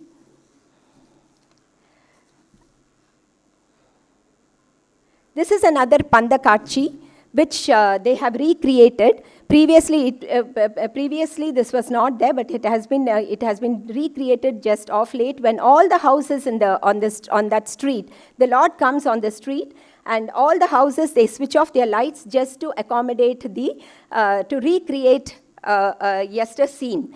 This is called the Pandakachi. Pardon?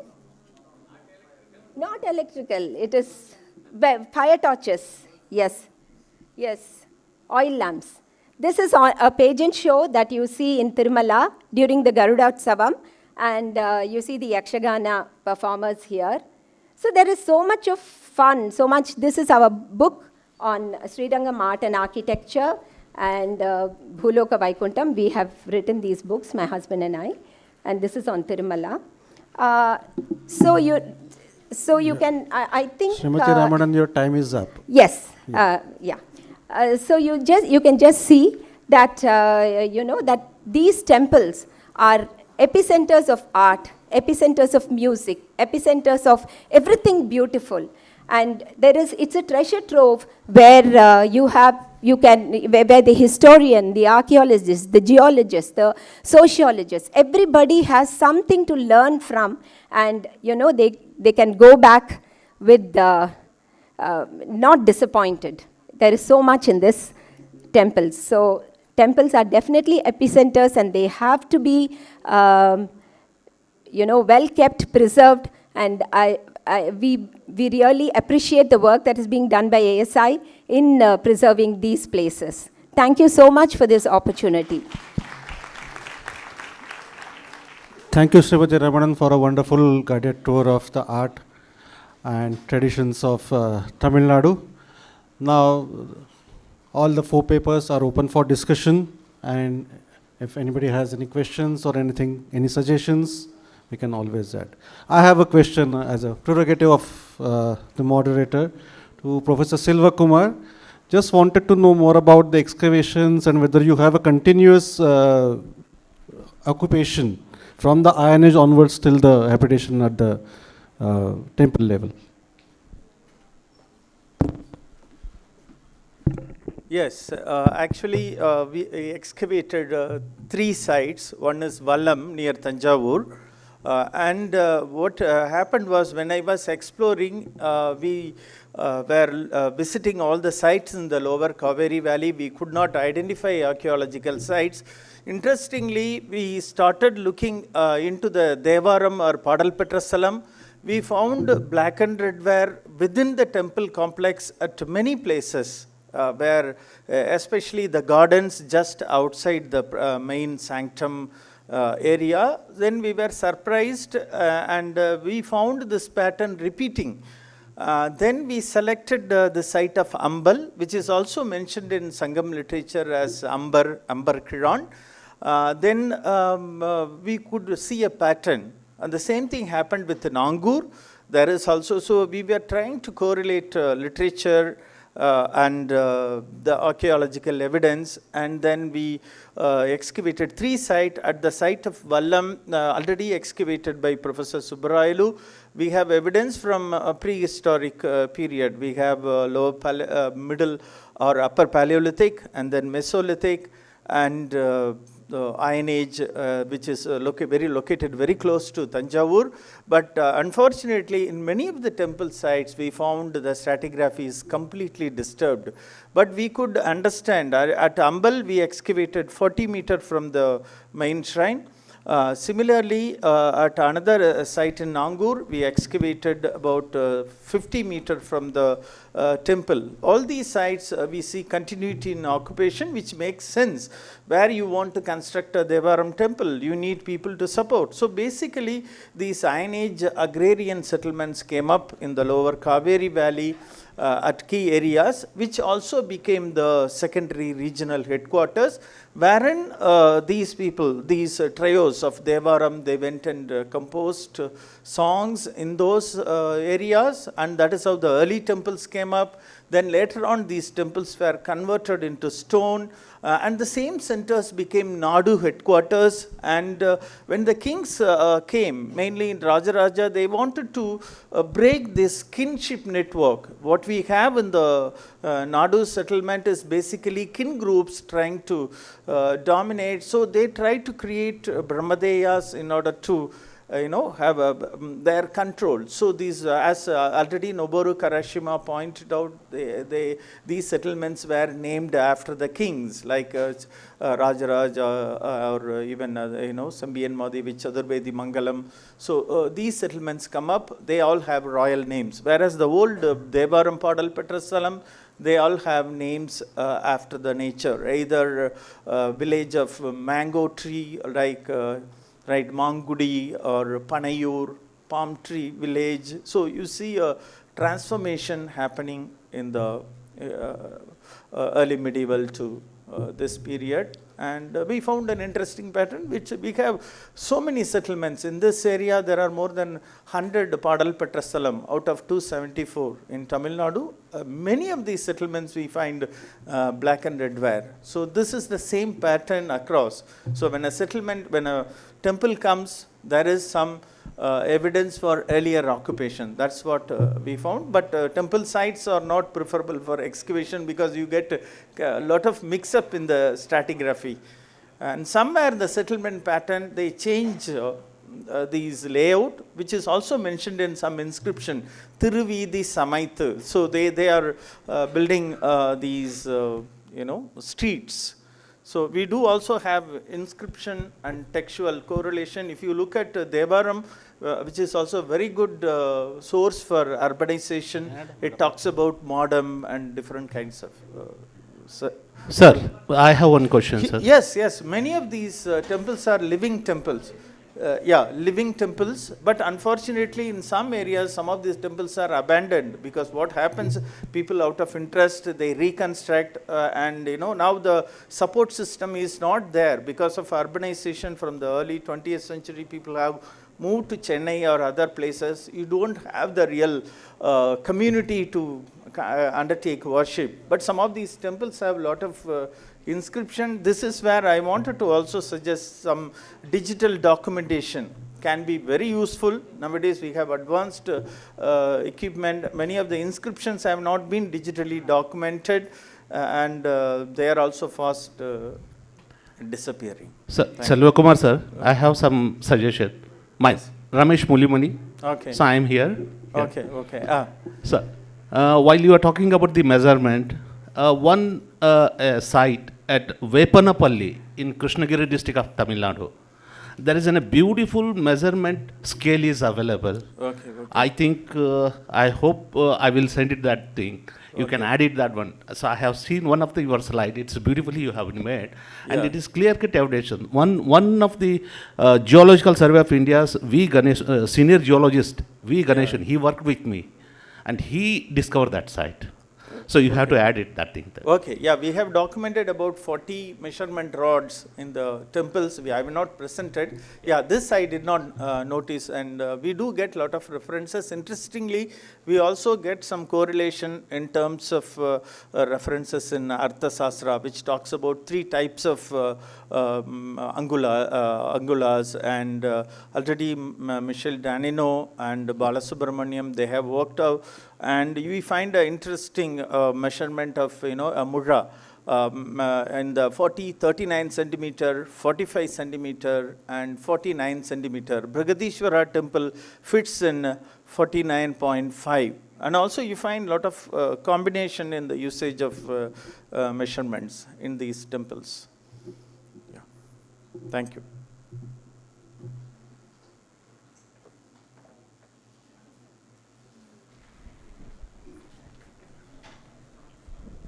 Thank you. Dr. Selva Kumar, myself. It is very nice. The problem in Tamil Nadu is that, as you referred, most of the sites that you have excavated are referred to in the Padal Petasthalam and Devaram. So, thereby you will have continuous habitation. Even when we excavated at Tiruvamathur also, we had the same problem. But of course, at that time we did not have to analysis and other things. Even the strata were highly disturbed. But my suggestion is that you could try something in a deserted village, because you have concentrated, that is Vallam, Ambal and Nagnur, all these places are continuously habited. Whereas if you could try some deserted village, you might get some other pattern. That I think you can do that one. Second thing, with regard to sepulchral monuments, that is the, what is it? Pallipadai. Pallipadai. I remember Dr. Venkatragotaman has surveyed about more than 40 Pallipadai temples. Probably, I don't know if you could lay hands. He had submitted to the UGC or something like that. Long back, I think in 1980s. And the third thing is, with regard to the scale that you mentioned, most of the temples, they do have scales. Without scale, no temple or monument or any building is constructed. Usually, we get even Professor Rajvelu.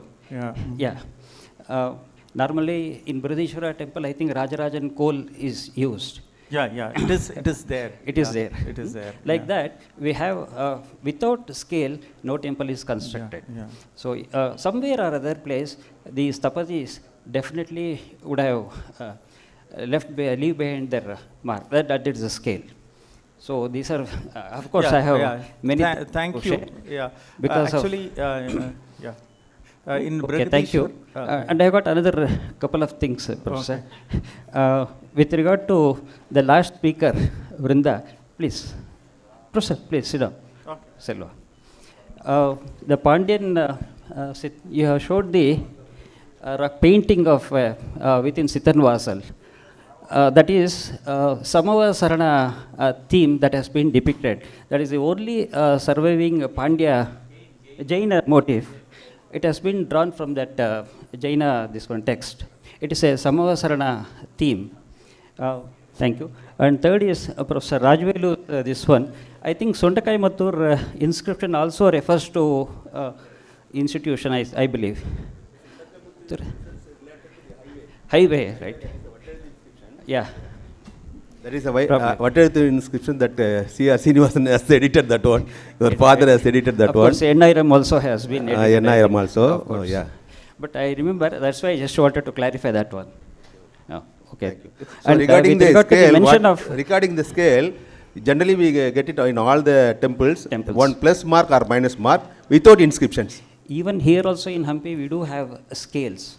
And a beautiful book has been written by one of the scholars, Weights and Measurements by Jagadish. But the Rajarajan scale, we don't have in Tanjavur, in the Tanjavur temple. That is somewhere it is mentioned. Yes. But the inscription, I think, the coal is mentioned there. But we found a scale in scale is there. temple itself. Of course, scales are found in all the places. Thank you, I think. Thank you. I think this session has generated a lot of dialogue. We can continue our discussions during the lunch time, and I think we break for lunch. Thank you. Thank you, sir. I would like to thank the moderator and speakers for their wonderful presentation. Now it's a time for lunch break. Again, we'll meet around 2:15 here in the same hall.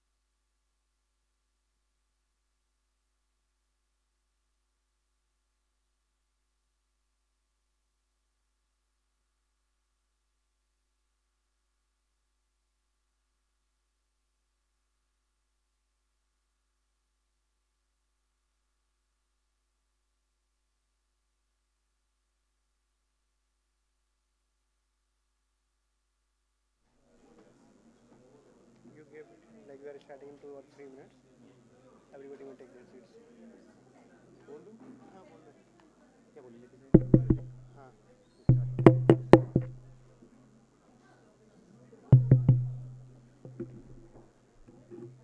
Good afternoon, one and all.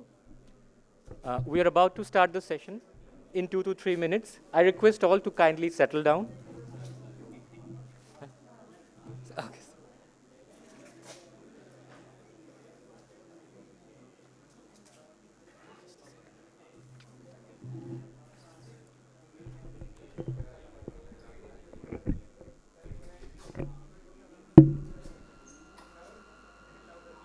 A little louder.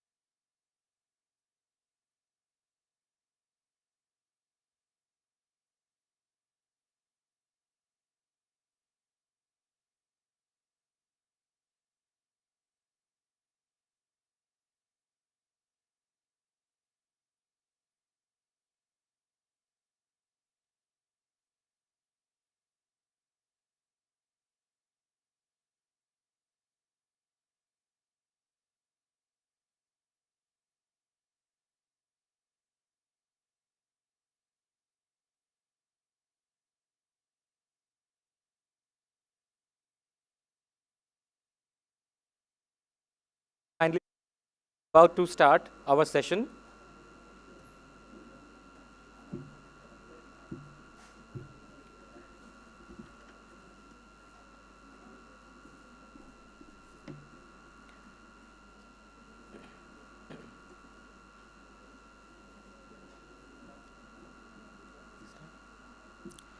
A sincere good afternoon to one and all present here. Most respected Director General, Archaeological Survey of India, Additional Director General, Archaeology and Conservation, senior officials of ASI, scholars and dignitaries from the state government, Kannada University, and all my dear colleagues. It's a bright and a windy day here at Hampi, and I welcome you all to the afternoon session of this grand seminar on the temples of India, the Devayatanam, the 5th session.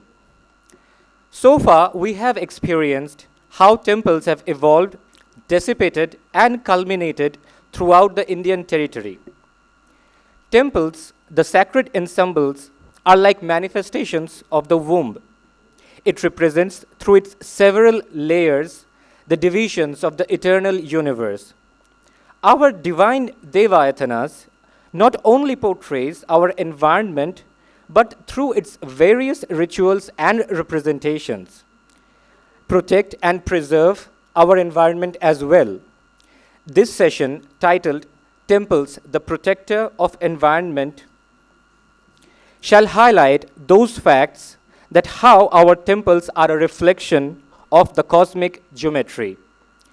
I now request Dr. Praveen Mishra, Sir, Regional Director, Central Zone, to take over this dais and commence the session as a moderator. Sir, please.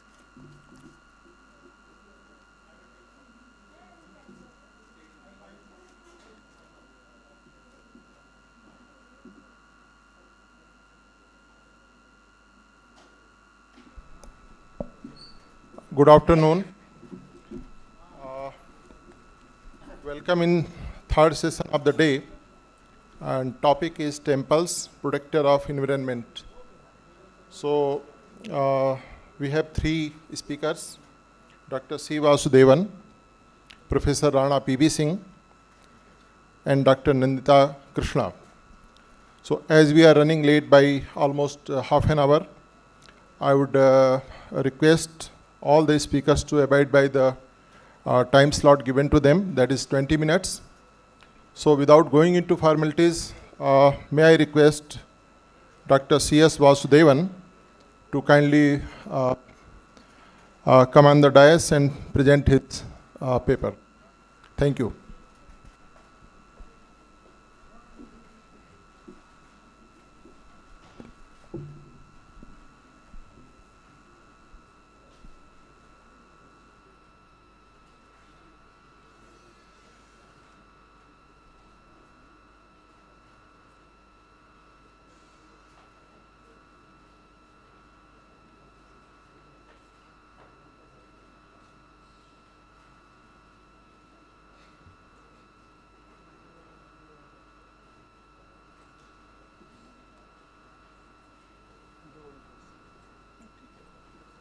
Good afternoon, everyone.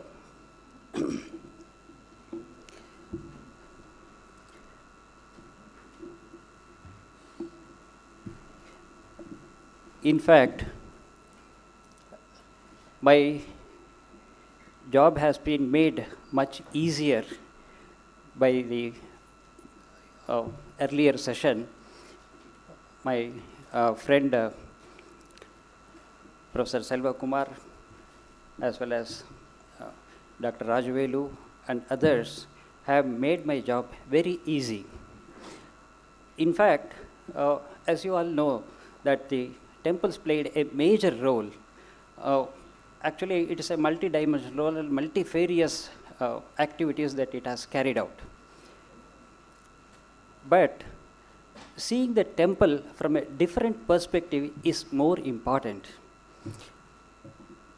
In fact, I think I was given a very rare topic on which I would be throwing some light, which I think would be more relevant in today's ecological or environmental crisis. As you all know, that temples, even in the morning also, Dr. Nalini Rao was mentioning that it acted like a corporate body. Even the same view was also expressed by Dr. Selva Kumar. In spite of carrying out different activities, that is socio-religious, and it has acted as a bank, repository of fine arts, as a landlord, and what not. But as a protector of environment, it is very, very, it has played a very crucial role. As you all know, that totemic worship was in vogue in the ancient past. That is, as a part of totemic worship, the trees, rivers, and whatnot, nature was worshipped. Especially the ala or the people, banyan, and other trees were worshipped. In most of the Tamil Nadu temples, the Sthalavriksha, or a tree, a sacred tree, was invariable part of the temple complex, and it is being worshipped. But that kind of situation we don't get in Karnataka. Very few temples only have Sthalavrakshas. I will share a few interesting information from Tamil Nadu. That is, a botanical survey or probably a research has been carried out by botanists, and the earliest date that has been scientifically dated, that is tree or the Sthalavriksha, it belongs to Subramanya Swami temple at Uttukudi in Salem district. That is, the tree is Ficus religiosa. It has been dated to, or it is 318 years old. That is the earliest date that so far we are able to get from South India. Of course, here in Hampi itself, we have an mangifera or a mango tree in which an inscription has just poked in. That is, actually when the inscription was laid at that particular place, just in front of the mango tree, it was a small tree. When it grew, the inscription went inside partially. So now we are able to date that particular tree with the help of the paleography as well as the date recorded. That tree is just behind the Virupaksha temple, that is the presiding deity of this place. Anyway, let me go straight to the this one. Next slide. As you know, most of the inscriptions provide a variety of information. Of course, I have given examples from Tamil Nadu. Of course, recently an inscription from what is that? Siyamangalam, that is in the Viluppuram district, that is Viluppuram district. There is a place called Iyamangalam where a Pallava inscription has been found. That's about a week ago by the ASI, and actually the estampage, a copy of the photograph has been sent to the ASI. I thank the director of epigraphy for sharing this information. Actually, that particular inscription is dated in the middle of the 9th century. That was issued in the year 14th regnal year of the Nandivarma Pallava Malla. And it says a temple was constructed along with a garden. So such clinching evidences we do get from inscriptions. But since I have been working here in the Hampi, that is the Vijayanagara, I have chosen or taken examples from Hampi environs itself. Since you are all in Hampi, you would be much delighted to know which are all the two inscriptions or the inscriptions that refer to the protection of the temples or the role played by the temples in the protection of the environment. Okay, next. This is an inscription found just close to the Tungabhadra river, about 200 meters from Tungabhadra river, west of 2 kilometers west of Vijayavatana temple. This is a landmark inscription so far as the environment and temple is concerned. Why? I will just tell you. You can notice on the upper portion you have a cow as well as a calf milking the linga. Below it you have two personalities or two sculptures. One is male, another is a female, attended by a attendant. Just below that one, in the square portions, we have an inscription containing 17 lines. And most of the lines are eroded or effaced, but it has been recorded and published. Next. another view of the inscription. Oh, next. This particular inscription tells the date as Angirasa Samvatsara and belongs to the reign of Krishna Devaraya. When Krishna Devaraya was ruling, Timmapaya was the minister, and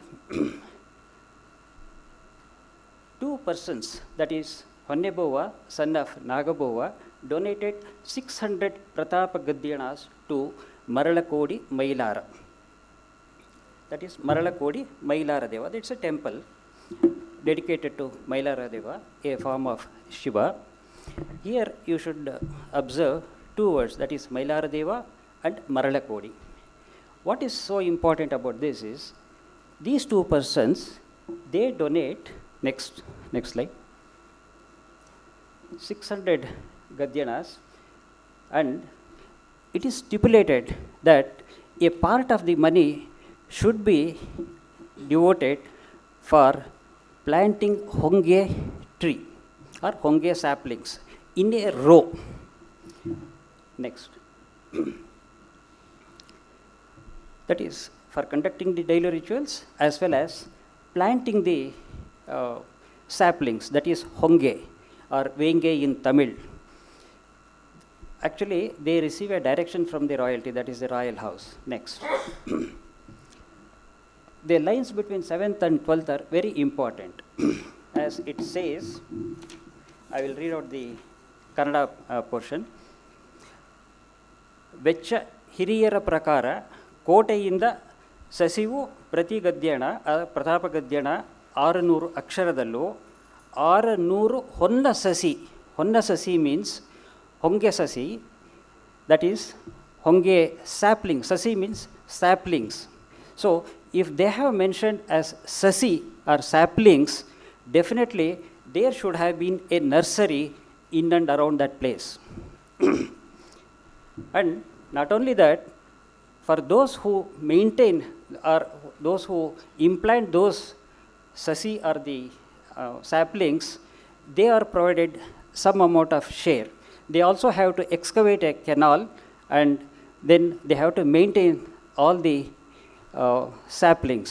That is, it is impossible to imagine that 600 saplings were to be planted and maintained. So this is a very clinching evidence that we get. Besides this, we also have, I said Maralakodi. This particular inscription, though it has got 17 lines, it clearly spells out the location or geography or geophysiography of the area. Next. You can go. Next. Okay, you can go. This is the translated portion. Next. However, when I looked around the place or surveyed, we don't get any evidence for the existence of Mailara Deva temple, but there are few remains.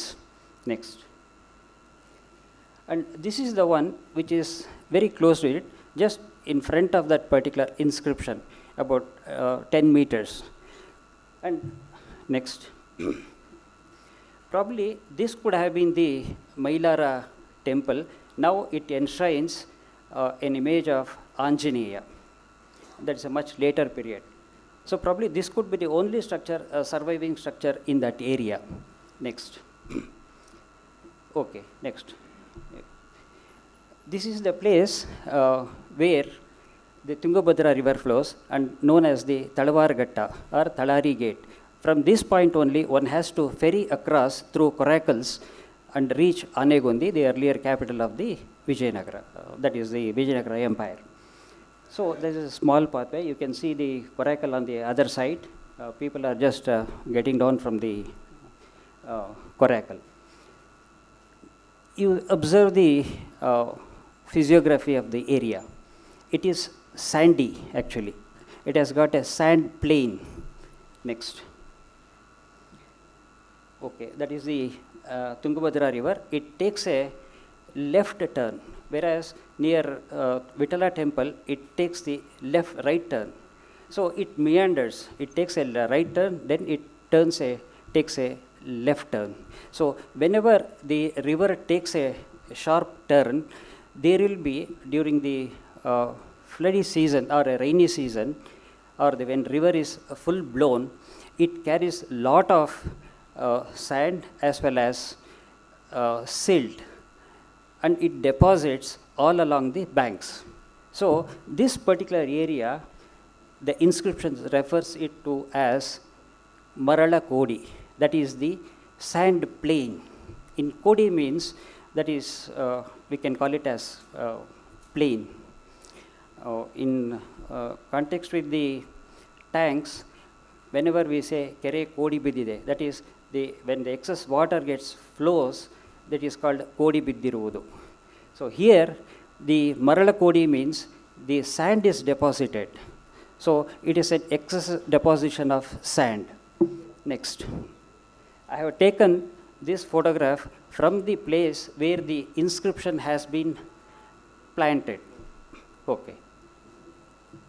So thereby, through these 17 lines, we can just get to know how the environment was protected or made greenery by planting samplings or trees. Of course, in the morning session, Dr. Rajuvelu was referring to the, what is that place? Kudali, Tirumakkudal, where the temple had a huge hospital, that is Ayurvedic hospital, and maintained all medicinal garden. Next. Of course, I have explained all these things. Next. And you can see the sand deposition as well as the silt. Even during the floody days, during the month of, say, August, September, and November, we get water up to that mantapa, which was there. Next. You can go. Of course, we get to know all the physiography of the area. Next. Next. Besides this, we have got another 3 inscriptions, very interesting inscriptions, which mentions about a particular tax called Hasiruvani, that is green tax. The 2 inscriptions, the first inscription belongs to the date of, or the time of Sri Krishna Devaraya, which simply mentions Hasiruvani tax, Sunka was exempted for the temple. The 2 inscriptions narrate the same, about the same tax, Hasiruvani, along with other taxes. Next. But there is an, probably you will be very surprised. Next slide. You come back to the previous slide. Just one more. As I said, there are 3 inscriptions which mentions about the Hasiruvani. 2 belongs to the time of Krishna Devaraya. One particular inscription, you all very familiar, because yesterday we had our inaugural session at the Pattabhirama temple. That very temple played a crucial role in protecting the environment. I will explain how. Dr. Vasudevan, only 4 minutes to conclude. Okay. Okay. Sorry. Yeah. Please.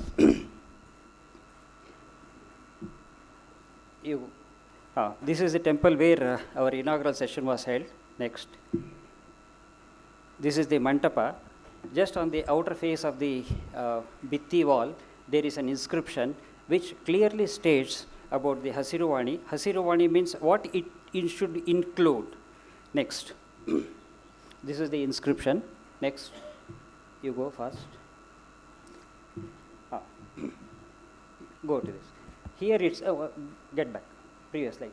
It says Hasiruvani. Raghunatha Devara Amrita Padige Saluva, Doravadi, Somalapurada Semelu, Puttidanta, Tengu, Halasu, Eleballi, Hudise, Nimbe, Madala, Modalada, Hasiruvani Sunka. That it mentions what it should contain. Hasiruvani means it should contain, or it includes Tengu, that is, next slide. Tengu, that is the coconut, it is Coconus nacifera, that is the botanical name. Then we have Halasu, Atrocarpus heterophyllus, these are all the botanical name. Okay, then we have Hunise, that is the tamarind, then citrus, pomegranate. Next. So, for all these fruit bearing or fruit yielding plants or the fruit bearing trees, this tax was levied. But this particular inscription states that, and that tax was to be paid to the temple. However, in this inscription, it states that it was exempted, Manyava Madidu. Next. Like that, we have another two terms refer to the greenery, that is Palaguttige and Palavriksha.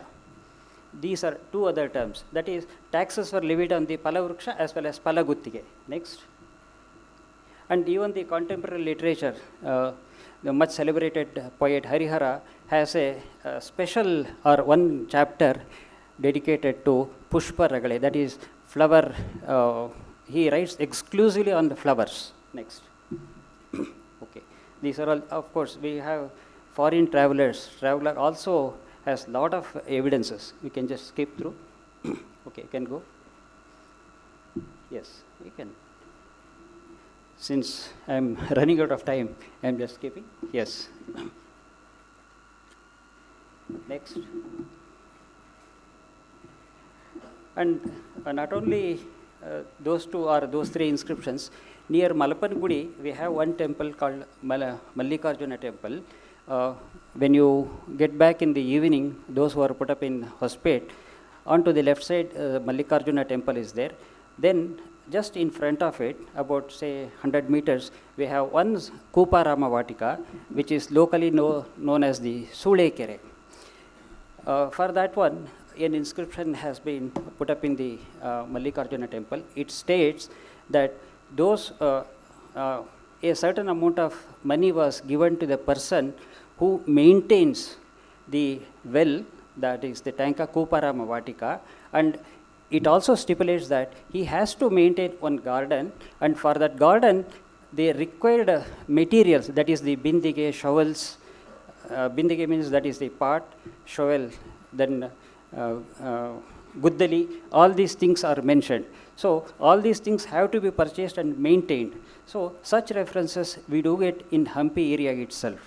So, directly or indirectly, the temples played a crucial role in maintaining the greenery of the place. So, even the administrators have named the tax as aptly as Hasiruvani. Hasiruvani means a canopy, green canopy. So, a green canopy was over there in the entire Hampi area during the medieval period. This is in brief. Since I am running out of time, I am just cutting short. And there is another place called Dharmadagudda near Talwar, what is that? Kalagatta. That entire, what we say, the small hillock is worshipped every year annually. And no encroachment has been made till today. So, especially on the day of Vijayadashmi, the local people circumambulate that particular hillock. It is called Dharmadagudda. Incidentally, in Coorg district, we have references to Devarakadu, that is the forests are being or earmarked as the temple. So, they are known as the Devarakadu. So, like that, I can simply go on giving many examples. So, with this, I conclude. Before that, I have a small, this one.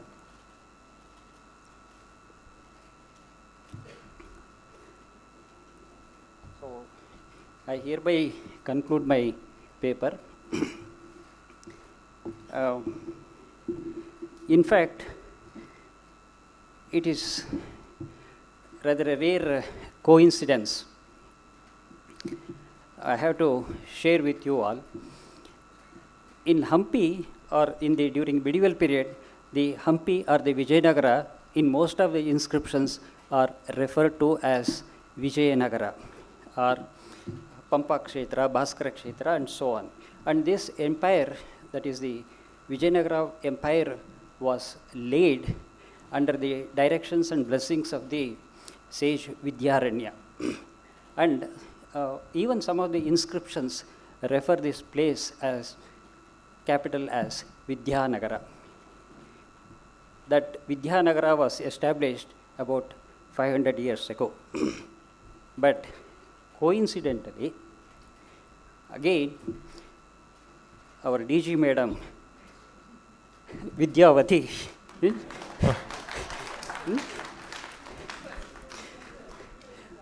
true to the inscription, this DG madam Vidyavati has laid a foundation for the Devayatanam and made this as the Vidyanagara in true sense by assembling all the stalwarts, excluding mine.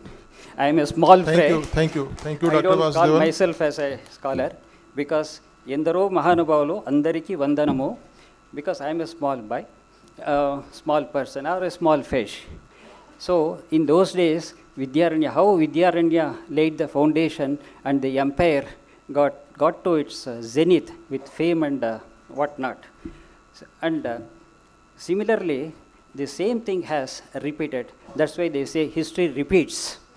So our DG madam, Dr. Vidyavati, has laid the foundation for the Devayatanam by assembling the scholars. And another interesting aspect is that this campus is named Vidyaranya, that is the forest of knowledge. So we are all sitting in the forest of knowledge. So there are so many Vidyas. Thank you, Vidyanagara, Dr. Vasudevan. Vidyaranya and Vidyavati. So my compliments and pranams to DG madam as well as my senior and Joint Director General Professor Nambirajan, my good friend Dr. Alok Tripathi, and all my archaeologists, the fraternity from the Archaeological Survey of India as well as from other institutions. Thank you for providing me this opportunity to be a part of this grand event. Thank you very much. Thank you, Dr. Vasudevan, for your well-researched article. And I'm sorry that due to time constraint, we are unable to give you more time. So thank you again.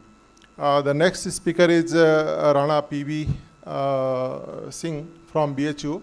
I think he is online. So welcome, Professor Rana P.V. Singh. Can you listen me? Can you listen me? Please, you are muted. Kindly unmute your mic. No, it is open. It is already open. Yes. Now you are audible. Okay, and just open that my slides from there. Not coming. Share content. Okay, here it is. This is visible? Hello? This is visible? Hello? No. Is this visible? No. Hold on, please. No. Now it is available. No, yes. It is okay? Yes, sir. Okay, thank you very much for giving me this opportunity at a person from complete different field but loving archaeological site and historical sites. So this is based on something using high resolution GPS and gravity measurement. And then we tried to see why particular temple is at particular site. That was the basic ideology and hypothesis. And this work was done through the National Science Foundation in US under the University of Colorado program. So this is a simple exercise just to know that how temples are associated to the particular environment. So for this, we have two very broad conceptual framework that all these levels, when we are trying to talk about interconnectedness, so we have macro space, meso space, and micro space. These three bases we have taken, and then later on, that is a different exercise. We have tried to compare all these hypothetical construction with the work of Leonardo da Vinci. So that is another part which I am not discussing, just giving you the Indian perspective. What we find that This number 108 is a very unique number that represents a circle like light, square like water, and triangle representing wind. This is the one perspective. It's mostly based on the different Puranic sources. Interpretation is based on that one. That is nothing like our own interpretation. And then coming to the practical exercise, this is a basic framework. What we call this way, the whole faith escape going to be involved. So this is archaeo landscape analysis, like this one. Now here is I am giving you few examples from North India. An example of solar shrines, Surya sites in Varanasi or Kashi. Generally, we say that there are 12 Adityas, but when you do the survey, we find 14 Adityas.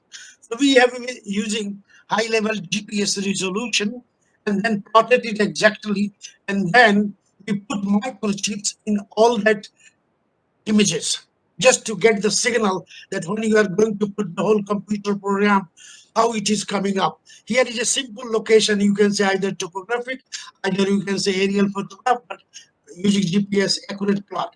And then we are converting it when we are coming to this, look this whole system, how it is aligned. Two conclusion came from here, and that is unique till date in the whole world. First time we find that exact location on the 14th July of the sunlight coming at the place called Uttarark, and this is described in the Mahatma literature. The sun is very brighter, giving very strong energy. So that we have to interpret like this. Then the second thing was that why 14th January Makar Sankranti considered to be the line for Uttarayana and Dachirayana, the northerly route and southerly route of the sun. Then we find description given in the text. Mostly we are talking about Kashi Khanda. Then we find that on 14th of January, that raises exactly these 6 years of work just to measure and have accuracy. And we have measured decimal 6-point measurement and at least 300 to 400 times just to know the accuracy. Then we came to know that this story is going on, that you have to take bath in the Ganga Ji and then you do Yamaditya Puja, then go to Sambaditya. When we plotted that, then on 14th of January, these rages passes exactly in the same way.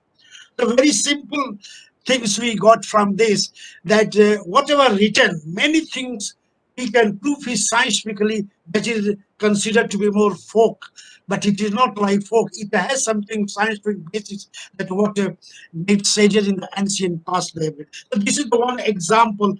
Then another problem is that those who go to Kashi, do the rituals, perform their pilgrimages, always description is that river is flowing north.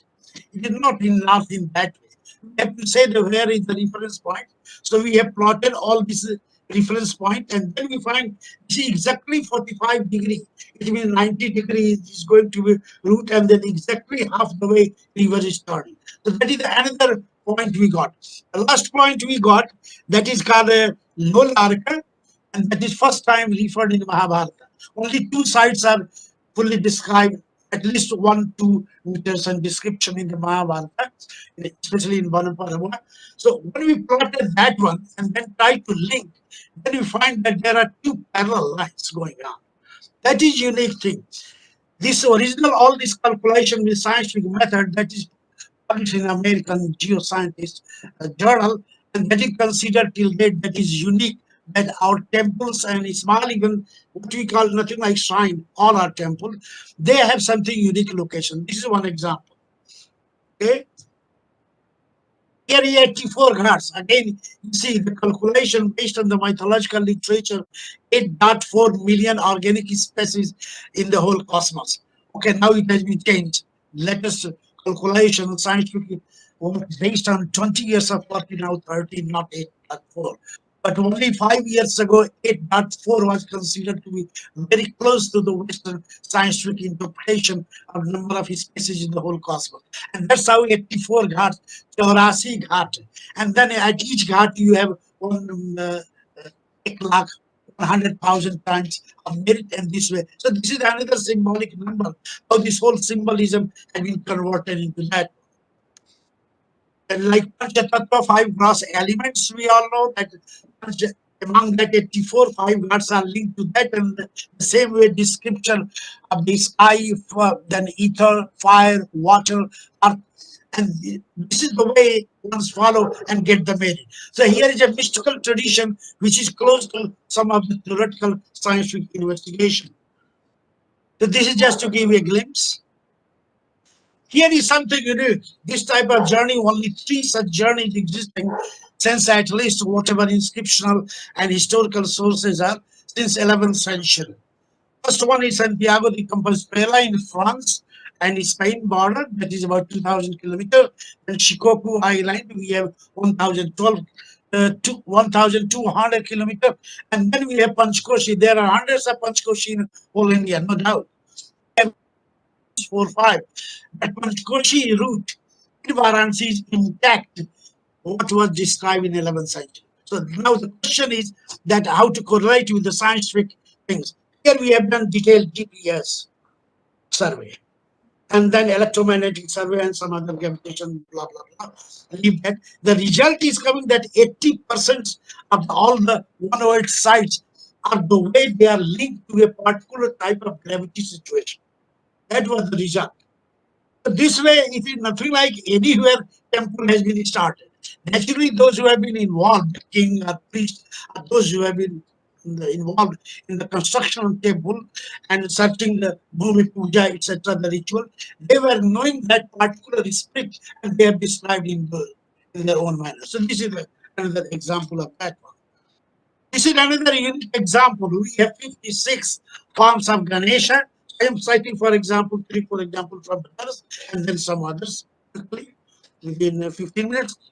So this is example of Ganesha, 56 Ganesha forms, and that is described in 10th to 12th century textual tradition.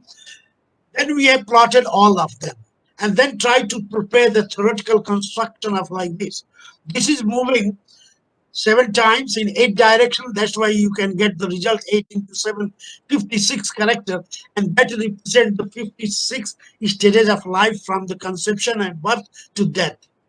When we have plotted that, then again we find 90% correspondence of all these 8 directional locations.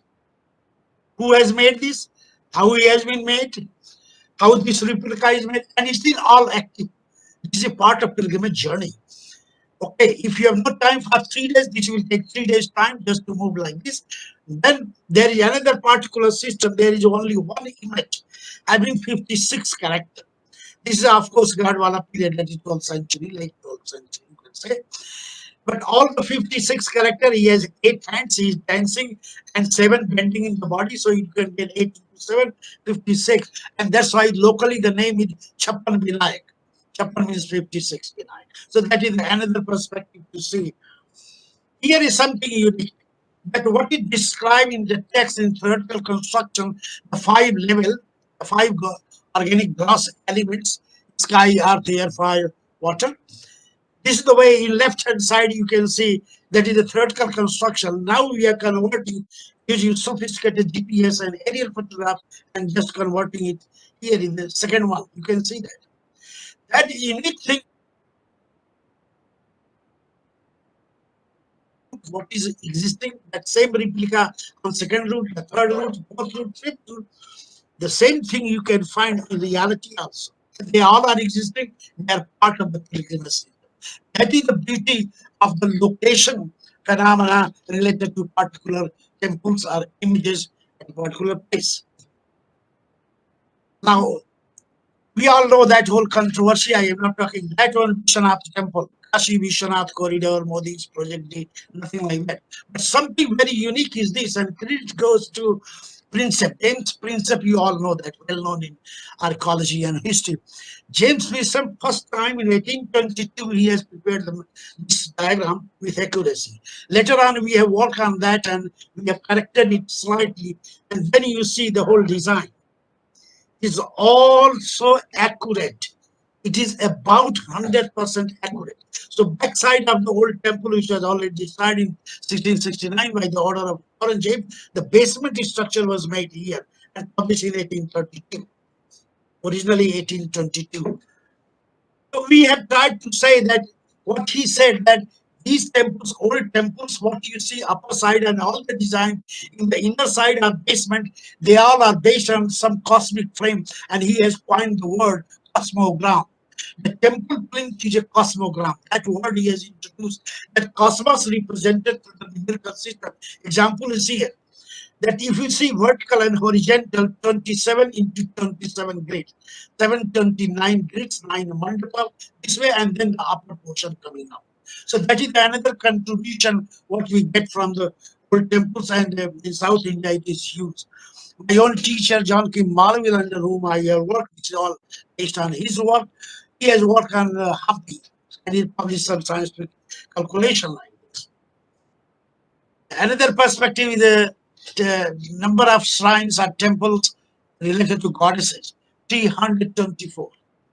And very simple way, you can multiply and then get the number 12, that is division of the time, 9 is the space, you can multiply 108, and the 3 mythical realm, 324. So 324 goddess shrines are in Varanasi. When we have plotted, then theoretically you can see as you go close to the Navi, axis mundi, the power is going to be more, number is going to be more, the result is here. In the right hand top you can see, as you go inner side, it is going to be dense. And here Kim Malville tried to say that first time out of theoretical physics, only in India possible to see that self-organized criticality theory is going to be interpreted with the help of location of temples of particular god or goddesses. This is another example. Okay, here is that what I have at the beginning. I said 3 levels, like India level, that is based on Jyotirlinga. I described in the Bharaparva of Mahabharata. So you see the map of India, then replicated in Varanasi, that by 9th century to 10th century. All the temples have been replicated and consecrated in a manner that what the original place having that. And they have maintained some original priest tradition here in Varanasi. Then the third level is micro level. Here is only one Gulwa, and then all the 12 temples is crystal made unique, only one piece in whole North India. This is a typical things. That, and when we say, my goodness, this is the way that whole cosmos, then the whole India, and then here is a micro. So macro, meso, micro is space consideration. This is the example in the Panchkoshi temple, which is a now some other example, like here 3, 4 more example, like Gaya Mandala. So we have tried to study mostly based on Vayu Purana, because there is a full section describing Gaya Mahatmya in Vayu Purana. So our main objective was to see the location and orientation and alignment. See the result. After all this survey, we find that it is completely circularity and fix the radial points, the center, then a small circle, and then a bar. So you can find inner is a micro, then meso, and then macro, and that is defined by 3 ancient temples, that is 10th to 11th century Surya temple outside on the circumference, and that's how this has been done. And axis mundi is exactly in Gaya, that is the little bit controversial thing, but it in anyway, Vishnupad. To justify this, we have tried to use NASA archive, astronomical archive, to see that what has happened in the past. Whether we have something relationship, and that relationship we have tried to see summer solstice, then winter solstice, how the rays moving, sun rays moving, and that's how we can confirm that whatever our historian or archaeologists given the date, close by to that, this way we can say hardly few days, 10 days plus minus whatever that result published about the date that is going to support that system. So that is another perspective. Only 5 minutes. Yeah. It is okay. 3 more slides.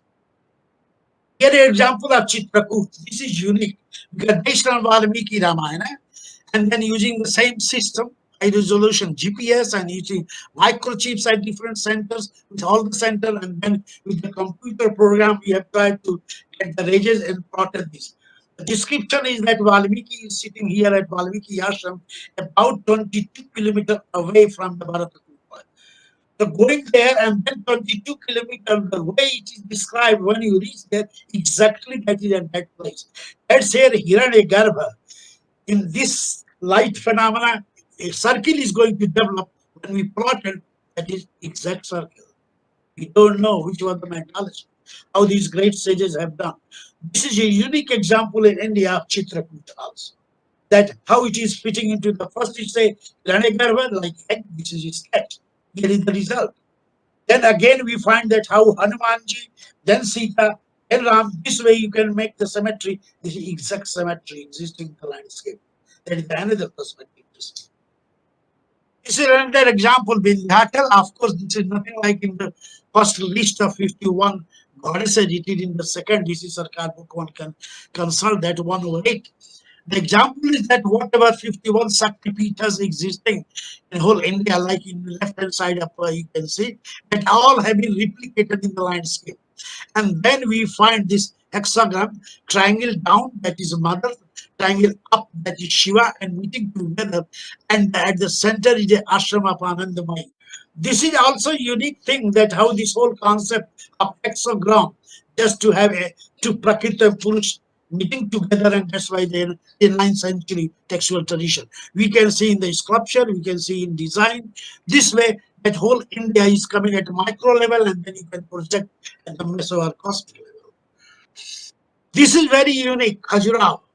So, okay, most of you well familiar to the great lady and knowledgeable image Devangana Desai ji. Okay, we have done here work, and on the day of Shivratri, unique thing happened here. This is 6 years work.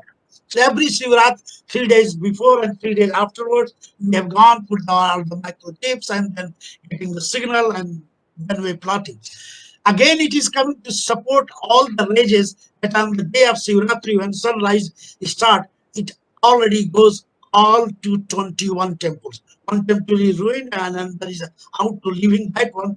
All the 21 temples exactly on the image, the sun rays are going. This way, it becomes easier to astronomically calculate that how the date to be fixed, when it has been first time happened.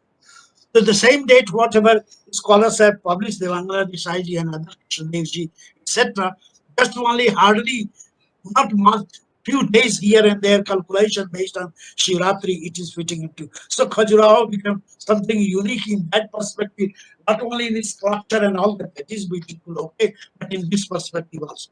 So this way our journey in South, Hampi has been studied by Kim Molville and published in the scientific literature. So I have not shown that one. He has been my teacher, under whom I worked long back. This is about 30 years back story. So just to say that even today, there are 1-2 buildings like our own university, Banaras University, based on the same principle of all manifestation of the numerical symbol. 14 Bhuvana Kosha, 7 up, 7 down, the radial lines, and then division 5 Panchabhuta. This way, all together, making the whole numerical system. That was the message I wanted simply to share with you. That is another perspective when we are putting the regional perspective of our temples and then trying to link how they are there and how they are linked to the other neighboring. We found wonderful orientation and alignment based on the solar region, etc. That was the great contribution of our ancient sages. Thank you very much.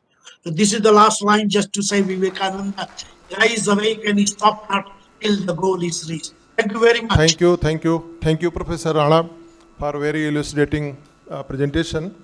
Now I invite Dr. Nandita Krishna. I think she is also online.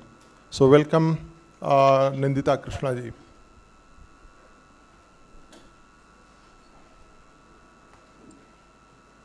Good afternoon, Dr. Vidyavati, Dr. Nambirajan, and the chairman of the session, Dr. Mishra. Thank you very much. I'm going to rush through my presentation, which is in 1 minute. Share. Has it come up? Yeah.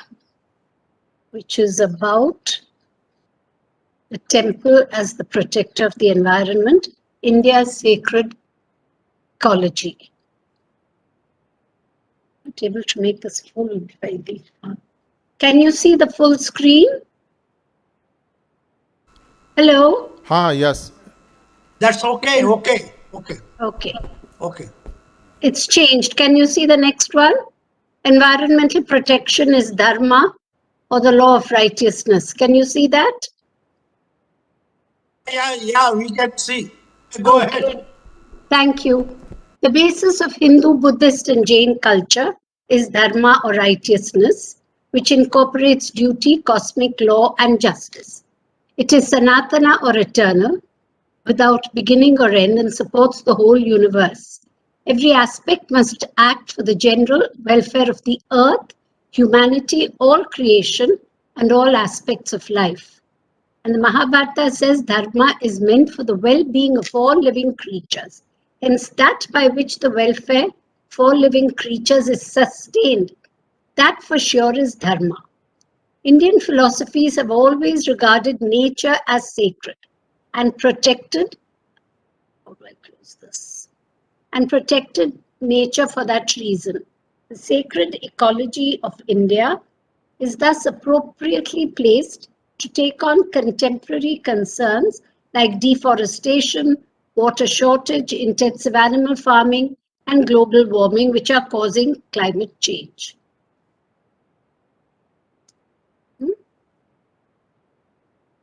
Now, right at the beginning in the Indus Valley civilization, we see this beautiful scene of a male figure, Yaksha, who is inside a stylized pipal tree with a worshipper kneeling in front and a ram behind him. Maybe it's about to be sacrificed. 7 figures below, Saptarishi. This is it may be the Saptarishi. What is interesting is this is the oldest scene of worship in Indian archaeology. Actually, there are scenes in Bhimbetka also where you have the worship of the tree. And the tree was the object of worship. And that continues today, not only the pipal tree, but other trees also. Like the Kejarli was once called the Shami. And interestingly, it comes even in the Tamil text Tolkappiyam, who says that Kotravai or Durga was the goddess of the desert. There are no deserts in Tamil Nadu. And the tiger was her vehicle. And the prickly plant Kotran, which is our Kejarli, was her plant. She was named after the Kotran. And this was probably the time when Saraswati went underground. Rajasthan became a desert. Because of the limitations of time, I'm just brushing over everything very fast. So there is a continuity in our Indian civilization. We have been worshipping trees as part of our civilization, and the tree has been the protector of the deity. The sages of the Rig Veda show a clear appreciation of the natural world, the importance of environment, and the management of natural resources. The Rig Veda dedicates a whole hymn to the rivers, the Nadi Stuti Sukta, and the Atharva Veda dedicates the Prithvi Sukta in praise of Mother Earth and nature. And the Brihadaranyaka Upanishad says, in the beginning there was the self alone. He transformed himself into man and woman. Later he transformed himself into other creatures, bipeds and quadrupeds. In this way he created everything that exists on earth, in water and in the sky. And he realized, I am indeed am creation, for I produced all this. And thence arose creation. In the Vedas, nature was part of an indivisible force, uniting the world of humans, animals, and plants. And I'm not going to read all this because that will take time, but Prakriti means placing before or first the original or natural form or condition of anything, the original or primary substance. While Purusha is the masculine aspect of creation, Prakriti is the feminine. Prakriti is dynamic, causing change, and is an essential part of the universe. So Hinduism has a definite code of environmental ethics. Hindus may not consider them people, I would say, may not consider themselves above nature, nor can they claim to rule over other forms of life. Hence, traditionally, the Hindu attitude has been respectful towards nature. Now, the primordial or cosmic matter of nature is made up of 5 elements: Prithvi, Vayu, Agni, Apa, and Akasha, or the Panchabhuta.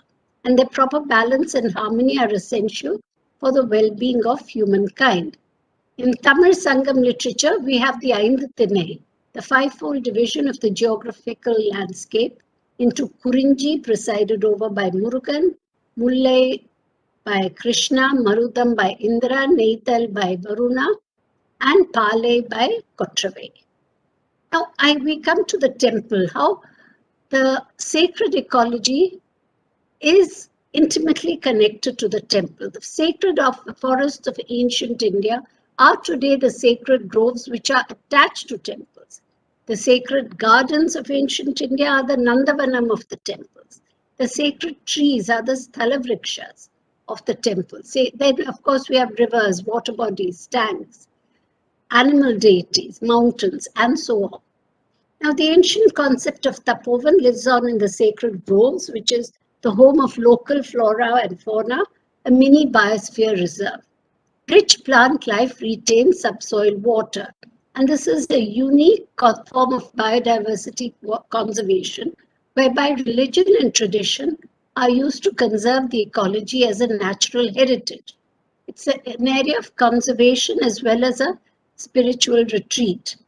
The groves are dedicated to the mother goddess, occasionally to a male god. They belong to the local temple, and this is the single most important heritage of the ancient culture of India. So as I said, they belong to the deity, they are associated with ponds and streams, and they are important in that the vegetative cover of the groves improve soil stability. Thus, by dedicating the groves to the temple and the deity, the indigenous forests and biodiversity were protected. And many towns and villages in India were and still are named after plants and animals. Kanchipuram after the Kanchi tree, Vrindavan after the Vrinda plant, Mylapore in Chennai after the peacock. I can just go on endlessly. The degree of sanctity varies, and this I will not go through now because of the lack of time. The sacred groves belong to the local deity, the mother goddess, and she is gifted terracotta animals. Maybe it is something left over from the Ashwamedha, because it's generally the horse, and they're given to aid her as she roams around the village at night, preventing disease and disaster. Now, this is an all-India phenomenon. In the south, you have INR horses. In Bengal, you have Bankura horses. In Goa, you have terracotta horses. So the gods of the groves can be grouped under gods of rain and fertility, boundary gods, protectors, Kali, hero stones, and snake stones. And these are just some pictures of the kind of horses. In Tamil Nadu, they are huge terracotta horses. In Goa, they are small. And in Kerala, you have the Sarpakavu. The groves are dedicated to the snake god. But all of them will have a temple to which they are associated. And we come to the other one, the Nandavana, which is maintained to provide flowers for the temple ritual. It's also a place for meditation and healing. And there are many, every temple. Famous one is Madurai Kavi Nandavanam at Srirangam near Trichy, the Tirumala Nandavanam in Orissa, in Vrindavan, and so on. Now, I come back to the tree with which we started. The Sthalavrakshas, what were they? They were the original temples. You see, we saw tree worship. Now, all over India, you have Ganesha or Hanuman on a Naga stone or something beneath the tree. It's very common. So, Sthalavrakshas are the trees that first shelter the deity beneath the sky. Later, when temple building grew in popularity, especially in the Gupta period, they were replaced by temples. And what happened? The sacred tree became secondary, but it was retained and worshipped as the Sthalavraksha of the temple. Even in Chennai, the Punne or Alexandrian laurel, which is the sacred tree, is still preserved in the Mylapore Bishop quarters where it originally existed. And when a new one was planted, the original lingam and the peacock were kept under it. Similarly, if you go to Vaidishwaran temple in the south near Kumbakonam, the original lingam is beneath the neem tree because he is a Vaidya. And all these trees had very useful roles to play. Tulsi for general health. Pipal has 24-hour oxygen producing capacity. Rice goddess Annapurna. You have local rice goddesses like Ponni and so on. So plants are sacred for all these reasons, and either a close association with the deity like the Bilva with Shiva, the Neem with the goddess, and Tulsi with Krishna, or they shelter an object of worship, or they may have originated from the bodies of the gods like the Rudraksha from the tears of Lord Shiva. Some plants became sacred. Now the Pipal was sacred before Gautama Buddha, but for the Buddhists it's sacred because the Buddha attained enlightenment beneath the tree. And plants with an important socio-economic role are also considered sacred. The Kejarli, Prosopis spicigera, is sacred for the Bishnois of Rajasthan because of the role it plays in desert ecology. The Alexandrian laurel in Chennai, temple of Mylapore, it's sacred there because it was used to build the ships which went to Southeast Asia. So there was either an ecological role or an ecological role or an economic role to keep them sacred. Then we come to the sacred rivers. I don't have to talk about it, but many of them became goddesses and they are worshipped as goddesses in the temple. Like in the Kushana period, these two are Ganga and Yamuna. They appear as deities and each river has an origin myth. And so they become part of the temple, part of the local mythology.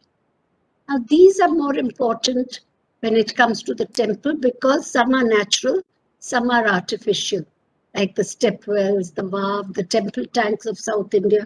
Hampi itself has beautiful temple tanks. Now, these were built as a part of the temple. They were built to maintain the water levels. Desilting of the temple tank was a duty, a dharma, and the entire village used to participate. It's called Kudi Marumathu in Tamil Nadu. Sure, there are names in each language. And what is important is that the silt that was taken out of these tanks was used for making clay figures of deities. Like Ganesh Chaturthi originally, and even now in the south, the Ganesha is always made out of wet clay, which you put back in the local well or sea or somewhere.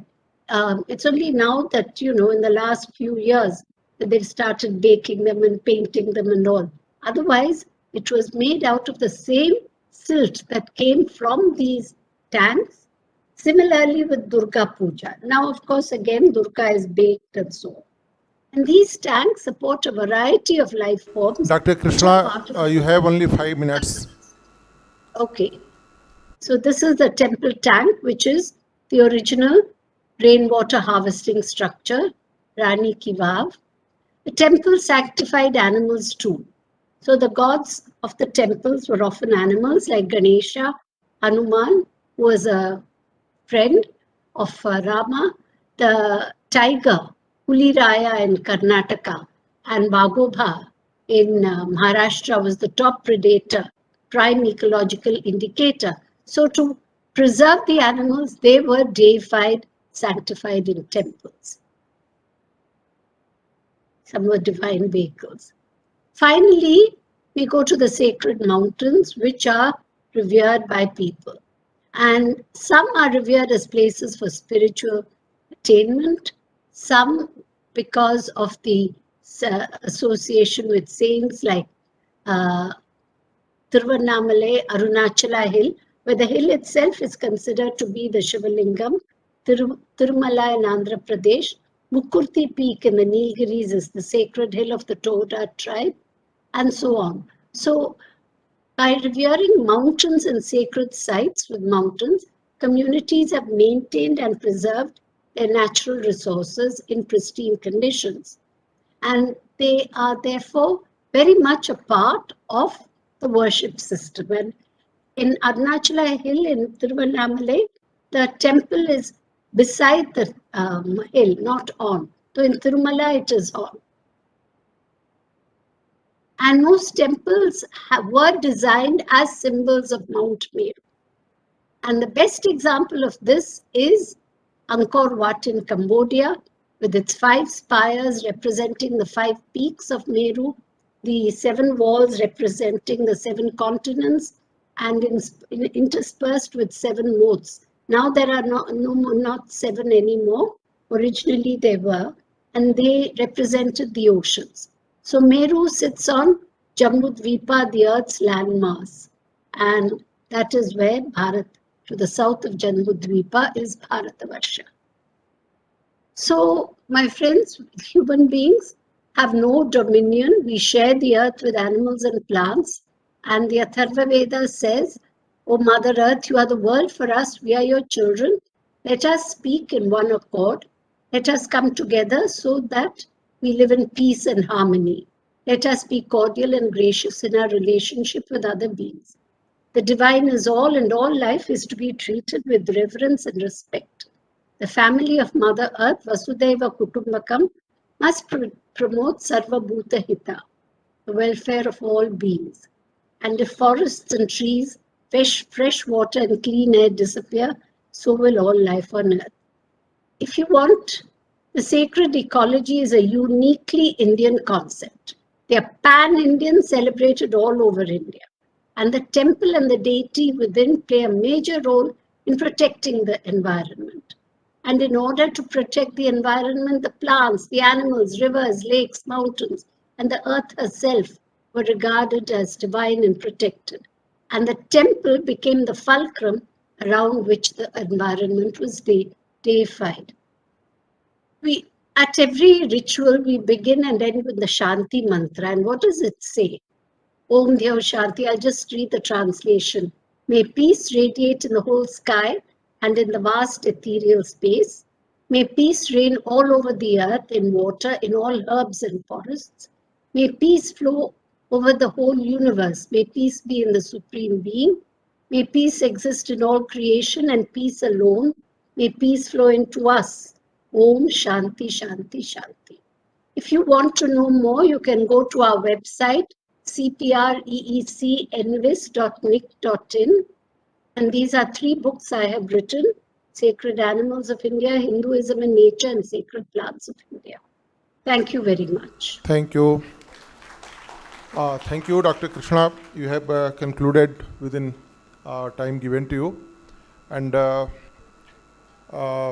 presentation time ends. And now the session is open for question and answers. Okay. Which do I do?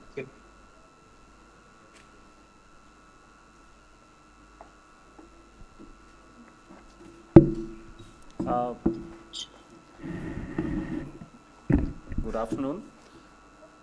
Just before the next session begins, I thought I'll take this opportunity of welcoming the dignitaries who have just come here. I would like to welcome the ambassador from the Royal Government of Cambodia, His Excellency Ung Sin. Very welcome. I would now like to welcome the ambassador from Myanmar, His Excellency Moe Kyo Ong. Very welcome to this conference. I would now like to welcome the DCM Vietnam, Mr. Do Than Hai. You're very welcome to this conference. And I would now like to welcome the DCM Laos, Mr. Kyo Seng Da Vong.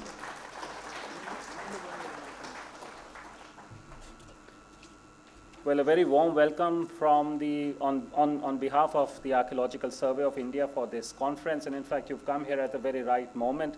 because I think now the session that is going to begin is going to talk about the India's interaction in Southeast Asia and some of the projects that the Archaeological Survey of India is also working in this region. So a very warm welcome on behalf of the Archaeological Survey of India. I think now we have to begin with the next session, and then we will have an interaction with all of you here. Thank you very much once again. Good afternoon, everybody. We have all till now have had an enlightening walk through a comprehensive study of temple architecture, pan-Indian as well as focusing on regional specialization of various architectural forms. As we proceed towards the last session of this vibrant international conference, we shall now delve into the network that the Indian subcontinent enjoyed owing to its strategic geographical location. The idea of sacred expanses and their utilization in absolute entirety being followed in this glorious land traveled to the Southeast Asian countries during the first millennium CE. This diffusion of religious practices and scriptures went hand in hand with the maritime trade through the Indian Ocean and the Bay of Bengal, so much so that mighty empires like Khmer accepted the idea of temples and imbibed the tradition in their culture along with varied cultural and multidimensional interactions with the Indian subcontinent. Our speakers now shall elucidate the idea behind the cultural diffusion along the span of Southeast Asia and the influence that such interaction had on our culture and our neighbors. I now request our moderator, Dr. Maheshwari Ma'am, Regional Director of Asia South Zone, to carry forward with the last session. Thank you very much.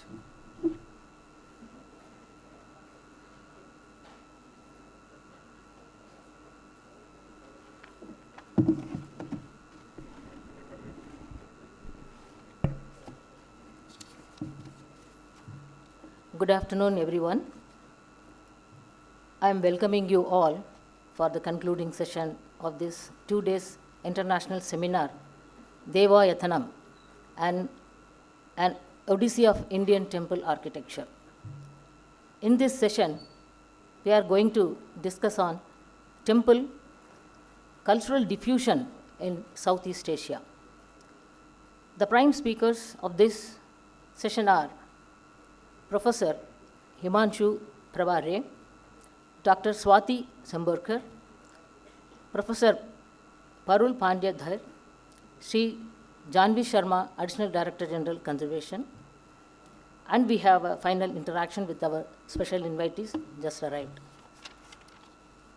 Before going into the session, a few words I would like to share about the Asian continent. I feel which is very relevant here.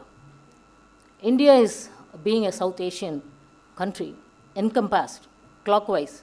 West Asia of West side consists of 11 countries in present political scenario, and Central Asia consisting of 5 countries, East Asia consisting of 6 countries, and Southeast Asia consisting of 11 countries. The geographical position of India is so very favorable for the entire globe, since we have very early period, the trade contacts, the very, very early stages. But the frequencies happened during the Hellenistic time. Though India falls in between West Asia and Southeast Asia, and free accessible through Arabian Sea, Indian Ocean, and Bay of Bengal. Through trade and commerce and political conquest, religion and culture diffused in South Asia.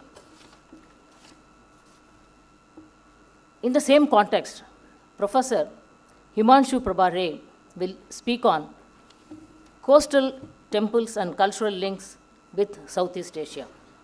I just want to introduce Professor Himanshu Prabhare. She has received a MPhil Archaeology from the University of Cambridge and her PhD from the Center of Historical Studies, Jawaharlal Nehru University, New Delhi, and subsequently taught at Jawaharlal Nehru University. She is also affiliated to the Oxford Center for Hindu Studies, Oxford. In 2012, she was appointed as the first chairperson of the newly established National Monuments Authority, Ministry of Culture, Government of India. From 2014 to 2019, she was awarded the prestigious 5-year analysis Marier Fellowship of Humboldt Foundation, Germany, and held on honorary professorship in the Distant Worlds Graduate School of the Lundberg Maximum University, Munich. She has written really 6 books and 6 or more than 6 edited monographs. May I invite Professor Himanshu Prabha, please come into the.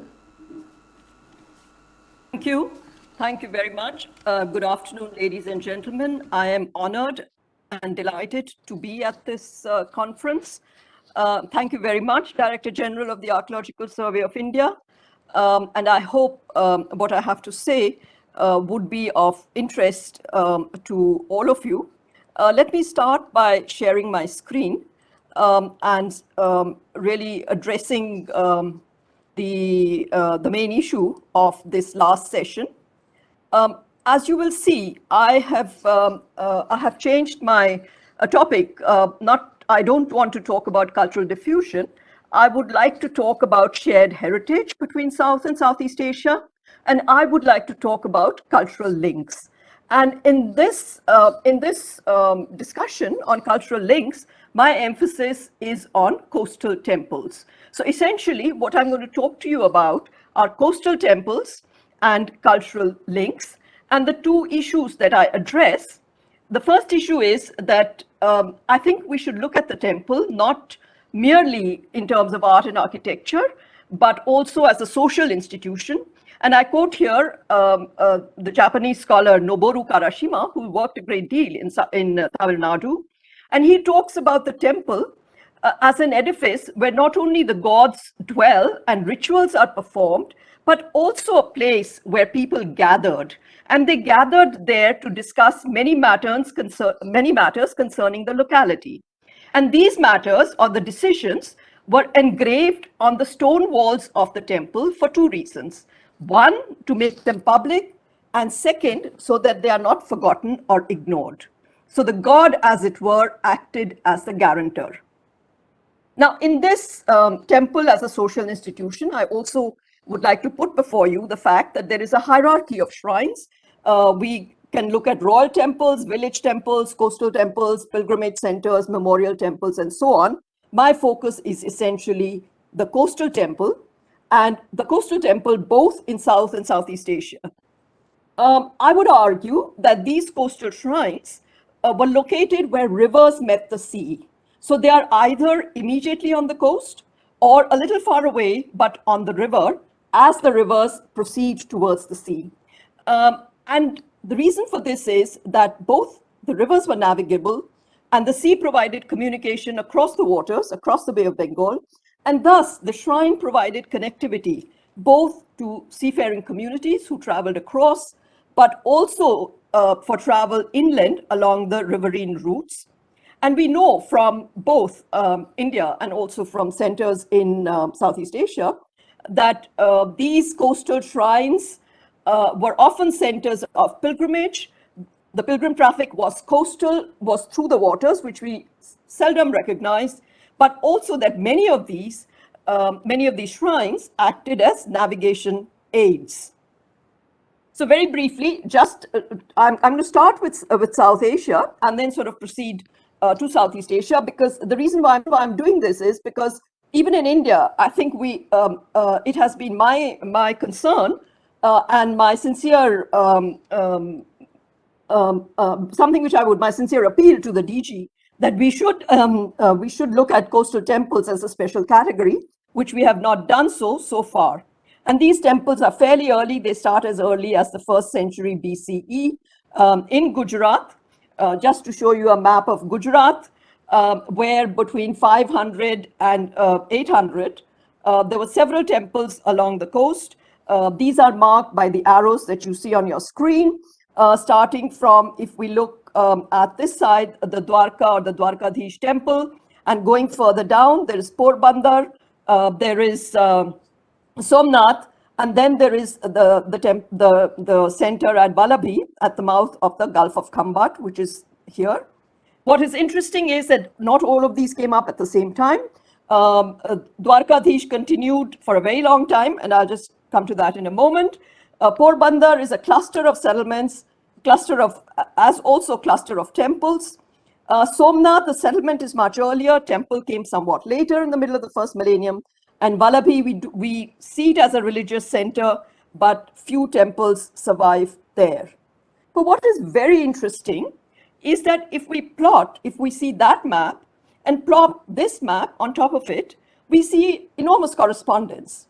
And these red circles that you see on your screen are areas where stone anchors have been found. These anchors were used for the anchorage of boats, sailing vessels, and so on. And it's quite interesting that they should have been found in the same cluster of sites where our coastal temples have been found earlier. So certainly on this side, the Dwarka, Porbandar area, at the bottom, Somnath, and at the Gulf at the top of the Gulf of Khambat, Lothal, and the other sites. Why do you think I accept this as a proposition? Because this is a site near Porbandar. It is a site called Harshal Mata. It is a site which lies on the route to Dwarka. It is on the coast. This is a creek. What you see out here, the water, is that of a creek. On the left-hand side, at the bottom of the screen, you see the fishing village, which is at the base of the hill, and the temple on top, the white building that you see with a red flag on top. This is, as you see it today, it's a 1300 CE construction, said to have been constructed by a Jain merchant. The temple itself, or the origins of the temple, go back to a much earlier period. And this brings me to a second issue, which is the dynamism of the shrine. The shrine was set up at a certain time, it continued through time, it changed, and went through several permutation combinations. And so we should see the shrine or the temple as a dynamic structure, not just as something which came up at a certain point in time, evolved, and then declined. And this is even more evident when we look at this slide, which is a slide of Dwarkadhish temple. The Dwarkadhish temple at Dwarka on the coast, as it stands today, is a 16th century structure. So it's a much later temple. But these were excavations which were carried out by the Archaeological Survey of India in the forecourt of the Dwarkadhish temple. And what they found and what they have preserved are these remains of a 10th century temple. So this further supports the point that I just made, that we need to look at temples as dynamic structures and not as structures which are static or which are frozen in time. And we do know from inscriptions, from copper plate grants, that there was sort of special taxes, or there was sort of fewer taxes that were imposed on goods or commodities that were meant for religious purposes. This is the last line that you see on your slide, where it says that a boat full of containers was charged 12 silver coins, but if the containers were for religious purposes, they were charged only 1 1/4 silver coin. So there were certainly commodities and goods meant for the temple had a differential rate of taxation.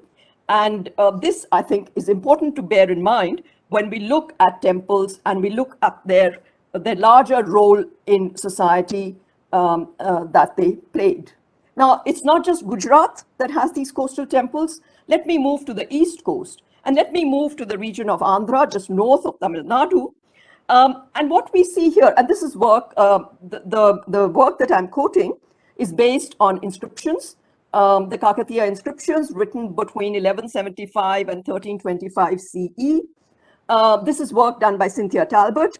And what she did was that she looked at about nearly 900 inscriptions, 895 inscriptions. These inscriptions are on stone in temples. These temples are all over the area, the gray area that you see. But in the inset, you see the coastal temples, which are shown with black dots. And what is very significant and very interesting is that the coastal temples have a much longer lifespan. So they were much earlier, they continued for a much longer time. They are richer than the inland temples, the temples that we heard about in Telangana and in the interior. And also the fact that many of the coastal temples were centers of pilgrimage, and that this pilgrimage was by the sea route. It was certainly also by the inland route, but a major portion of it was also by the sea route. Another coastal temple further south from what I had just shown you, the Andhra coast, is Tamil Nadu. The arrow shows Saluvan Kuppam. This is again another site excavated by the Archaeological Survey of India. And beyond the trees, you see the sea. So it's plumb on the coast, right there, just on the seashore. And again, this temple has a very fascinating history.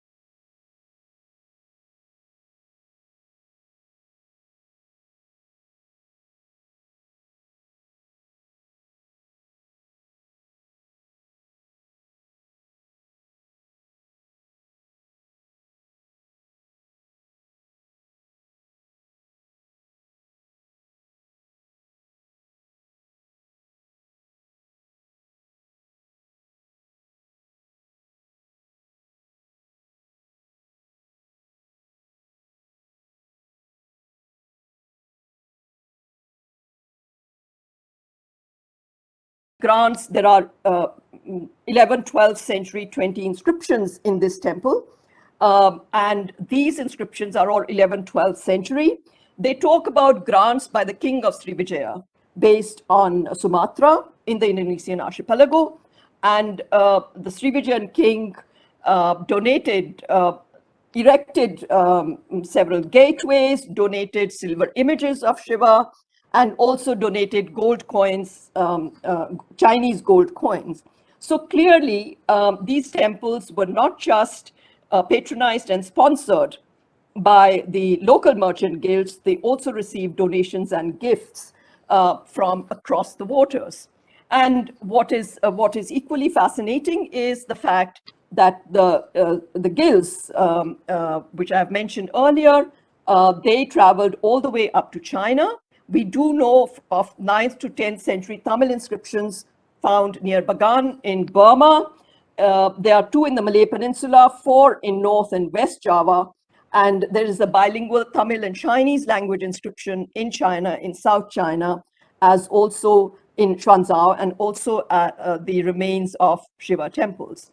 And these inscriptions not only talk about the spread of the language, but also the fact that these merchant guilds took the temples all the way across to China. Just very briefly, 2 or 3 slides. As you know, I have only limited time. This is the Tamil inscription. Barus is at the bottom of your screen, where you see the arrow, and Kotachina is the north coast of Sumatra. The Barus Tamil inscription refers to payment of taxes by ships calling at Barus to the local representative, and the taxes have to be paid by to the local representative of the South Indian Merchant Guild, the Ayavole.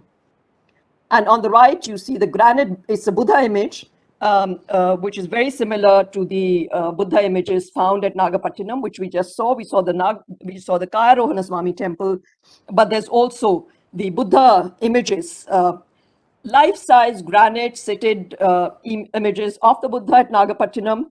There are bronzes. Nagapattinam is a very rich site, and really is a site which deserves far more attention than we have paid to it so far. The temples, as I mentioned, sponsored by the guilds, stretch all the way to South China. And on the left-hand side, you see the remains of the Shiva temple and partly the routes that connect it all across to Southeast Asia. Very briefly, I don't have time to talk about the temples of Vietnam, which I would love to, but sorry, I don't have time. The interesting point is that under the Pallavas, there's also a sort of shift in conceptualization of how a king is to represent, the self-representation of a king. And the notion of the king as a temple builder becomes very prominent in inscriptions. It is also, at this time that, particularly in Vietnam, this is the 4th century, the earliest, the Vocan inscription, which is now in the museum. It's in Hanoi, in the National Museum. It's written in what earlier used to be called as the Pallava script, but is now, the more recent terminology is to refer to it as Southern Brahmi. To talk about coastal sites across the waters, this is the Malay Peninsula, South Thailand. The yellow arrows that you see on both sides of the map are arrows which point to cave sites, coastal sites, which were Hindu cave sites. A lot of work has been done by the Fine Arts Department of Thailand, where they have not only documented these cave sites, but have also conducted excavations. And then you see the 10th century Surya image from South Thailand. I would like to close and give the floor to others. Just 2 very brief points that I would like to make. I'm extremely grateful to the Archaeological Survey of India. On the left-hand side is a cover of a recent book of mine on coastal shrines and transnational maritime networks across India and Southeast Asia. But the reason why I would like to show this slide to you is the fact that it shows an inscribed conch shell Conches, as you know, are marine resources. They are not found extensively, but they do come from the Gulf of Mannar. This conch shell was found in the excavations of a temple done by Archaeological Survey of India, a 4th century temple at Nagarjunkonda on the Andhra coast. It has an inscription which talks about the Ashtabhuja Swami, or the 8-armed Vishnu deity. It has the chakra on the pillar and the trident. And really, I thought this was the best representation of how the marine resources got incorporated into ritual, into temple worship, not just in Hinduism, but very extensively in Buddhism as well. The other publication that I would like to draw your attention to, and I'm again thankful to the Archaeological Survey, is it has many of the sites which the Archaeological Survey has over the years conserved in several parts of Southeast Asia, but I think Janavit Sharma will talk more about that. And with that, I'm thankful to you for your attention, and thank you once again for giving me this opportunity. Thank you. Thank you, Professor, for your wonderful speak on the subject. We are all enlightened, ma'am. Thank you so much. Our second speaker is Dr. Swati Chambarkar, and she will talk on architectural linkages, temple form in pre-Angkorian Cambodia, and Indian temples through online. Dr. Swati, please. Yes, I'm just trying to share my presentation. Just give me a minute.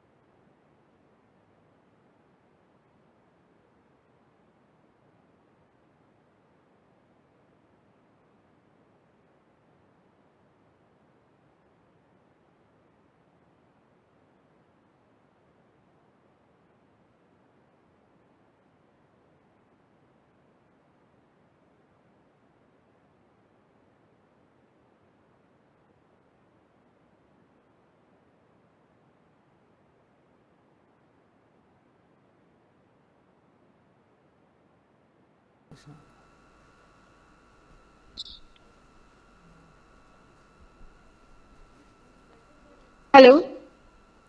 Yeah, now you can hear you. Am I heard? Am I audible? Yes, yes. Okay, great.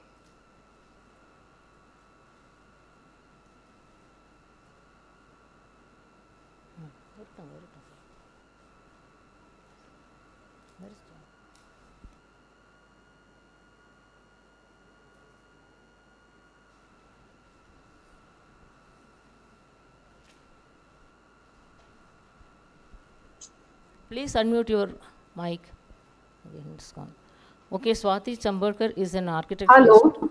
Yeah, we can hear you, ma'am. Okay, but you can't see my presentation yet, Yeah. right? Yes. Okay, just give me a minute. I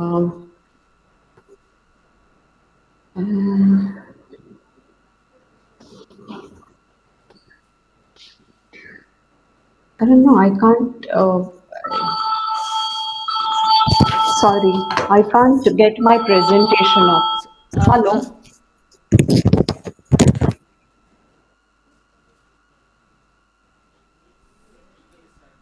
Okay. Yeah. Okay, I think getting some. Now we can invite our third speaker, Professor Parul Pandiyadhar. She is going to speak on temple architecture of Southeast Asia, key issues and understanding links with Indian temple architecture. Professor Parul Pandiyadhar is an historian of visual arts with a deep interest and training in the performing arts. She teaches and supervises graduate and doctoral students in the Department of History, University of Delhi. Her work engages with Indian art and architecture, art historiography, and connected cultural histories of South and Southeast Asia. She has authored several books and endless books she has edited, and we have seen her thing. I invite you, ma'am. Please come to the dais and explain us.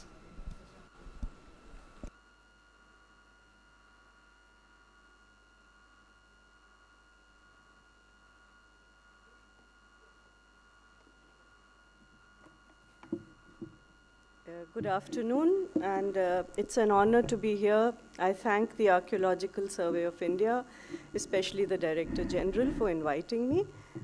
Can I please have the presentation on? So my talk today focuses on some key issues relating to temple architecture and the movement of architectural concepts, motifs, forms, between India and the Southeast Asian regions in ancient and medieval times. I will first discuss the shared conceptual underpinnings of some ancient Indian and Southeast Asian temples and the distinctive local element in the translation of these concepts into material manifestations. Next, I will highlight the role played by voyaging artifacts across land and sea in the dissemination of architectural knowledge, specifically relating to temple architecture.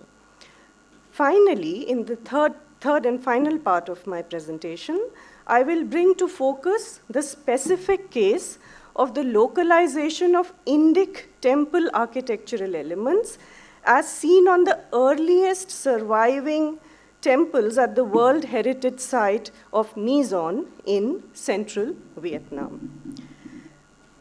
Early temples and the transmission of architectural knowledge forms the first part of my presentation. Now, by the 4th, 5th centuries of the Common Era, stone temples that survive for us today, we have seen much earlier remains in brick and other materials, began to be built alongside wood and brick for the construction of what is called Devayatanas, or abodes of gods. Brick continued to be in use, but the surviving examples are far fewer as compared to stone temples from the 5th century onwards.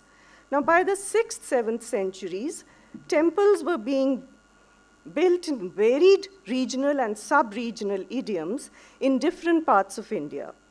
The earliest structures from erstwhile Champa in Vietnam belong to the 7th century and are built in brick with select architectural elements crafted in stone. In Champa, brick continued to be the preferred medium of construction throughout the pre-modern world. In neighboring Cambodia,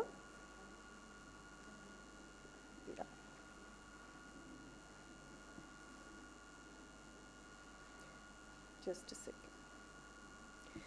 In neighboring Cambodia, several pre-Angkorian temples, such as the 7th century structures from the famous site of Sambor Precook, were built in brick. However, stone temples were also in existence at this time, such as the temple known as N17 in the northern group of the Sambor Precook group of monuments. In Indonesia, I'm talking of the earliest temples at the moment, earliest surviving temples. In Indonesia, central Java has yielded the best preserved 7th, 8th century examples of early stone temples, as for example, the Chandi Gedong Songo at Mount Ungaran, and the remarkable group of early temples located on the picturesque Dieng Plateau. So these are the Dieng Plateau temples. I'm just sort of giving the spread of the, post-5th century scenario in parts of India and Southeast Asia are really a bird's eye view. You really have stone temples coming up from this time. In some places like Champa, brick continues to be the preferred medium of building. A closer analysis reveals two dominant modes of transmission. How, after all, did one of the concerns that my paper addresses here is how did immobile temples translate into architectural prototypes in, across land and across seas into different parts of Southeast Asia, and what really, is not a one-sided happening. In Southeast Asia, what happens to these temples is something that is not found in India. So there is a mutual reciprocity that we need to recognize in the process of exchange. So the first idea that I'm looking at is about itinerant concepts. And for itinerant concepts, I've chosen the motif of the Meru as monument and as mountain. The motif of the mythical mountain Meru as the mountain of gods, as a cosmic organizing principle located at the center of the universe, with its summit being the highest point, and is sort of very well established, not only in Indian cosmography, but also as a symbol of Hindu, Buddhist, and Jain cosmology. Ancient Indian literature abounds in descriptive references to the Meru as the world axis, as the central mountain with 4 buttress mountains, as the navel of the universe encircled by concentric rings of lands and seas, Sapta Sandhavaha, as the mountain upon whose summit is the city of gods, and as the orienting principle of the directions. Now, these interpretations of the Meru have traveled as ideas along trade routes and have translated in the Hindu and Buddhist architecture of places like, my example here is to do with Cambodia. The iconography of Meru in Cambodia signifies at once many levels of meaning: metaphysical, religious, and political. The realm of gods in heaven finds a parallel in the realm of gods on earth. It is in Cambodia that we find the most magnificent examples of temple mountains in the image of Meru, conceived on stepped terraces with the abode of God on its summit and with moats, causeways, barrays, and dikes around the pyramid mountain in the image of continents and seas encircling the Meru. The system of barrays and dikes also served the important function of collecting and channelizing water. As the state temples of successive Cambodian kings, the temple mountains of Bakong, Bakheng, Koker, Baphuon, Angkor Wat, and the Bayon also served as ritual centers of the successive capital cities of the kingdom. Indian Meru symbolism is localized in Cambodia on the substratum of its autochthonous belief in the supernatural powers of the mountain, in accordance with its newly felt needs for rituals of kingship and concerns of water management. So what's happening here in the process of transference and localization is that it is a cultural idea of the Meru that has traveled and generated newer visualities in a manner that is parallel and yet quite distinct from what is encountered in India. The idea journeys ahead to generate newer imageries. I come to the second part, which deals with voyaging objects. Architectural imagery incised, carved, or painted on portable objects such as votive offerings, terracotta ceilings, illustrated manuscripts, miniature models of stupas and temples, and stele engravings were carried by pilgrims, traders, priests, and monks on long-distance journeys. Asian Buddhist pilgrimage, for example, marks important events in Buddha's biography. His birth at Lumbini. This one here shows the Ashta Mahasthanas that also became the 8 important Buddhist pilgrimage centers, and these represent, in general, the types of voyaging objects that led to the carrying across of architectural imageries. Bodh Gaya's rising fame in medieval times encouraged the production of miniature models of the Mahabodhi temple. These temple models were portable and could be carried across as souvenirs across long distances.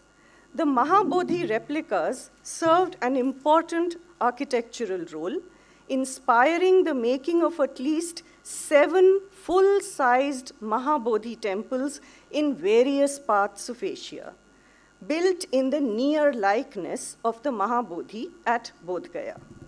These pan-Asian constructions of Mahabodhi temples include the Mahabodhi at Bagan in Myanmar, early 13th century, which is the closest in form to the Bodh Gaya Mahabodhi.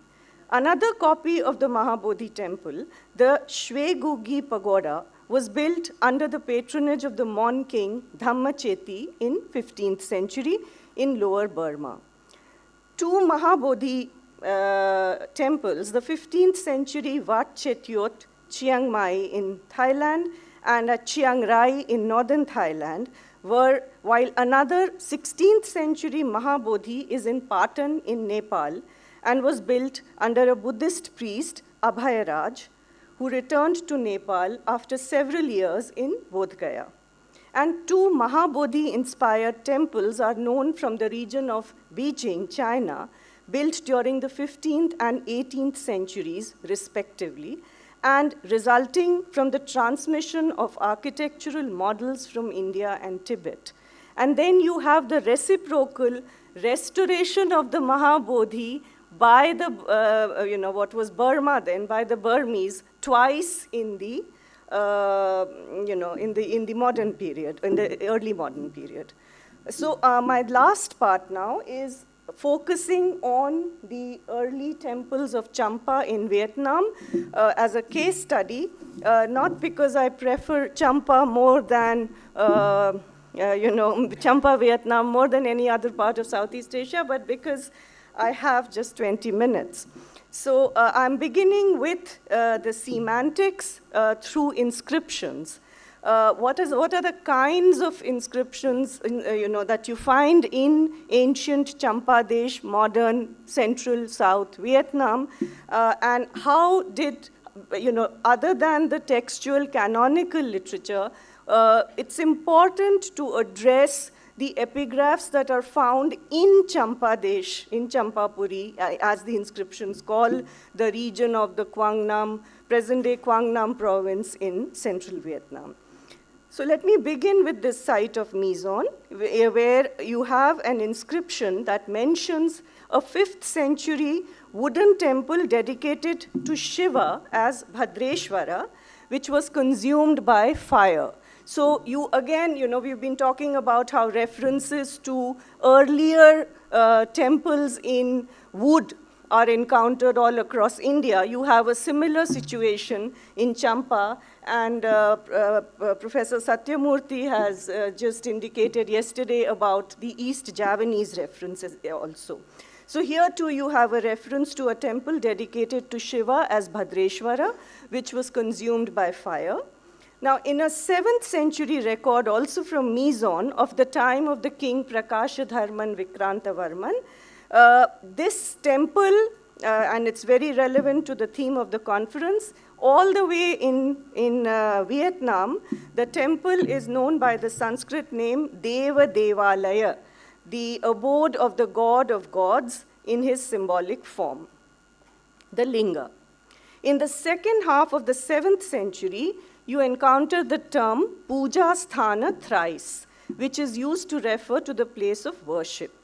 The term puja sthan in these epigraphs indicates the place where the deity was installed and appears to serve a dual meaning, both the pedestal support for the deity's image as well as the site where the deity's image would have been housed or established. So these kind of pedestals are very, very popular in charm temple architecture. This one is from Maison A1, but I will show a more very decorated one very soon. The act of installing a deity for worship, which is known as thapitam in the charm inscriptions, at a suitable sacred place, sthana or puja sthan, was most significant for the charms. This also explains the centrality of the altar platform, which is addressed as the Vedi or the Mahavedi. This is known as the Vedi or the Mahavedi in Central Vietnamese, in ancient Central Vietnamese sources.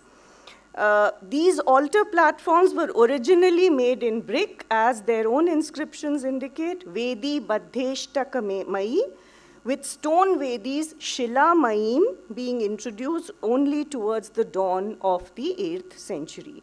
A few other temple terms are found in inscriptions from southern Vietnam. I'll go over them fast. Prasada from Po Nagar in the Nha Trang province of southern Vietnam, and associated components of temples, halls and doorways, Prasadani, Mandapa, Vichitra, Dwarena. These are not inscriptions from India, these are Sanskrit inscriptions from Champa. Coming to the form, function, and symbol of the temple, the place of worship, sthana or puja sthana, where the deity's image or symbol was installed for worship, was essentially a raised pedestal or platform known as the Mahavedi. A small sculptural relief carved on the Maison E1 platform of the early 8th century conjures a semblance of what such early shrines may have looked like. You have 5 more minutes, yes, please. I'll finish in 5 minutes.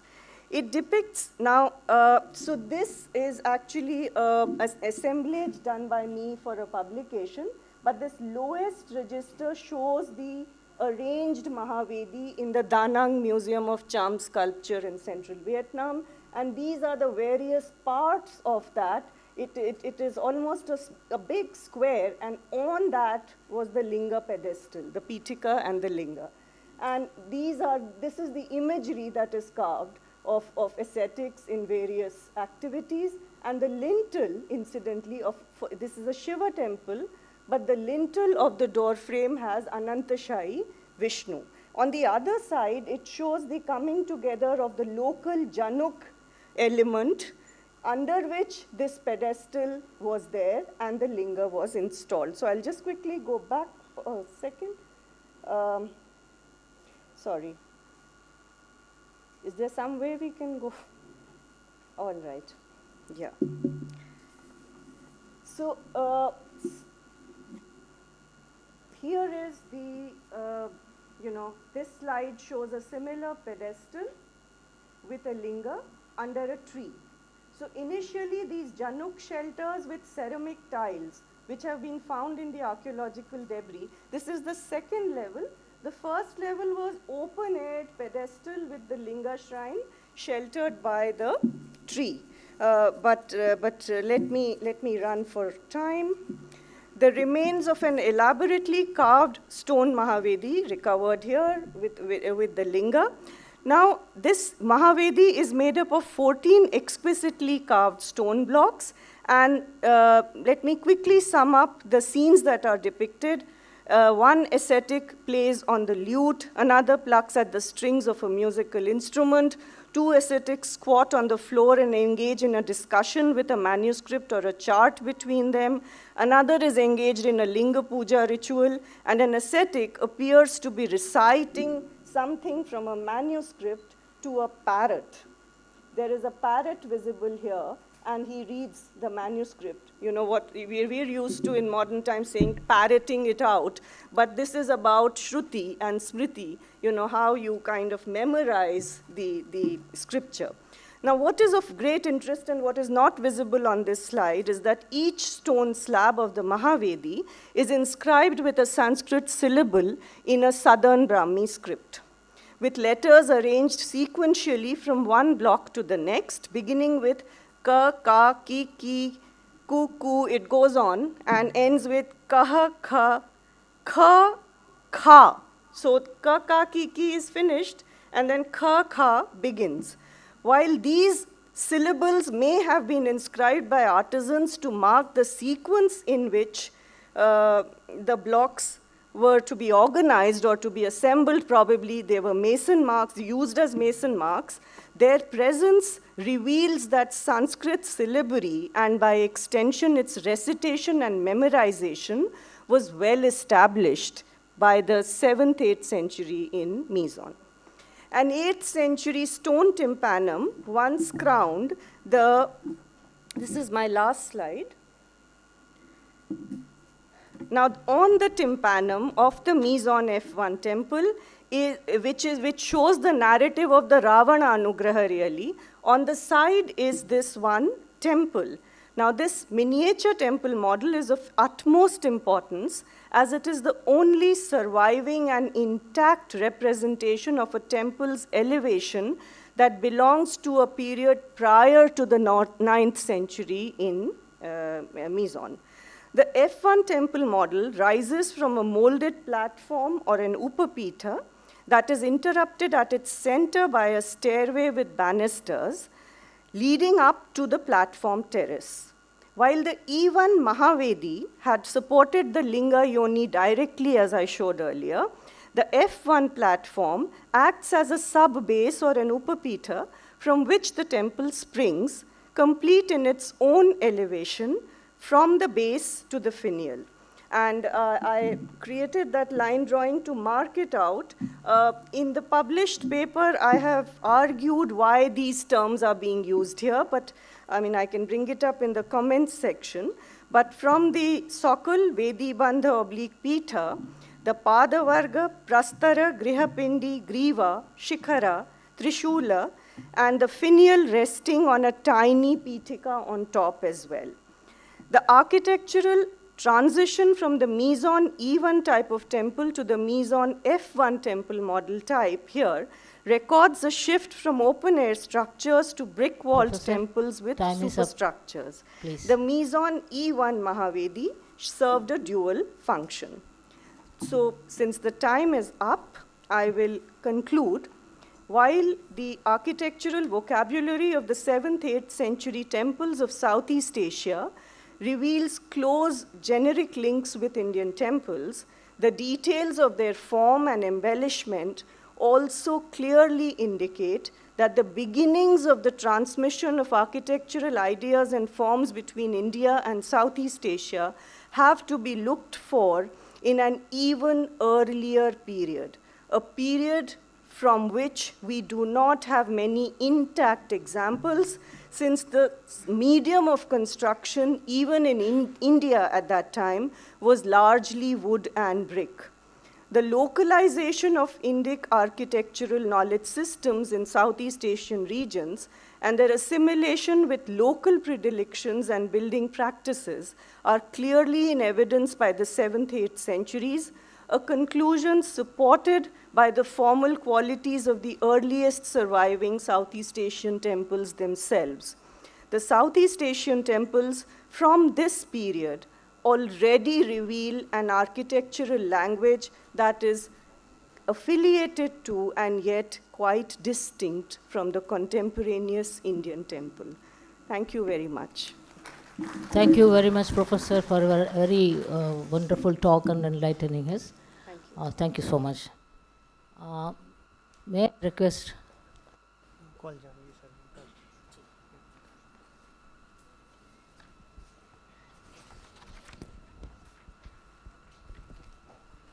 May I request Shri Janvi Sharma, Additional Director General, Archaeological Survey of India, to come to the dais, please. He is going to discuss on conservation of temples in Southeast Asia, conserving their outstanding universal value. Just a few words I just wanted to talk about Sri Janvi Sharma ji. He presently holds the post of Additional Director General, World Heritage and Conservation in the Archaeological Survey of India. During his tenure with ASI, in various capacities, he has been instrumental in carrying out conservation of monuments and sites in India, as well as Southeast Asia. His inclination and passion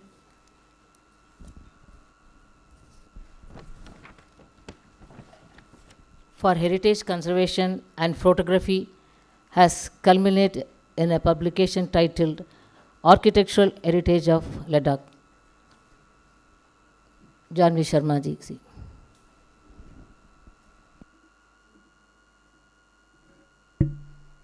Thank you, Madam Chair, for inviting me to talk. First of all, I would like to thank the Director General ASI for giving me an opportunity to talk about something that I'm very passionate about. I'm also very grateful for the ambassadors from the four Southeast Asian countries who are present here. I think their presence is really helpful from the point of view that perhaps they can also relate to the works that Archaeological Survey of India is undertaking at some of the iconic monuments in their region. Now the time is very short. I'm the last speaker, so I have a responsibility to finish in time. So I would straight away come to the point. I would also like to thank actually the previous speaker and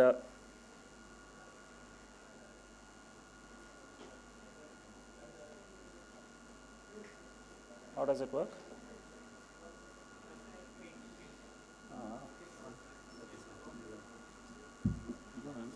It's not working.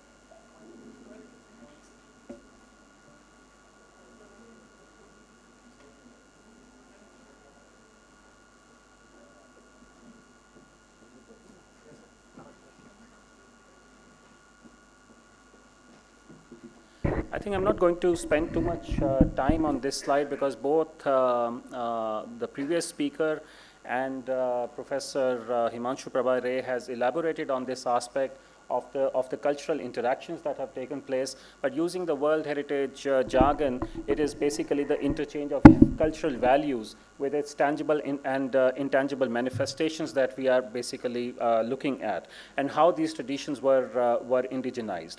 Now, just to inform you all that the Archaeological Survey of India, at the behest of Ministry of External Affairs, is undertaking conservation of iconic World Heritage properties outside India. And as of now, we are working at Laos PDR in Wat Phu Temple Complex. In Vietnam, we are looking at Mison group of temples. In Myanmar, we concluded the conservation of Ananda Temple in Bagan Archaeological Area, and we are going to start with the conservation of about 20 smaller temples and pagodas which were affected after the earthquake. In Cambodia, we worked in Angkor Wat from 1986 to 93, and we are still working in Thaprom Temple, and we are going to initiate the conservation of Privihar Temple Complex. And in Maldives, we are working for the conservation of Friday Mosque in Malé. Now, because we have the shortage of time, I could only present one case study here, the conservation that we are doing at the moment, and that is the conservation of Thaprom Temple in Cambodia. Now, Cambodia needs no introduction, but just to give you a kind of a background, its geographical context, it's bordered by Thailand, Vietnam, and Laos.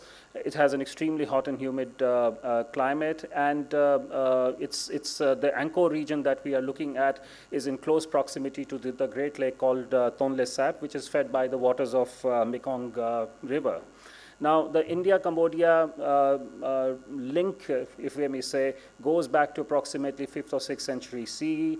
The trade and commerce led to the firm establishment of the cultural contacts or relations between the two regions. And it was the Khmer empires from the 9th to 15th century CE that they adopted the Indian religions, the Hinduism and Buddhism, and that led to the patronization of art and architecture reflecting tenets of Indian iconography and architecture, and therefore many temple complexes were built in the Angkor region. And from 1986 onwards, that there is a continuous cooperation between the government of India and the royal government of Cambodia towards the conservation of the monuments in the Angkor region. Now, I think I'll skip these slides because the time is less. I wanted to talk actually about the conservation. Some of the prominent temples of the Angkor region, Prasad Kraman, which is the early 10th century, then Preru, Bentesrei, Takeo, Angkor Wat, Bayon, Bophon, Bang Milia, Taprom, Bantekerai. These are some of the very prominent temple complexes from the Angkor region. And if you look at the time span, we're looking at a time span of about early 10th century to about 13th century CE. So that's a time span of about 350 years. A very quick glimpse into the temple complexes that we are looking at. This is the Prasad Kravan, which is one of the earlier temples. It's an early 10th century brick temple structure with a linear layout. Bantekerai, which is again a mid-10th century temple, gives us very interesting, it's for the first time the temple has an enclosure, and you can see and relate to the temple iconography which is present on its walls and its pediments. Bayon, one of the most popular temples in the region, with a circular plan, but it is perhaps more known for its large, giant images on its shikhara. But and Kokher, another important temple, though it's slightly outside the Angkor region, has a very zigguratish pyramid kind of elevation. It's a part sandstone, part brick construction. But it is the Angkor Wat, which is their main prime monument, and it is also believed to be the largest Hindu temple outside India, which is, I think the previous speaker talked about its plan and layout, that it's a Panch Meru plan, but it has the concentric enclosures, and the temple measures approximately 2 kilometers by 2 kilometers with a large moat that surrounds it. Just to give you an idea. And then you have all these attributes, the Naga railings, the Apsaras, your panels which depict various themes of Mahabharata, Ramayana, the Khmer emperor's processions. This is something truly extraordinary. I'll just skip through. And in the 1980s, the conservation work that was carried out by the Archaeological Survey of India. So I'm just giving you one glimpse of the Samudra Manthan Gallery, the work that was carried out by ASI at that point in time. Now we are looking at this time period, which was very difficult. The country had just come out of the civil unrest, and therefore the material was not available. The site was still having, there were these landmines and all across. The material was just not present at the site. So it was a very different circumstance, a difficult circumstance that ASI worked in at that point in time.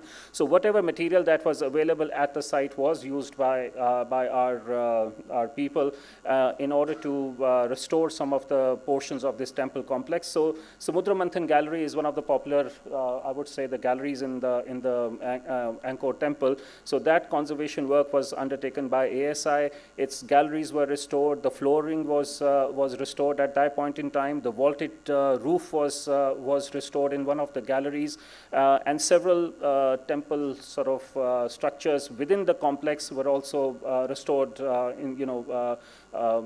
during that period.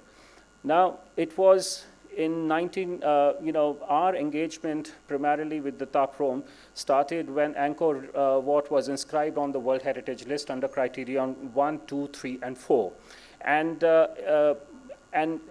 it is UNESCO believes it's one of their success stories, in a sense that a lot of stories of vandalism and loot was being reported. So therefore, they inscribed the site on the World Heritage List, but immediately put it on the list of endangered. And therefore, it was, and also the UNESCO created a mandate an international coordination committee called ICC, which was co-chaired by France and Japan under the aegis of UNESCO. And that led to the launch of the Apsara National Authority. So what ASI is to India, Apsara National Authority is for the Siem Reap region. And it was then their persistent effort which led to the removal of the site from the endangered list in the year 2004. And of course, when it was put on the endangered list, a lot of conditions were put on the for the site as to it should have a defined boundary and a buffer area. It should have a management authority. It should have a sort of a management plan in operation, and whatever international assistance is required. So that was the kind of condition that was put in at that time. Now, I'll skip the historical context because I'll straight away come to the story of conservation. Now, this was the condition of the temple. It was completely engulfed and overgrown by the forest. It measures about 1.1 by 0.65 kilometers. But as you can see, the central portion is completely engulfed. But the temple, being a part of the World Heritage property, had tremendous archaeological, architectural, cultural, historical, but in this particular case, ecological significance.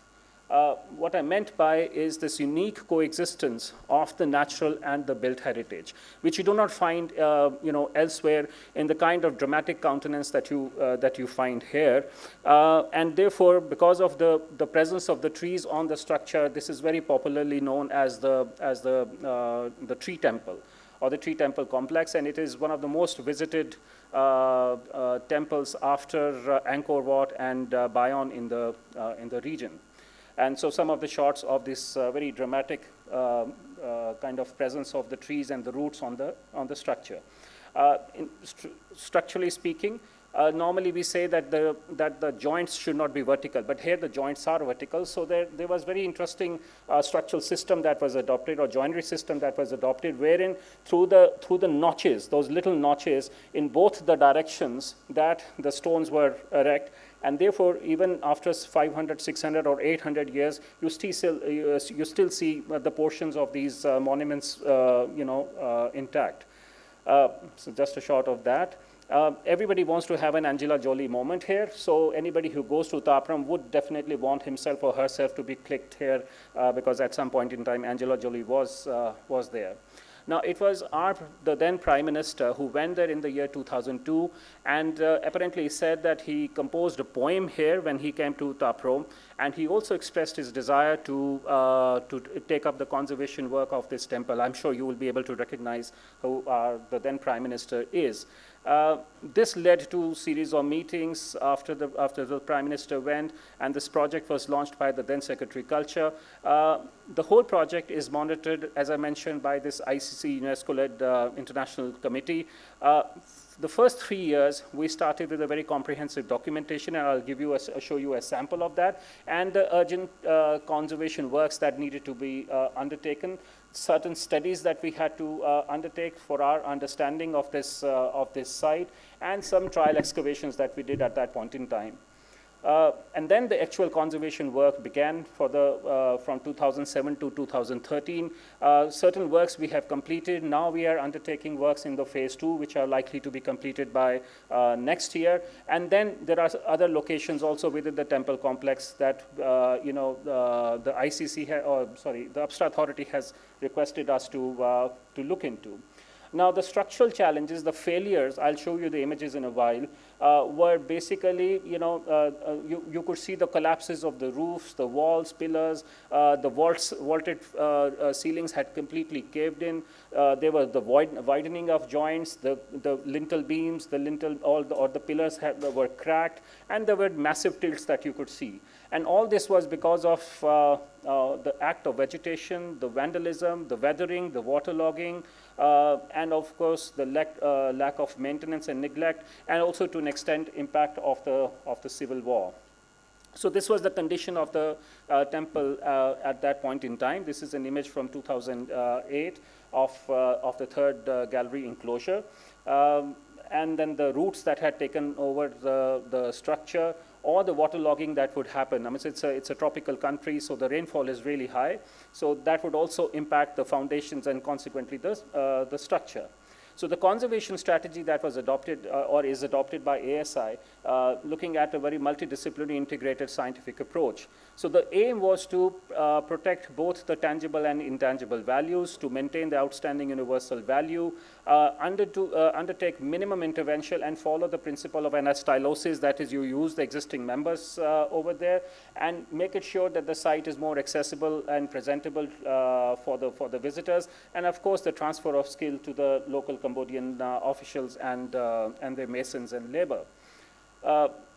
So the salient feature was that the whole project was preceded by a very comprehensive documentation. Now here the main challenge was thrown upon us. Now we are all archaeologists here and all that, and we know that vegetation on a monument is its biggest enemy. So our first attempt is to remove the vegetation, which actually we started here as well, but here the UNESCO ICC ad hoc experts, they threw a challenge before us. They said that no, the trees are a part of the structure. They're the part of the history of the structure. So let's adopt a conservation strategy wherein the trees are preserved along with the structure. Now this is something that we were not used to. So obviously we had to completely, change our conservation strategy in this case. Anyways, we set up a stone conservation laboratory. We used about 93% of the original stones, and only 7% new stones were added as a part of this effort. It was a multidisciplinary team, not only from ASI but IIT Madras, WAPCOS, but the most, I would say, the critical role was played by the Forest Research Institute here, because they gave us the understanding of the trees that were growing on the structure and how that helped us evolve the conservation strategy, and various technical studies that have been were undertaken. I've given an outline of that. So it was the Forest Research Institute that when they talked about the trees, they realized that there are 39 varieties of trees that are growing, but this particular variety that you see on screen is called the Speung in local this thing, and it's Tetramelis nudiflora. And it is very interesting the way it penetrates into the system. It's very malleable in a sense that when it goes into the structure, it sort of evolves its shape. So it in a way doesn't penetrate and sort of completely sort of breaks the structure. It just goes inside it. But what we tried to understand is issues like how the tree is growing over a period of time, what is the aging like, what is the dynamic load of the tree on the structure. So there were many aspects of this tree that we needed to basically understand. Now, just to give you quick example of the works that we did. I mean, so this is a presentation which could even run into hours. So I've just kind of taken images to just show the kind of work that we did. This is the third gallery enclosure that we worked on. So this was the condition of the site. We did a very comprehensive documentation, in situ documentation, wherein how each stone was lying, in what orientation it was lying, on what level it was lying. Everything was documented as it is. And that's a sample of the drawings that we prepared, and based on, and then of course it was taken off. It was because I mentioned in the beginning that you had the notches which you had to match. So it was literally like playing a jigsaw puzzle, sorting it out, and based on that, you take it out. Individually, each stone was measured, documented. And thereafter, the process, as I said, of jigsaw puzzle was undertaken, and this is the finished product. And we are very confident in saying that when we did the conservation of this, there's another view of that. The stones that fell from a particular spot, it went back to the same spot, because otherwise we couldn't have matched the notches, or we would have cheated. So obviously we did not. So that process took us about 2.5 years to complete, but the result was extremely satisfying, and this ICC appreciated ASI's approach in this particular case, and as I said, every step was documented. So we have a huge corpus of drawings. Now, another thing, I don't know if there is a structural engineer present here in this gathering, if we were to tell that, look, there is a beam which has cracked in 3 places, and we are going to mend it and put it back as a beam, as a load-bearing member, people may say that we are crazy.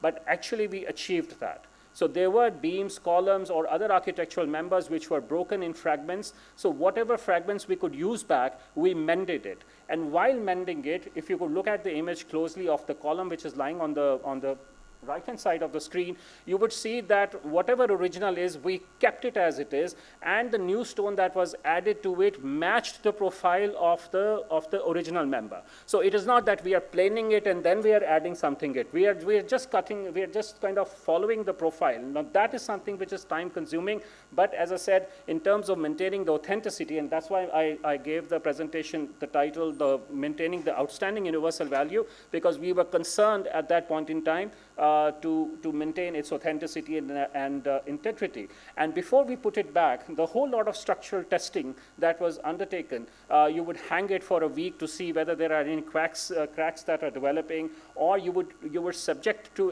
it to a certain load and pressure, again to see whether there are any movements or bending that is taking place. A pediment like this that was found, which was found broken in 21 pieces, was obviously mended together and it was put back. And I'll show you the photograph of that a little later. Every stone, naga railing, whatever it was mended, documented, and then it was put back. Sorry to interrupt you, sir. We have 5 minutes, please. Yeah. Similarly with the trees, we whether they were realigned or the platforms that were provided so that the visitors would not hurt the trees. Now this was a term that we learned from FRI, that you should not hurt the tree or you should not injure it. So a strategy for ensuring that the roots are also sort of taken care of, so you navigate your route accordingly. Then the reversible supports that we provided, the weather station, the monitoring of you are really making me go very fast. Then the reversible supports that we provided in a way that on the right-hand side, with the help of designs from the IIT Madras, wherein these are completely reversible supports. Tomorrow, if I want to remove this tubular support system, there will not be even a single scratch on the walls or on the stones, basically. So that's the kind of strategy that we adopted. Even the roots that were putting pressure on the wall stones that you see hanging, we did not correct it. This was no natural correction. Whatever is happening is happening. We simply are ensuring that there is no further damage that takes place. That's all we actually ensured. I think I'll quickly skim through the slides.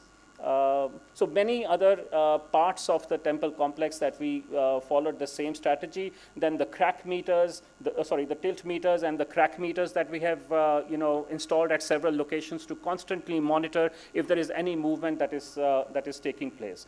And right now, we are working on the conservation of this building structure inside the Takrom temple complex called Hall of Dancer. This was in a completely ruinous state, following the same methodology of documentation. Just to kind of, I will take 2 more minutes, right? So then I'll finish. So then documentation, all the studies, and based on which the conservation work was carried out. I just wanted to take you to the last couple of images, which is the fact file. This is the pediment I was talking that it was put back. The vaults that were restored by us, now that work has completed.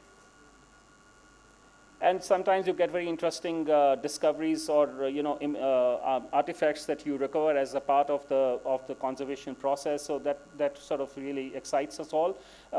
For the visitors, all the facilities that we needed to create, other location. Now, I just wanted to come to this fact file. So what we have done so far is 6 structures we have already restored, 21 critical locations we have handled, the tree supports that we have given, the people that we have trained, the human resource that we have employed. So we have almost spent about 6 million human hours at the site. We have, in Indian rupees, 40 crore rupees have been spent on the conservation. The number of stones that we have mended is 8,500, and approximately 7,500 drawings that we have created of this, project alone. So I just thought I'll share this fact file figure with you. And it's considered as a very interesting example of heritage and diplomacy. It's created, India's created a tremendous goodwill amongst the ICC members and Apsara authorities. And I just thought I'll leave you with these 2 comments, where one of the very renowned structural engineers he said that the restoration of Taprom by the ASI is certainly one of the most emblematic operations in Angkor. And then the French ambassador, who is the co-chair of the ICC, also remarked that before Indian team, that is ASI, arrived at the site, they didn't know what to do. So they took a chance with us. So they said that, oh, so we started to learn together what to do. But then he said, I'm very happy to see what I saw. I think a balanced restoration has been achieved. Earlier, it was just blocks on the ground, and it was impossible to guess what was under them. And I would like to thank the Indian team for this excellent result. So these are very interesting remarks that he gave us. And I think based on this success story, now we have begun the conservation work at ICC Privy here, for which there is another ICC, that is International Coordination Committee, of which India and China are the co-chairs. I think with these remarks, thank you very much for your patient listening. Thank you, sir. It's a very wonderful talk on conservation, and it is enlightening.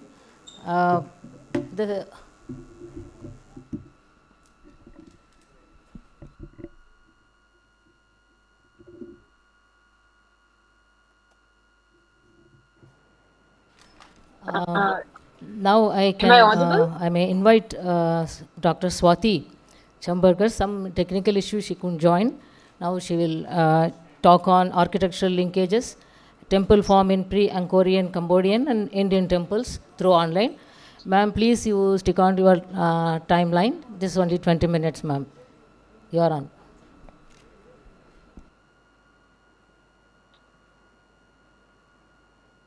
See me?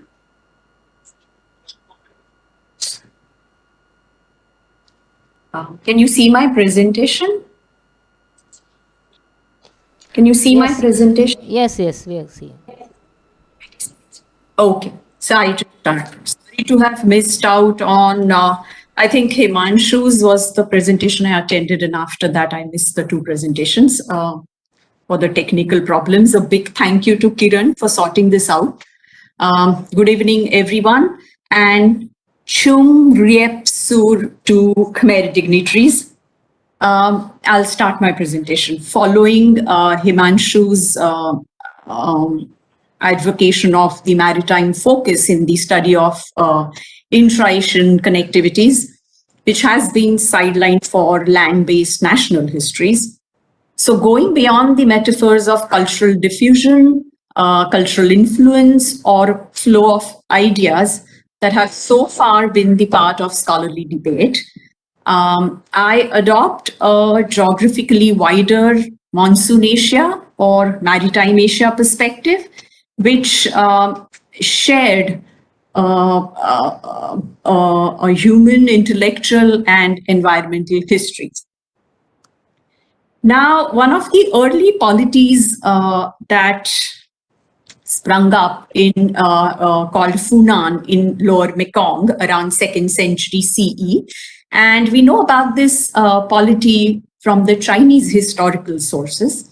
A Chinese mission was sent to this polity in early 3rd century to promote trade. Ok Eo would have been the port city, and around Funan would have been developed.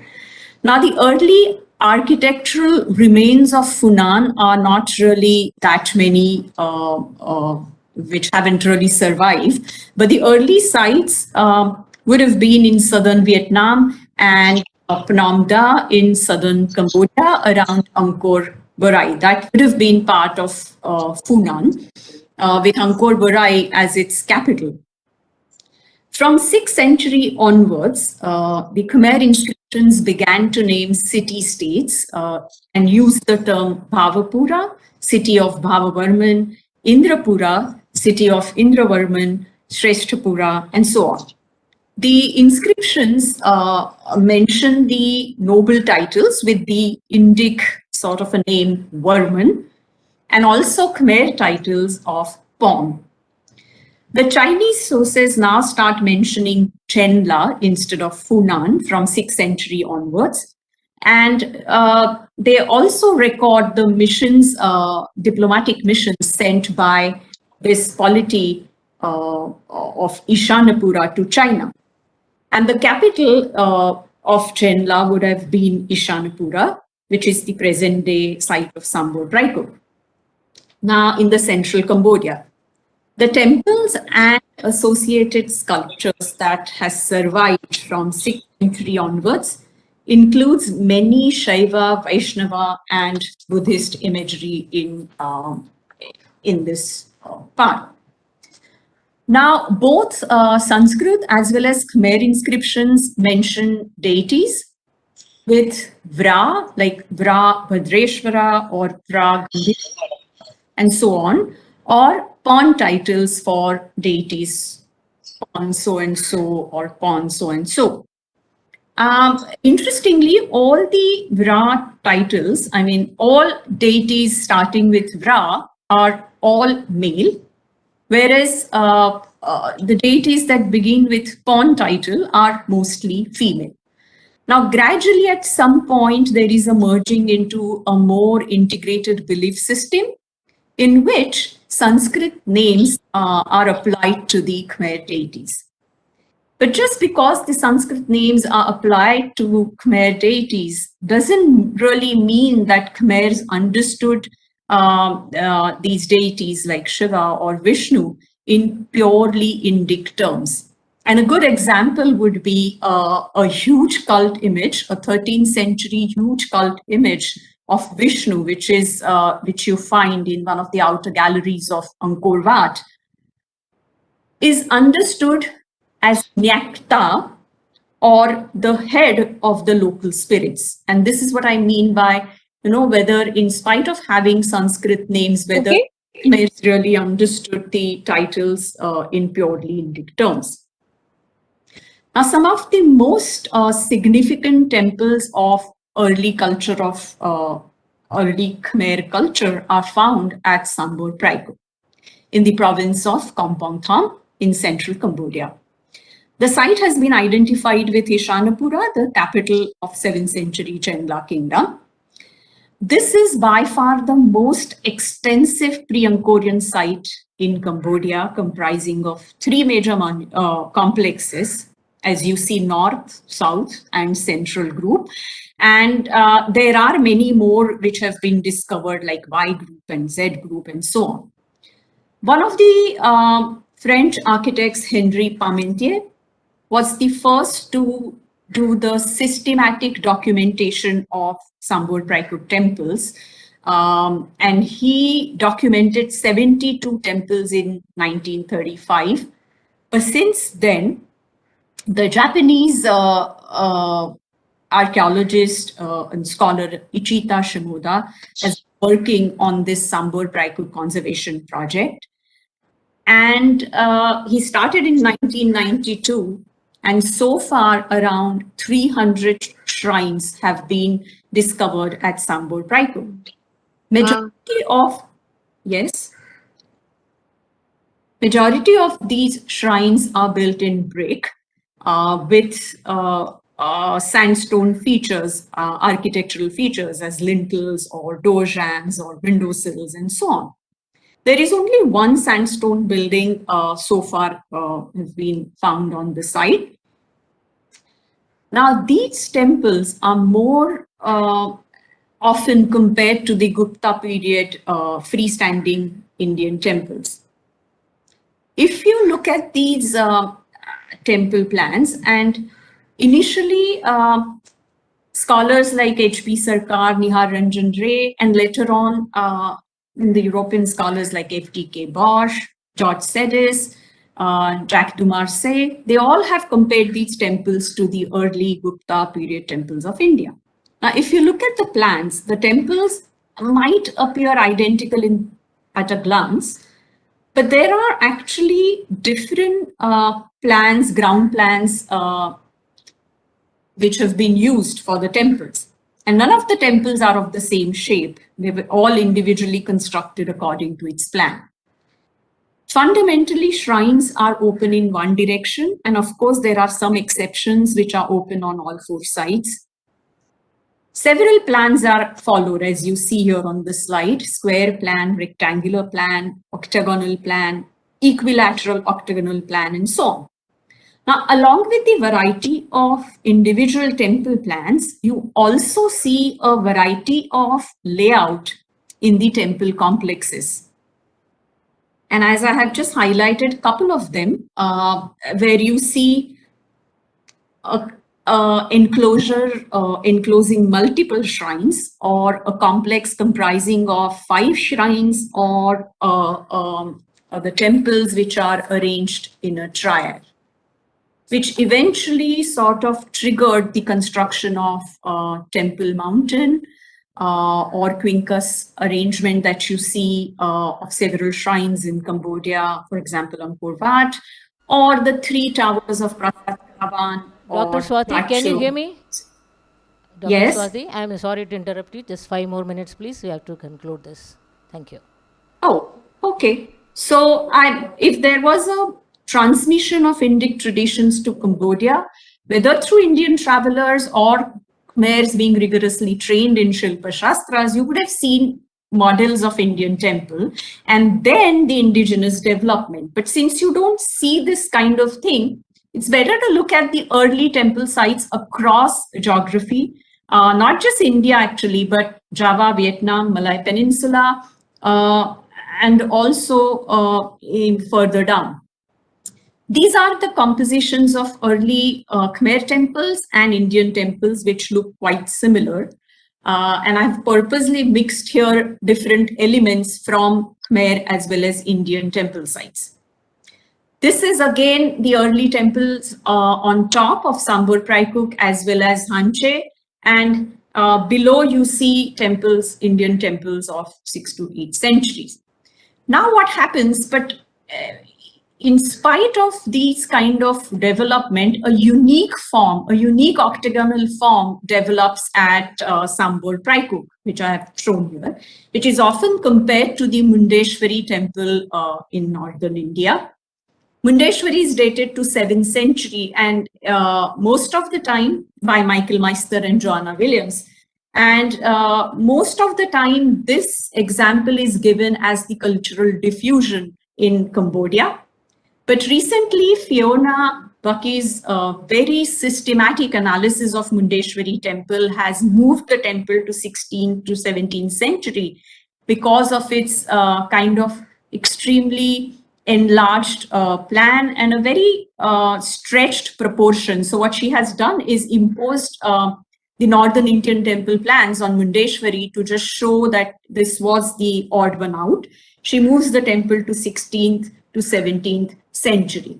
Now, the oldest surviving specimen of this type of octagonal temple, as far as I'm concerned, is found in Cambodia. There are almost 10 temples are found so far, and the new discoveries are being made every day as the Sambor Praikuk conservation project is going on.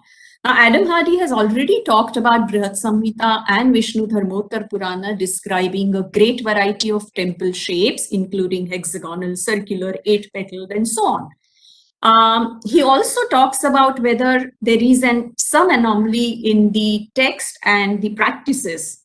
But these texts were accessible to Khmers because there are inscriptional references of Vishnu Dharmottara, which would have been the abbreviated version of Vishnu Dharmottar Purana. Along with Sambor, hello, you see that, yes, I'm concluding. Hello, Dr. Swati, can you hear me, please? Ma'am, yes. Time is up. Okay, so along with Sambor, you see octagonal temples in Malay Peninsula, in Java, in Vietnam.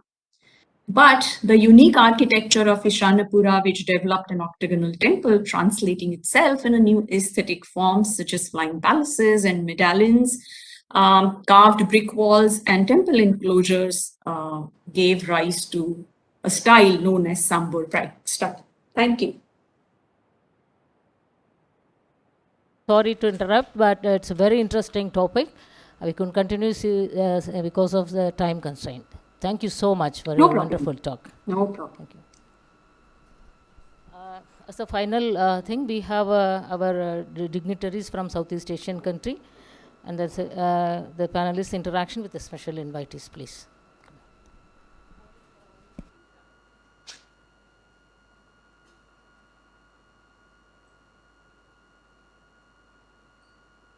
Am I audible? This is Indian Ambassador in Cambodia. May I make an intervention now?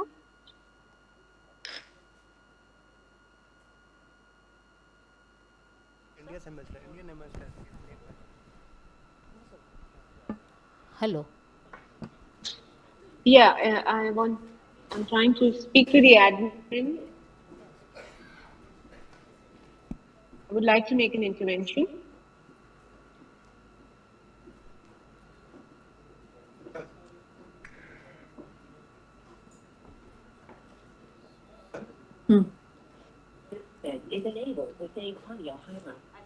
Zal.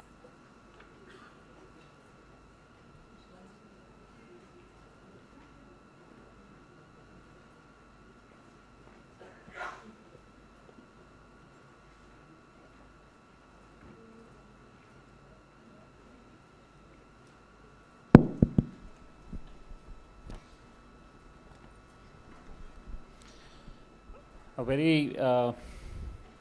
very good evening once again. I think I take this opportunity to once again, on behalf of the Archaeological Survey of India, welcome our dignitaries who are now present amongst us. Since we have the paucity of time, what I'll perhaps do is I'll request, first of all, His Excellency Mr. Sriang, sorry if I'm, sorry, the DCM Vietnam, Mr. Do Than Hei, to first say a few words, and I believe our ambassador of India in Vietnam is also online. So after he speaks, maybe they would also like to say a few words. Welcome to the conference, His Excellency. Interaction. I'm sure you're familiar with the Archaeological Survey of India, which is working at the Mission group of temples towards their conservation. And now that you're here in India, we would. I don't know whether you're aware of the fact that the government of India has also launched the project MOSM, which is looking at the sort of cross-cultural linkages that we have. We would like to have like you to say something to us, and therefore I think we will have a discussion thereafter.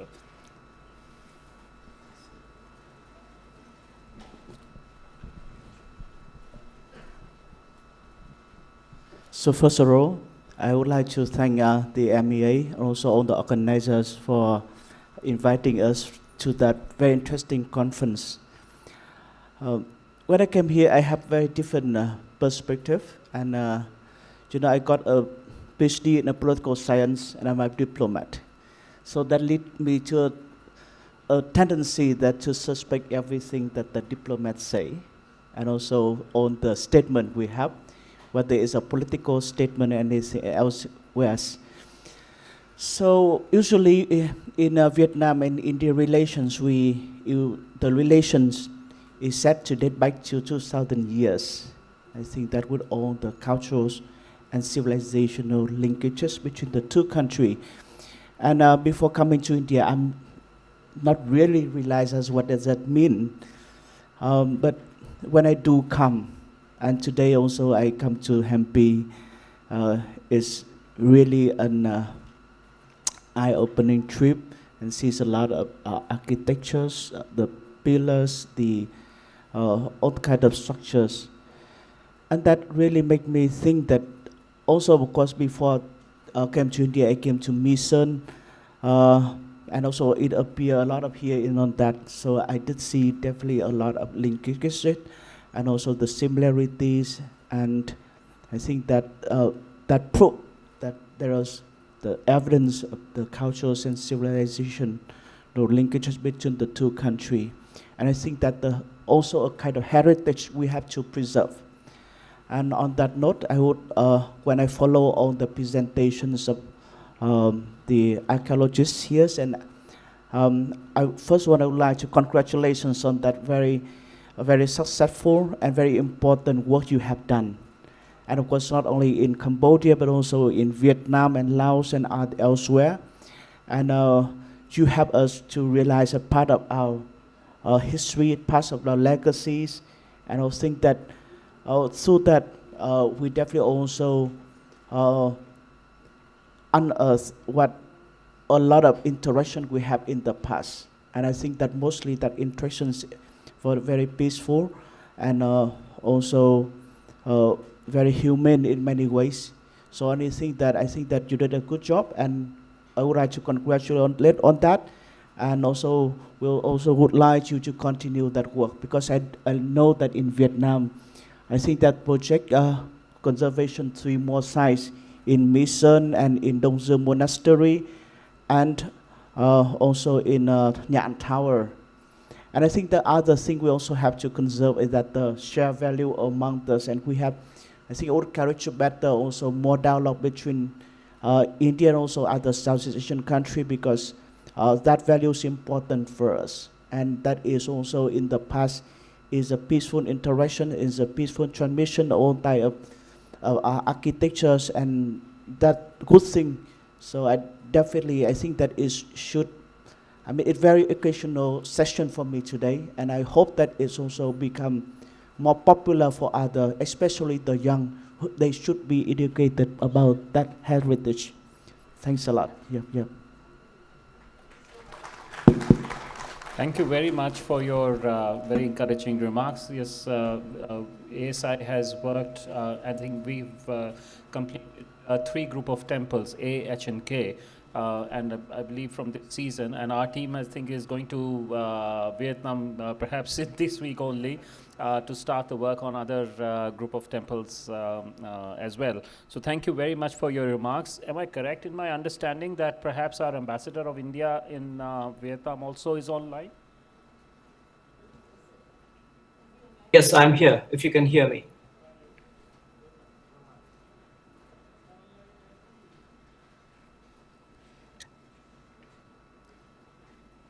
Thank you. Am I audible? Yes, you are audible, but we would like to see you as well, if possible. I'm visible to myself on the screen. Yes, now you're audible, sir. Yes, thank you. Thank you very much. Well, I think DCM High mentioned, first of all, my name is Pranay Verma. I'm the Indian ambassador in Vietnam. Thank you for inviting me for this Devayatanam webinar. It's a great pleasure joining you all and listening to all the very, very instructive presentations, which really opened a lot of insights for us as diplomats who are practicing cultural diplomacy, particularly around temple architecture in this part of the world. And ASI's work in Mission, you mentioned the 3 blocks of temple, H, K, and A, have been undertaken over the last 5 years, 2017 to 2021. A little bit of work is remaining on the A block, which is going to happen. As you mentioned, the ASI team is coming to Vietnam shortly. What I would say is that as archaeologists, you may be aware of these linkages very well, but these projects have created tremendous public awareness in Vietnam and in India about our cultural linkages in the form of temples, architecture, cultural icons. And this was quite evident when we rediscovered the 9th century monolithic sandstone Shivalingam when we did when ASI was doing the A block of temple last year, in 2020 in fact. And that created a deep resonance among common people in both countries, and really made them aware of the cultural links, the richness of the cultural links that we share between India and Vietnam. In fact, in December last year, in 2021, the whole altar on which that Shivalingam is mounted has been included as in the list of national treasures of Vietnam by government of Vietnam. So there is a great recognition of this profound cultural link around our temples, and the Mission site at UNESCO as a UNESCO heritage, World Heritage, has definitely raised the awareness at popular level about this deep historical connection that we have with the region. We are going to have a new phase of more conservation work, as DCM High was mentioning. We decided in 2020 during the virtual summit between our prime ministers to add a more number of monuments in the list of projects for conservation by ASI, which includes another block of temple in Meeson, the F block, which is a challenging one because it's in a more dilapidated condition, requires greater attention technically and also understanding its roots. And also one of the most prominent monasteries, oldest monasteries of Vietnam, called Dong Duong Monastery in Quang Nam province, and the Nan Tower in Phu Yen. So we are going to have ASI coming back to Vietnam to do more number of projects. And I think this is really one of the very, very valuable links that connects our people. And as part of our cultural diplomacy, we are really thankful for the work that ASI has done in revealing these linkages in a very vivid manner to common people. So I thank you once again for giving me this opportunity. I know there's a paucity of time, and I'll hand it back to you. Thank you. Thank you very much, sir. It was very, very, I would say, inspiring to hear what you said. Of course, ASI is striving and trying its best to help restore several structures in that iconic World Heritage Monument. And but we are also very thankful to you and to your team for providing us all the assistance. And as I mentioned, that our team is arriving in Vietnam shortly to take up this work. So thank you very, very much for your encouraging remarks. Now we move on, and may I now request the ambassador from Cambodia, His Excellency Ung Shin, for your remarks, please.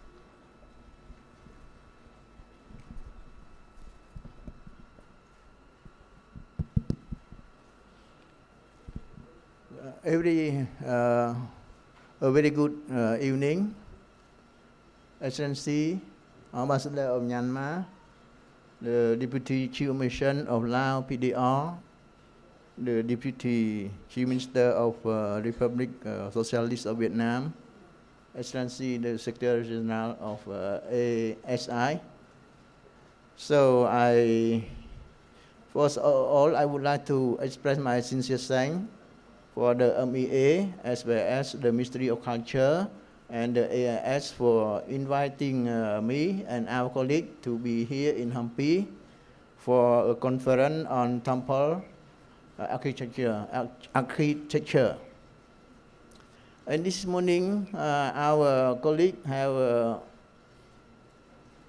made a very productive visit on the site in the Hampi temple. So I would like to appreciate very much about this site. And regarding the temple architecture, I would like to say that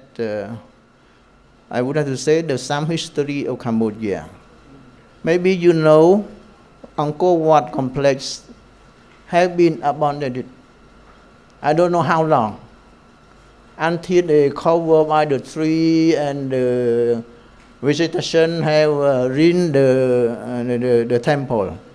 Up until 1864, when French come to colonize Vietnam, Laos, and become protectorate of Cambodia, it was the French who discovered this complex of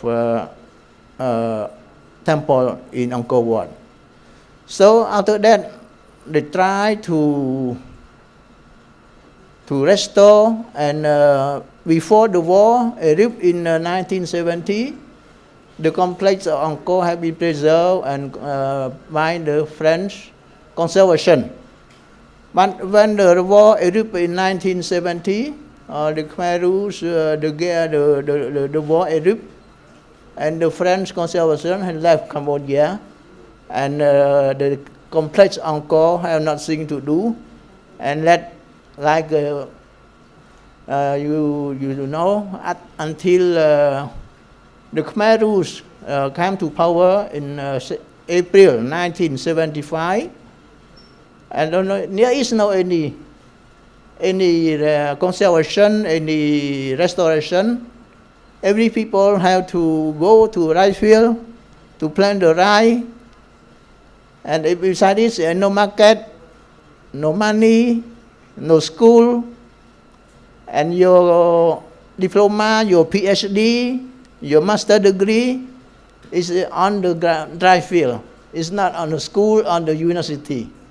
So the Khmer Rouge, they told us, oh, you don't need to have a university, and your PhD is come from on the right field.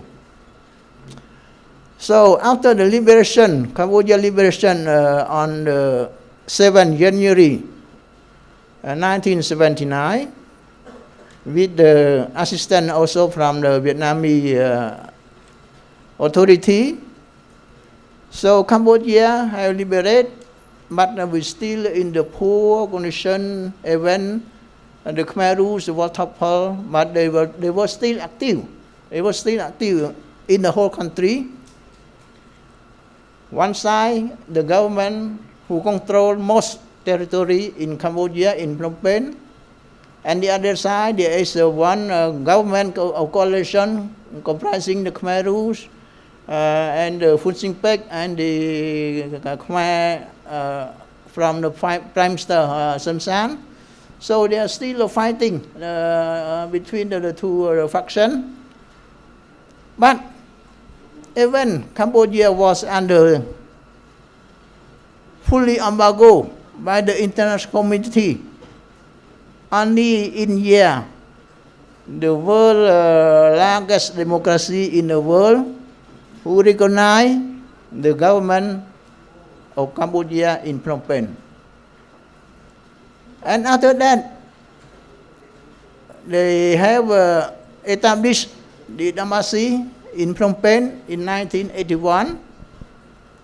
And also Cambodia also have established an embassy in Delhi since 1981 too.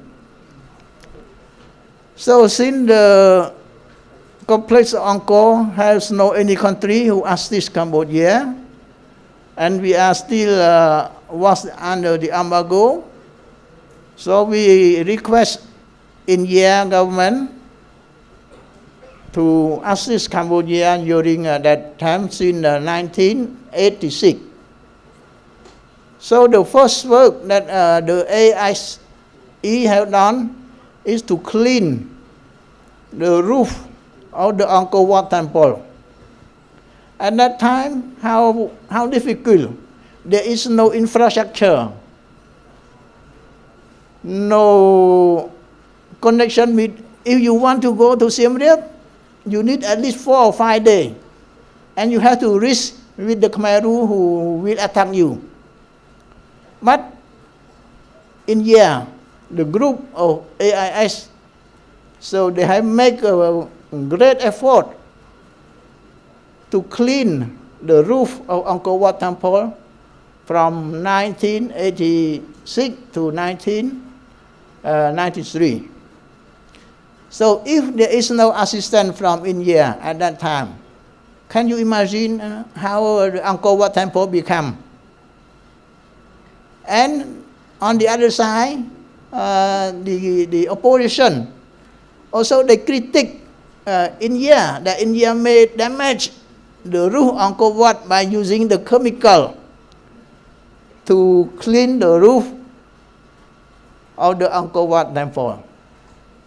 But after the election, they have to visit the temple, and finally they have to recognize the work made by India in cleaning the roof of Angkor Wat temple. And after, at that time, I know I handled the issue because I was the Ministry of Foreign Affairs. I handled the issue of the restoration and the the renovation of the roof of the Angkor Wat. No, when the instrument come, how to come? We have to go by boat, transport the material by boat, and also by boat we have to cross the Great Lake.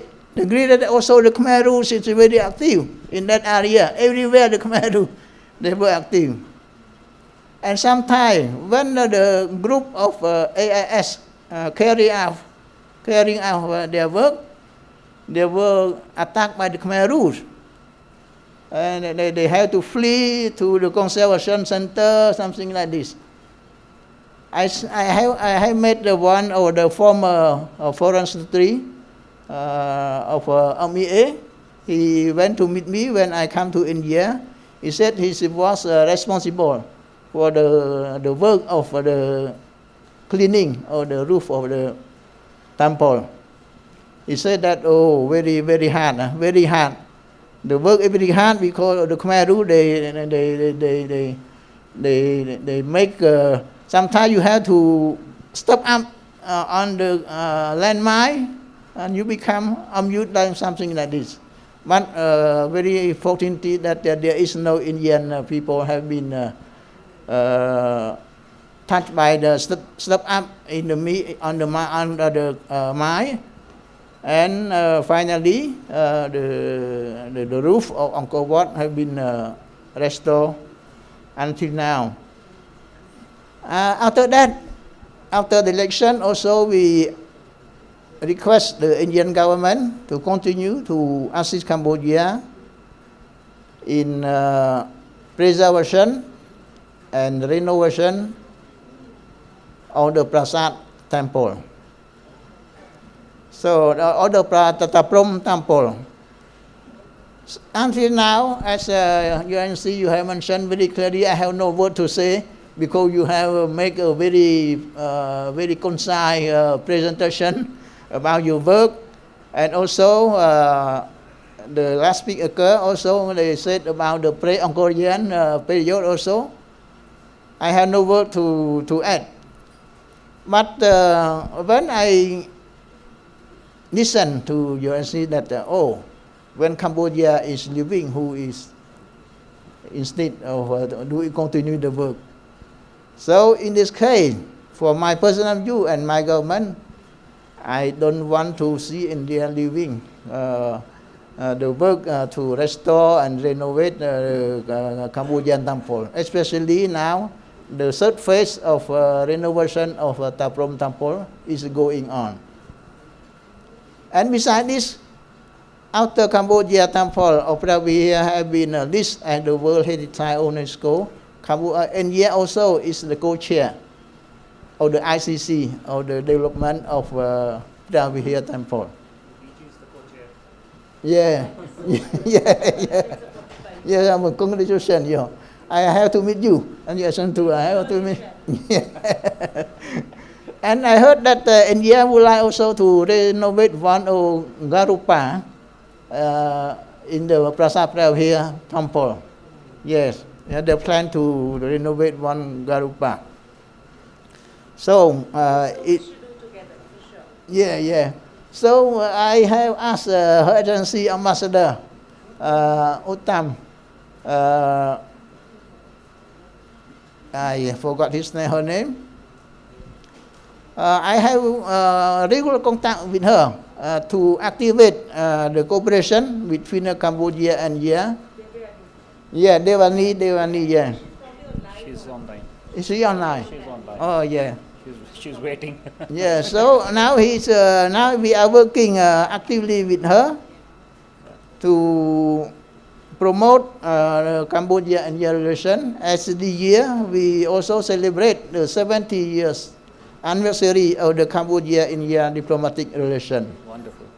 So a lot of events we have to consider on 28 between our deputy minister and the ambassador. We have the meeting to finalize the event that we have to organize during this year, 70 years of Cambodia-India relation. So finally, I would like to express our profound gratitude to the government of India and the people of India who continue to assist Cambodia not only in the field of culture, but the other field like agriculture, IT, etc. under the framework of ICCR, Mekong Gonga Corporation, CLMV, ITEC, something like this. So we never forgot what India have done for Cambodia since we are facing a critical situation after the year 1979, when we were under embargo from the international community. So once again, I would like to thank all speakers, especially you and the other speaker who speak a lot about Cambodia, pre-Angkorian, and from pre-Angkorian until the disintegration of Cambodia in 15th century. So after that, Cambodia disintegrated, and we have internal conflict during the Cold War. So until now, we have to make our effort to preserve our independence and our sovereignty, and to make sure that we have to develop our socio-economic development for our future, for our population, and for our next generation. Yeah. Once again, I would like to thank you. Thank you, all speakers that have present very good presentation about Cambodia culture and temple. Thank you. I believe our ambassador in Cambodia from Phnom Penh is also online. So we would like to hear from her as well. But thank you very much for your reflections with the early days of ASI. I think she's here. Well, very good afternoon, madam. I believe you're following our discussion here. So we would also now like to hear from you about India-Cambodia cooperation. Thank you, Mr. Sharma. Director General ASI, Ministry of Culture, colleagues, Excellencies present here on the dais. Thank you for inviting me today to this conference. It's indeed a great privilege to be here amongst all of you and all our esteemed academicians and intellectuals from both sides who have contributed greatly to this seminar. And indeed, it's been enriching for me to listen to all of you, and I've learned so many more things about the Archaeological Survey of India's work in Cambodia that I wasn't, small details that I wasn't aware of. And thank you so much for that excellent presentation on TAPROM, and thank you for choosing the TAPROM project as an example to display the Government of India ASI's work in Southeast Asia. It's indeed a very, very challenging project, and deeply appreciated by the people and government of Cambodia. And as Excellency Sen gave a very detailed historical perspective, it was also not just the hardships that ASI faced in terms of lack of material and resources in the post-war period, but there was also geopolitical contestation whereby ASI had to face a lot of adverse publicity for its work, and the established conservation players were not ready to see a new kid on the block.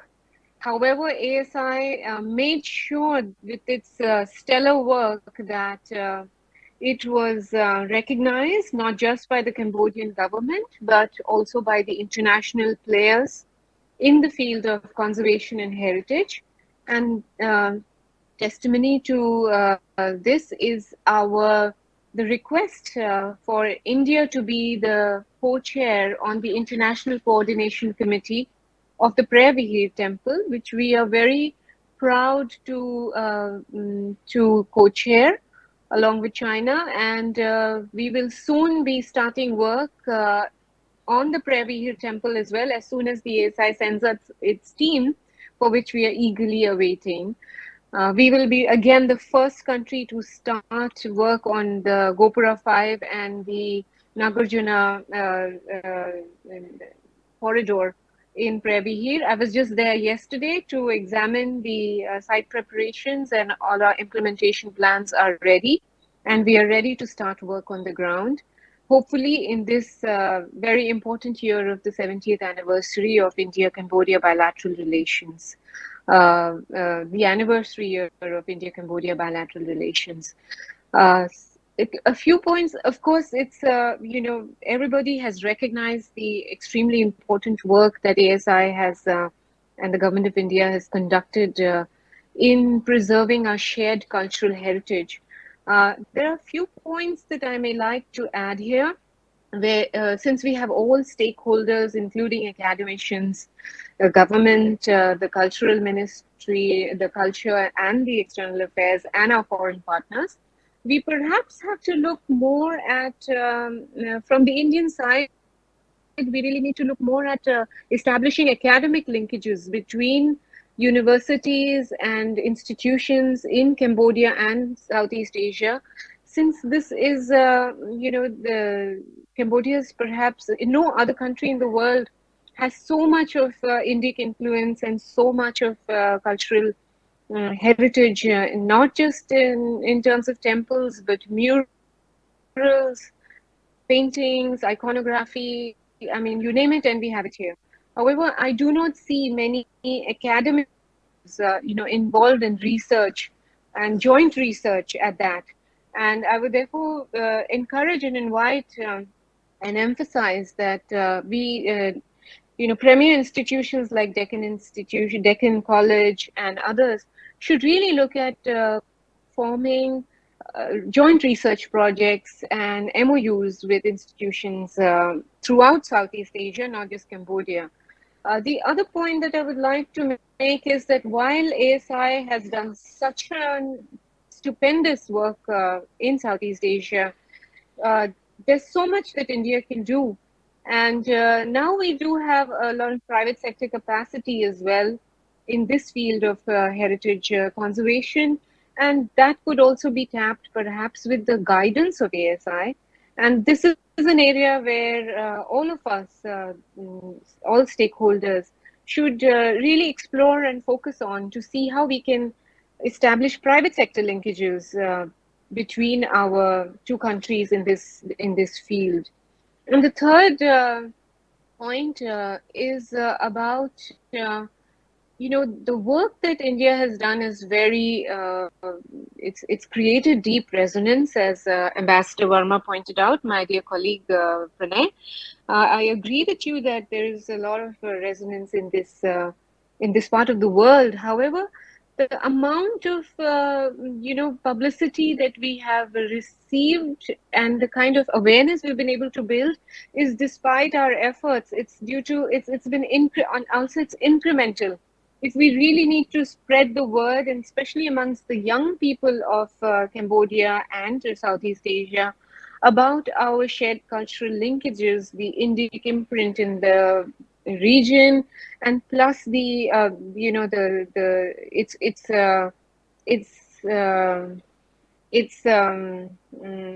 how do I say it's synergies here and how it has been adopted and suited to its own idiom through a lot of modifications.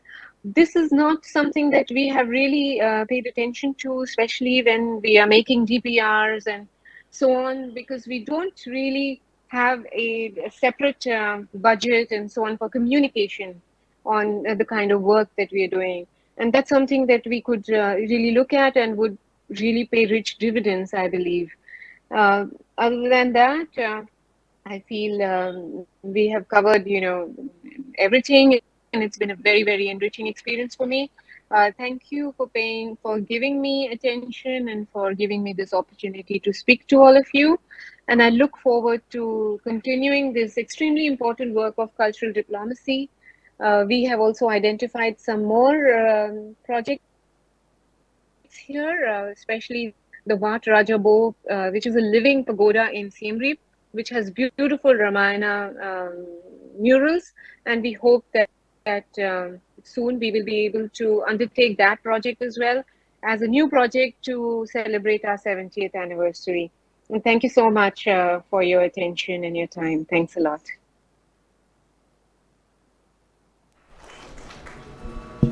Thank you very much, Madam Ambassador.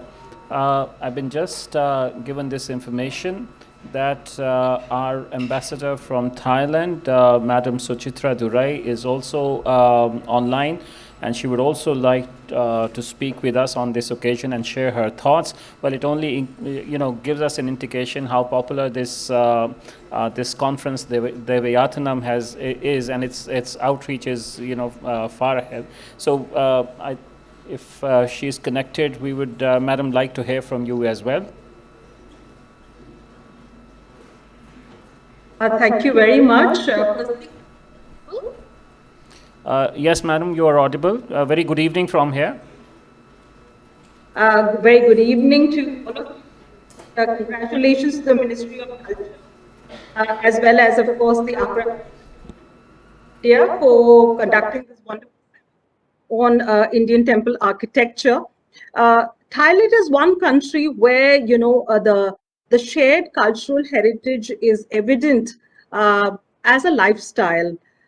This is one country where Buddhism, of course, is the majority religion, but it has a very strong imprint of Hinduism on it, and virtually every street here has a shrine to several Hindu gods, and in fact, the emblem of the Department of Fine Arts is Lord Ganesha. The emblem of the city of Bangkok is Lord Indra on Airavat. And we have here in Thailand several Khmer period temples, which are huge, very well conserved. And I've visited, in fact, two of them, which are in a very good shape, called Pimai, the Prasad Pimai, in northeast Thailand, in the province of Nakhon Ratchasima. And also there is another very important historical park called Phnom Rung, which is also there in the Buriram province. Now we have a few projects, in fact, under consideration of ASI. We have we have evolved this in consultation with the Thai government, and this is on the conservation project for another temple site, which is that of Plaibath, very close to the Phnom Rung Historical Park. And I believe that ASI is aware of this, and we would really request you to have a look at it so that we can take this forward. In addition, there is a request of the Thai side for transliteration of Pallava script inscriptions. There are several stone inscriptions across this country of Pallava script, stone inscriptions. I myself have been to southern Thailand, where there have been historically settlements, trading settlements, which go back to the 5th, 6th, 7th century CE. And there are also statues which are, kept in the temples. Still, they are very much, there. And there is also in Bangkok itself, there is this Devayatanam, where there is a very small but very influential Thai Brahmin community, which plays a very important role, particularly in royal rituals, and which was very much evident during the 2019 coronation of His Majesty King Rama X.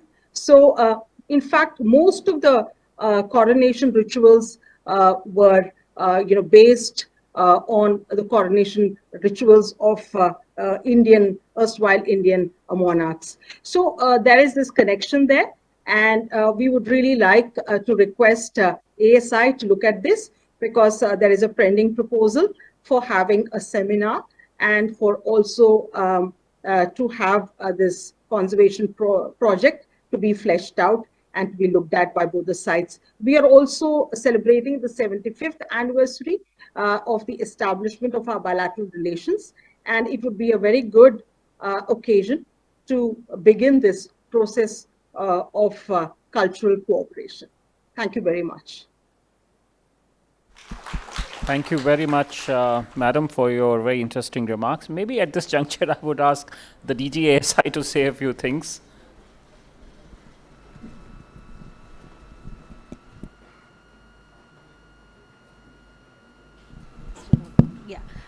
Thank you so much. I think the comments from Your Excellencies here and the Indian ambassadors who joined in from Cambodia, from Thailand, clearly, I mean, from Vietnam, clearly means a lot to us as a country, and the need for us to work together in the cultural space.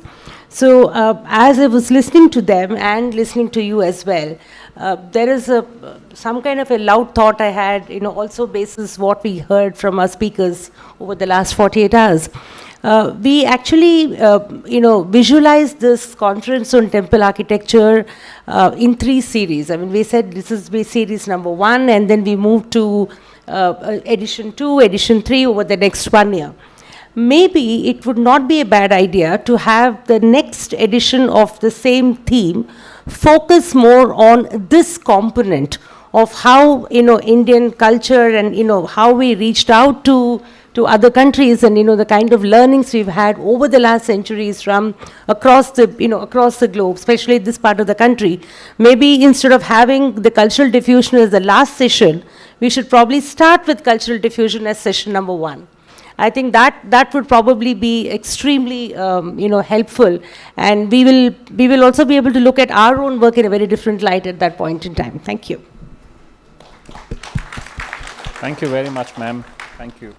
I think because of the constraints of time, let me now invite the DCM Laos, Mr. Kyo Sengda Yubong, for his remarks.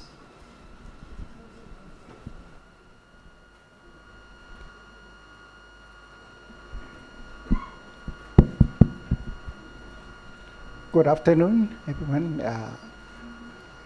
Thank you, Director General of the Conservation World Heritage First. His Excellency Ambassador from Cambodia, His Excellency Ambassador of Myanmar, and Deputy Heads of Mission from the Republic of Vietnam.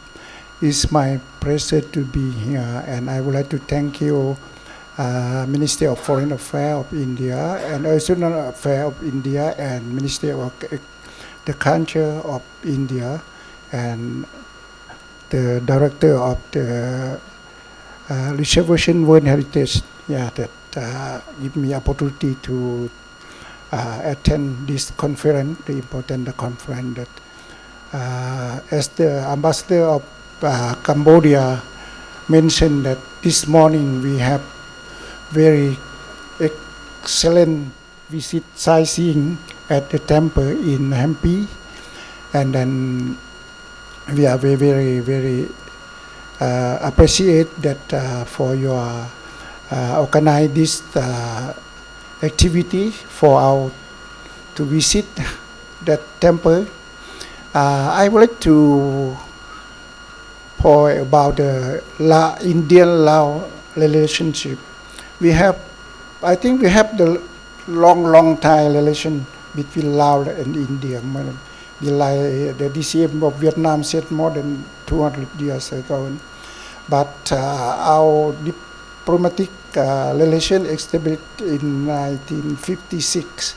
And last year, 2021, we have celebrated 65th anniversary of the established diplomatic relation.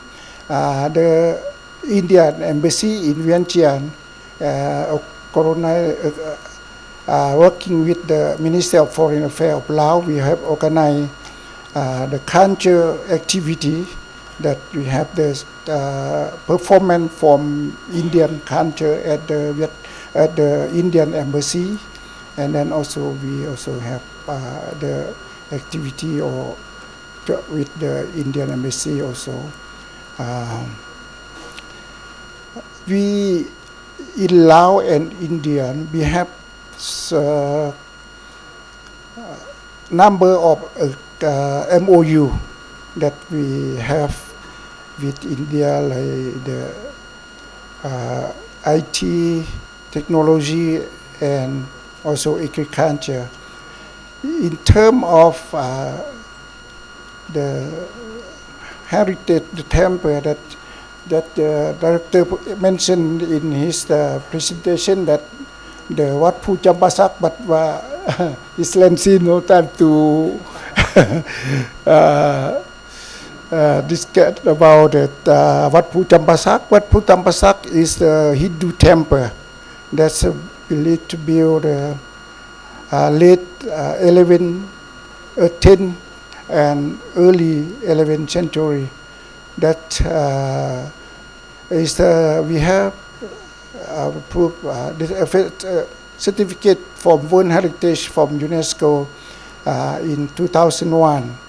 And then, as the Excellency Director General said, that we have the project, that the temple project, and then I think this we have the expert from India, yes, to help to restoration of the Wat Phu Champasak. Wat Phu Champasak, this is in the southern province of Laos, in Champasak.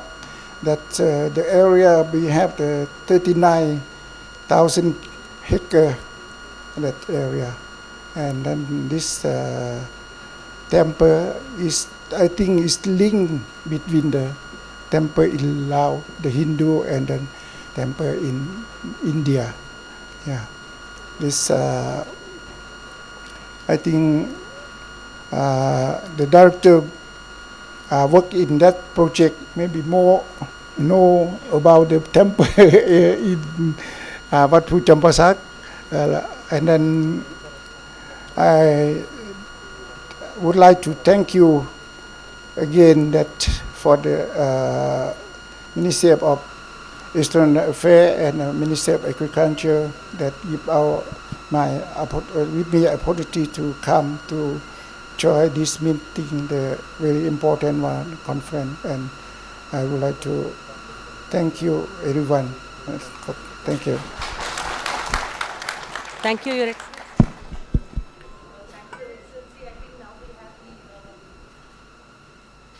We have the Indian ambassador in Laos who's wanting to say a few words as well. If you can just get him online. Oh, there he is. Good afternoon, Ambassador. There. Good evening, sir. We can hear you. Hello, can you hear me?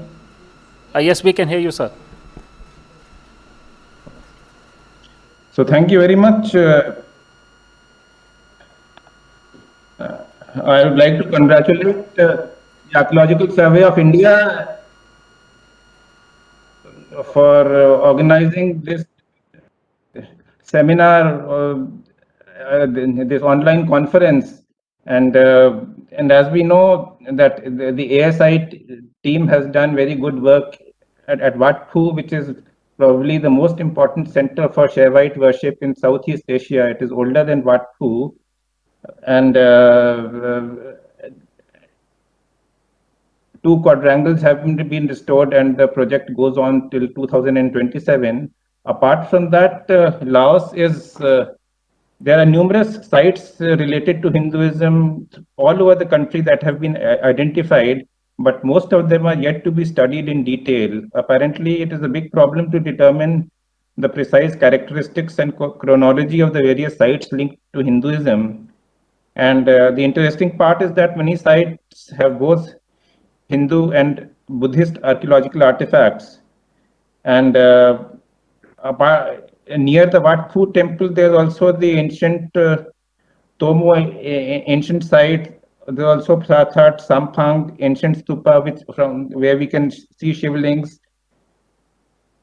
And at about 250 kilometers north of it, there's a Huan Hin, which used to be a Shiva temple constructed from the 7th to 8th century, for which the Lao government has requested us our assistance. And we have requested the Lao government to share with us the technical details of what they want, of the plan, restoration plan they have in mind, so that we can write to ASI. And since most sites are yet to be studied in detail, so it is important that the academic community should get involved, because unlike Cambodia or Vietnam, this is not a part which has been studied in great detail, and much remains to be uncovered.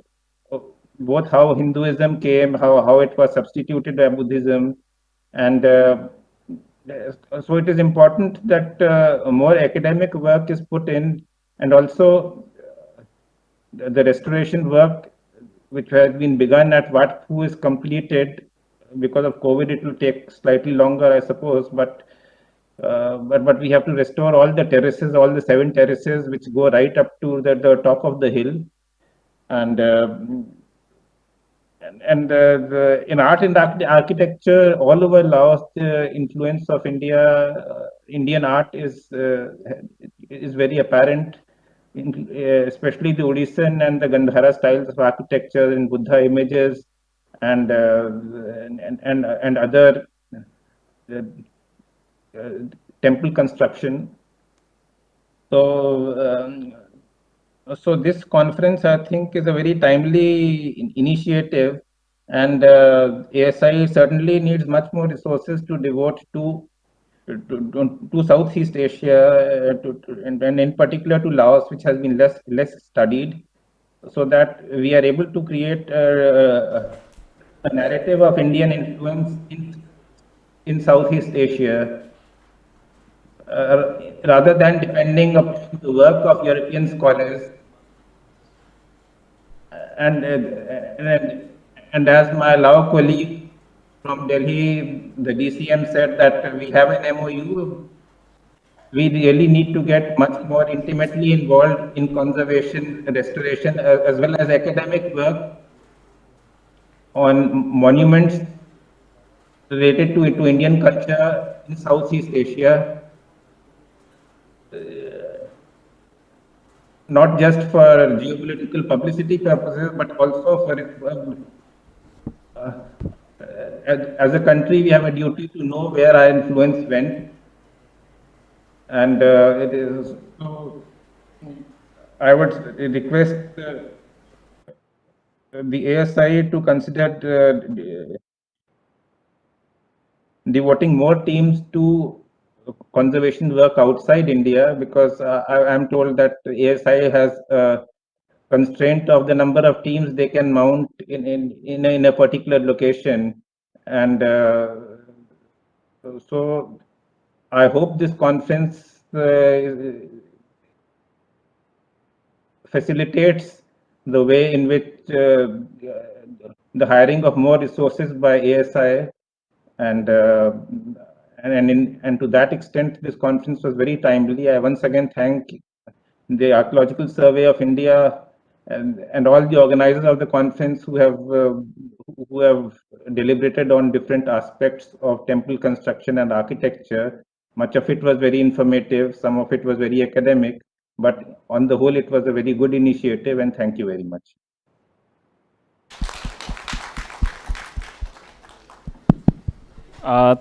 Thank you very much, sir, for your remarks. Yes, there is a constraint with ASI, but despite that, we're trying to do our best. And I think we take your point where you said that not much research has happened so far in Laos, and we take that point, and maybe if there is a there's a formal request that comes from the MEA that we can send a team of archaeologists to do an exploration in that area, and also for the decipherment of scripts, as you mentioned. So thank you very much for your remarks here.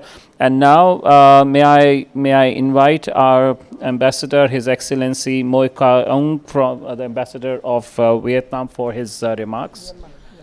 Oh, Myanmar, sorry, my beg your pardon, Myanmar.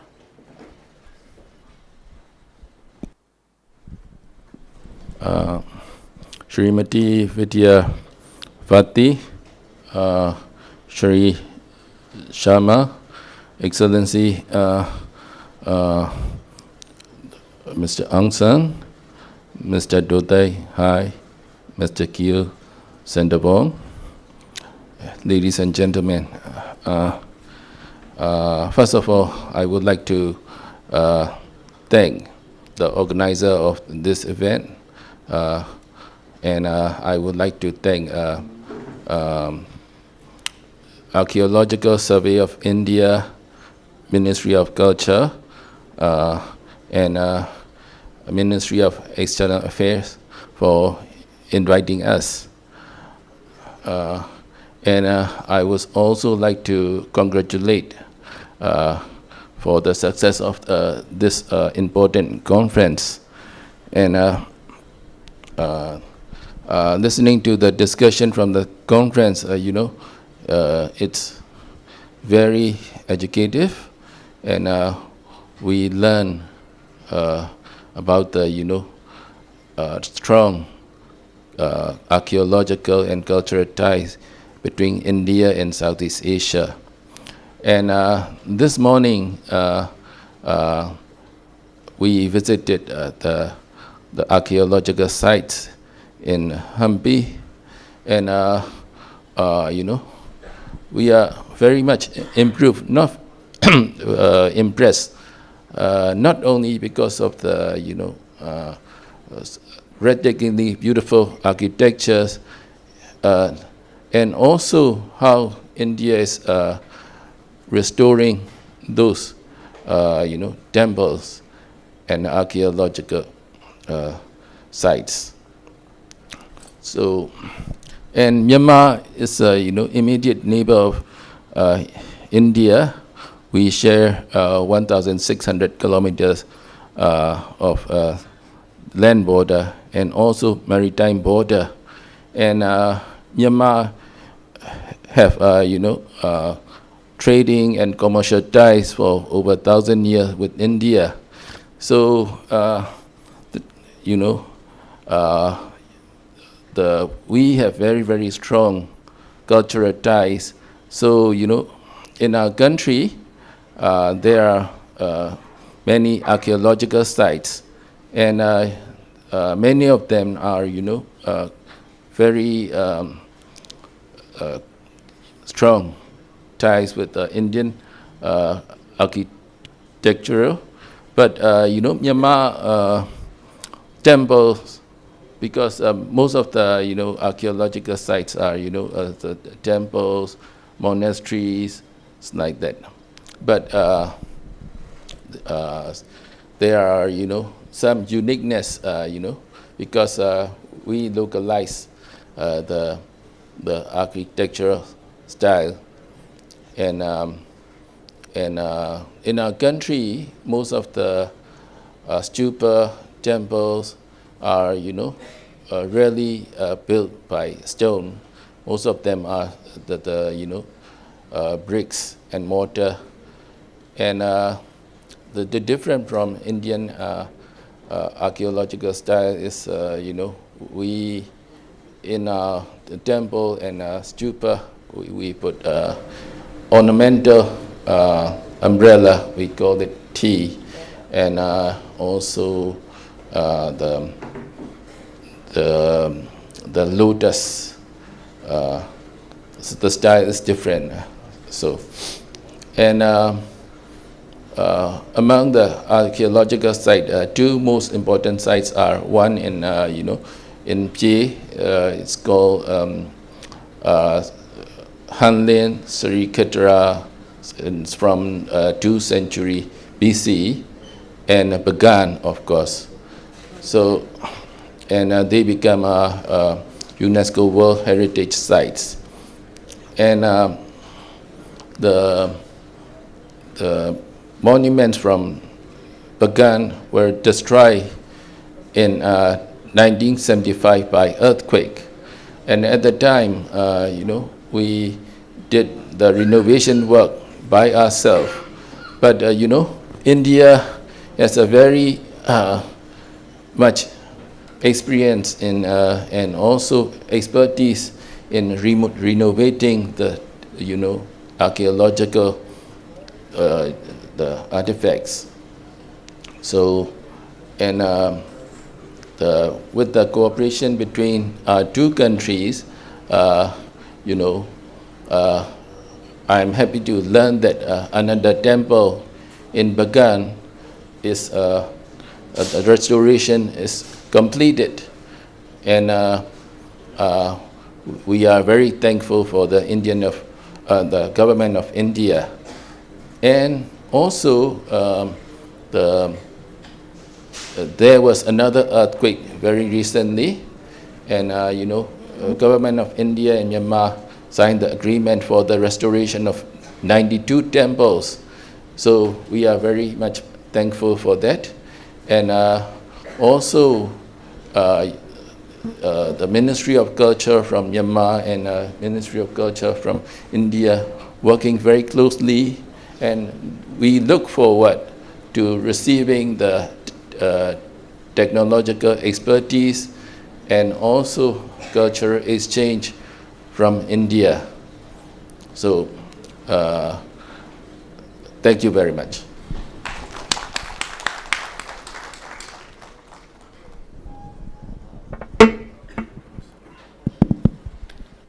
Thank you very much, His Excellency, for your remarks. Yes, I think the Archaeological Survey of India will be sending its team shortly to the Bagan. We've already done a documentation of these temples which were damaged, and now we will now shortly begin with the conservation of these temples, but it will be obviously phase-wise reconstruction that we'll do. So thank you very much. Now, this was the session which was supposed to be for 40 minutes, but I think it is well above an hour and a half now. But it is that intense discussion, and I'm also thankful to our ambassadors in Vietnam, Cambodia, Laos and Thailand for also giving their generous, comments. So to conclude, may I now request the Director General ASI for her remarks about the overall workshop and about this session as well. Thank you. I think I'll probably start with this session and then move on to the larger discussion. Thank you, Your Excellencies. I mean, this has been a very interesting discussion, and it's interesting, it's encouraging, and it's deeply humbling. Because every time, one of you says that India has done a great job, or ASI has done a great job in Laos or Vietnam or Cambodia, it actually reminds us that there's a lot to do and we cannot slip on the expectations which are on us, and that is something which is extremely humbling. And really thank you for the faith and the trust you have reposed in us. We were hearing the Indian ambassadors as well from Cambodia, from Laos, from Thailand. There are constraints in terms of how many people can go at any point in time, but that definitely cannot take away from the fact that we do need to strengthen our forces, and we do need to be sending more people across, and I'm sure we can work a way out of that. That's not a problem. On Cambodia especially, I think there was a mention which was made about transcription of the Pallava inscriptions, and this is something which was mentioned by Devyani, our ambassador there, even last time. And I thought I could just take the opportunity to assure you that probably in the next month or so, one of the senior officers from the archaeology and one from the epigraphy who handles inscriptions will be sent to Cambodia. The two-member team can go there and do an initial, examination and then come back with the findings. Similarly, when it comes to Laos, when it comes to Myanmar, so much to do. So as I said, I think it's just the beginning of a journey, and this will be a, it will probably be on the upswing from now. We look forward to working with you more and more, and to be sure, it is a two-way street. As much as ASI comes and works and, and does work, conservation work in your countries, there is so much we learn from you. And I think that is extremely important, and thank you for being such gracious hosts in your country as well. Thank you.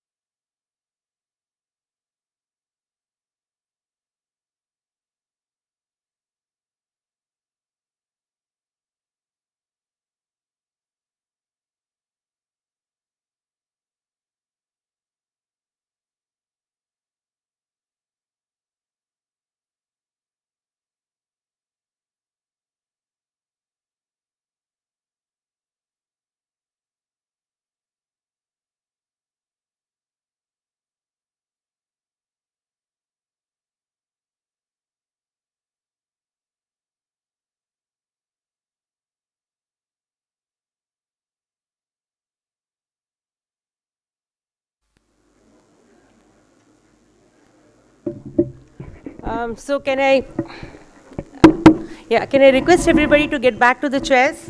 I know it's a bit late in the evening, but another 20 minutes wouldn't hurt. First of all, I think it has been such a fantastic experience just being here, listening to such amazing speakers on topics and on subjects which are thought-provoking, which are extremely interesting, which actually makes us sit, pause, reflect, and probably recalibrate what we do in our workspace. I would want to give a big round of thanks to all the speakers. I would really want, with an applause, every speaker. I think this conference would not have happened had it not been for all of you here. I deeply appreciate the fact that this has been a hybrid conference. There has been technology did us in a lot of sessions, but still, I don't think anybody lost their nerve. People just, came back.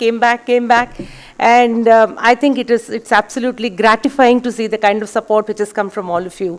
We are left a lot more richer than what we were when we came day before yesterday. From the sessions, there were a few very important takeaways for me personally, not just as DG ASI, but also as an individual, is clearly the fact that, what's that? Okay, no, I don't read from this, it's fine. So the first thing is the kind of brand equity which ASI as an organization enjoys. And as I was telling the ambassadors, that also translates into a huge responsibility on us as an organization.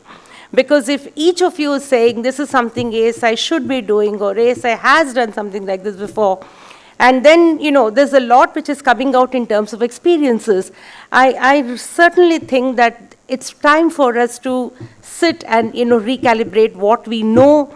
And I think we should also start thinking about what we don't know. So I think we need to get to the drawing table at some point in time, quite literally, quite figuratively. I mean, that's number one.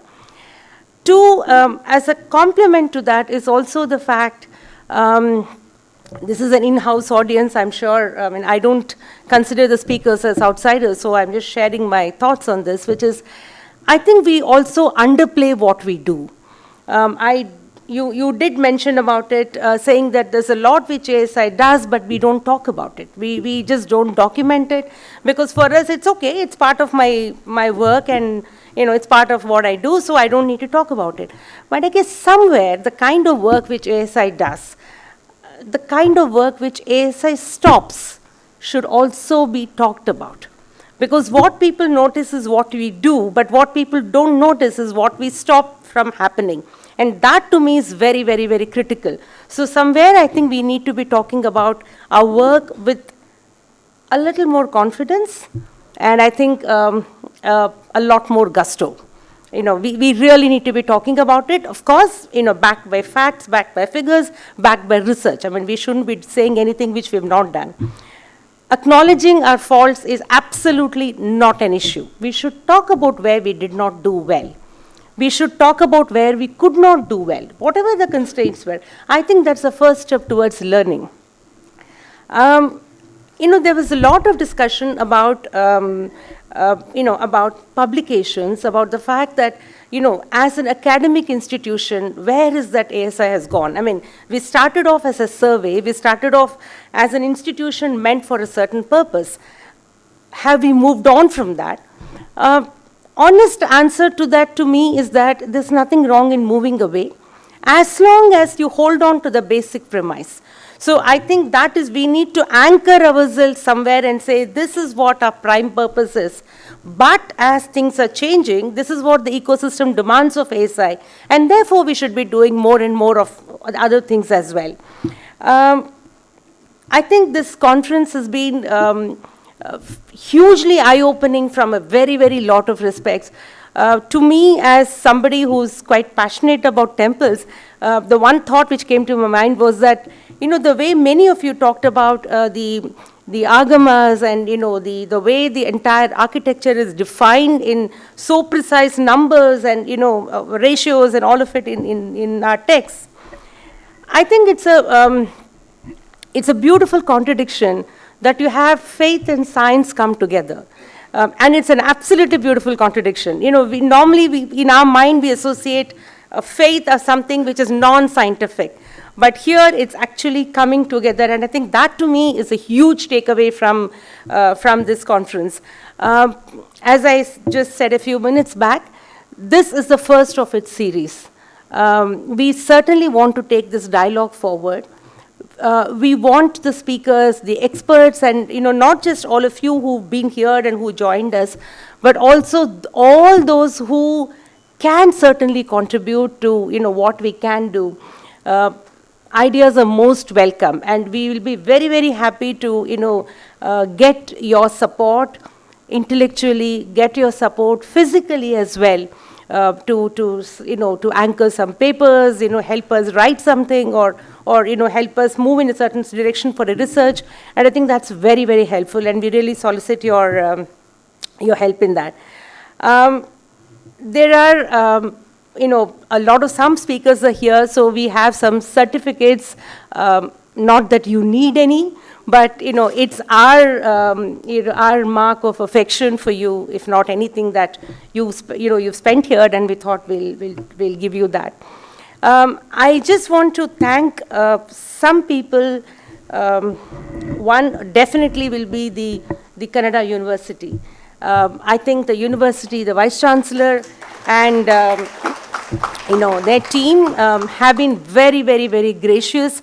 And I certainly need to confess here, I did not speak to the VC till I landed in Hampi. I just wrote him a letter. I mean, he was so gracious. He had organized everything. And I called him when I landed in Hampi, and he said, of course I'm there. I mean, it's like given. So thank you very much for that. Namgi jaga kottidira, utanu kottidira. So I think that's most important. I mean, they fed us well as well. I really thank the university authorities for this. I would want to give a big round of thanks to SPA. They have been our partners, and I can't see Professor Rao. There you are. Thank you very much. And I was, I should say that we want to be working not just with SPA Vijayawada. We should be working with all academic institutions as well. I think we need to sharpen the academic edges around ASI. Last but not the least, may I request Nikhil and his team to come on to the stage? Where is Nikhil? Can you find him somewhere here? Yeah. I think Nikhil, Praveen, Nambirajan, Karabi, I want some of the people who were here in Hampi. I think they all deserve a huge round of applause. Come. Everybody who worked here, and Nambirajan, come. It's fine. I think they deserve a standing ovation. They certainly deserve one. No, come. Because you know why I say this? Because some of us, when I say some of us, Ajay, me, Alok, we were in another program. I don't want to take the name. In another location for a program until about 3:30 or 5 in the morning. I think both Ajay and Alok were waiting because the Shamyana was not put there. And yesterday when we went to the venue in Pattabhirama temple and the venue here, spot on. There was nothing to complain. I'm happy that Bhuvan, you've come, Amarnath, everybody who's contributed. Priyank, of course, I mean, everybody who's contributed, I know people are here. If I missed out somebody, don't mind it. It's just that I'm getting a little older. So, thank you so very much, guys. I mean, it's all because of you. Thank you. So, there you go. You have the last one. Nambirajan, you have the last one. Oh, sure. Okay.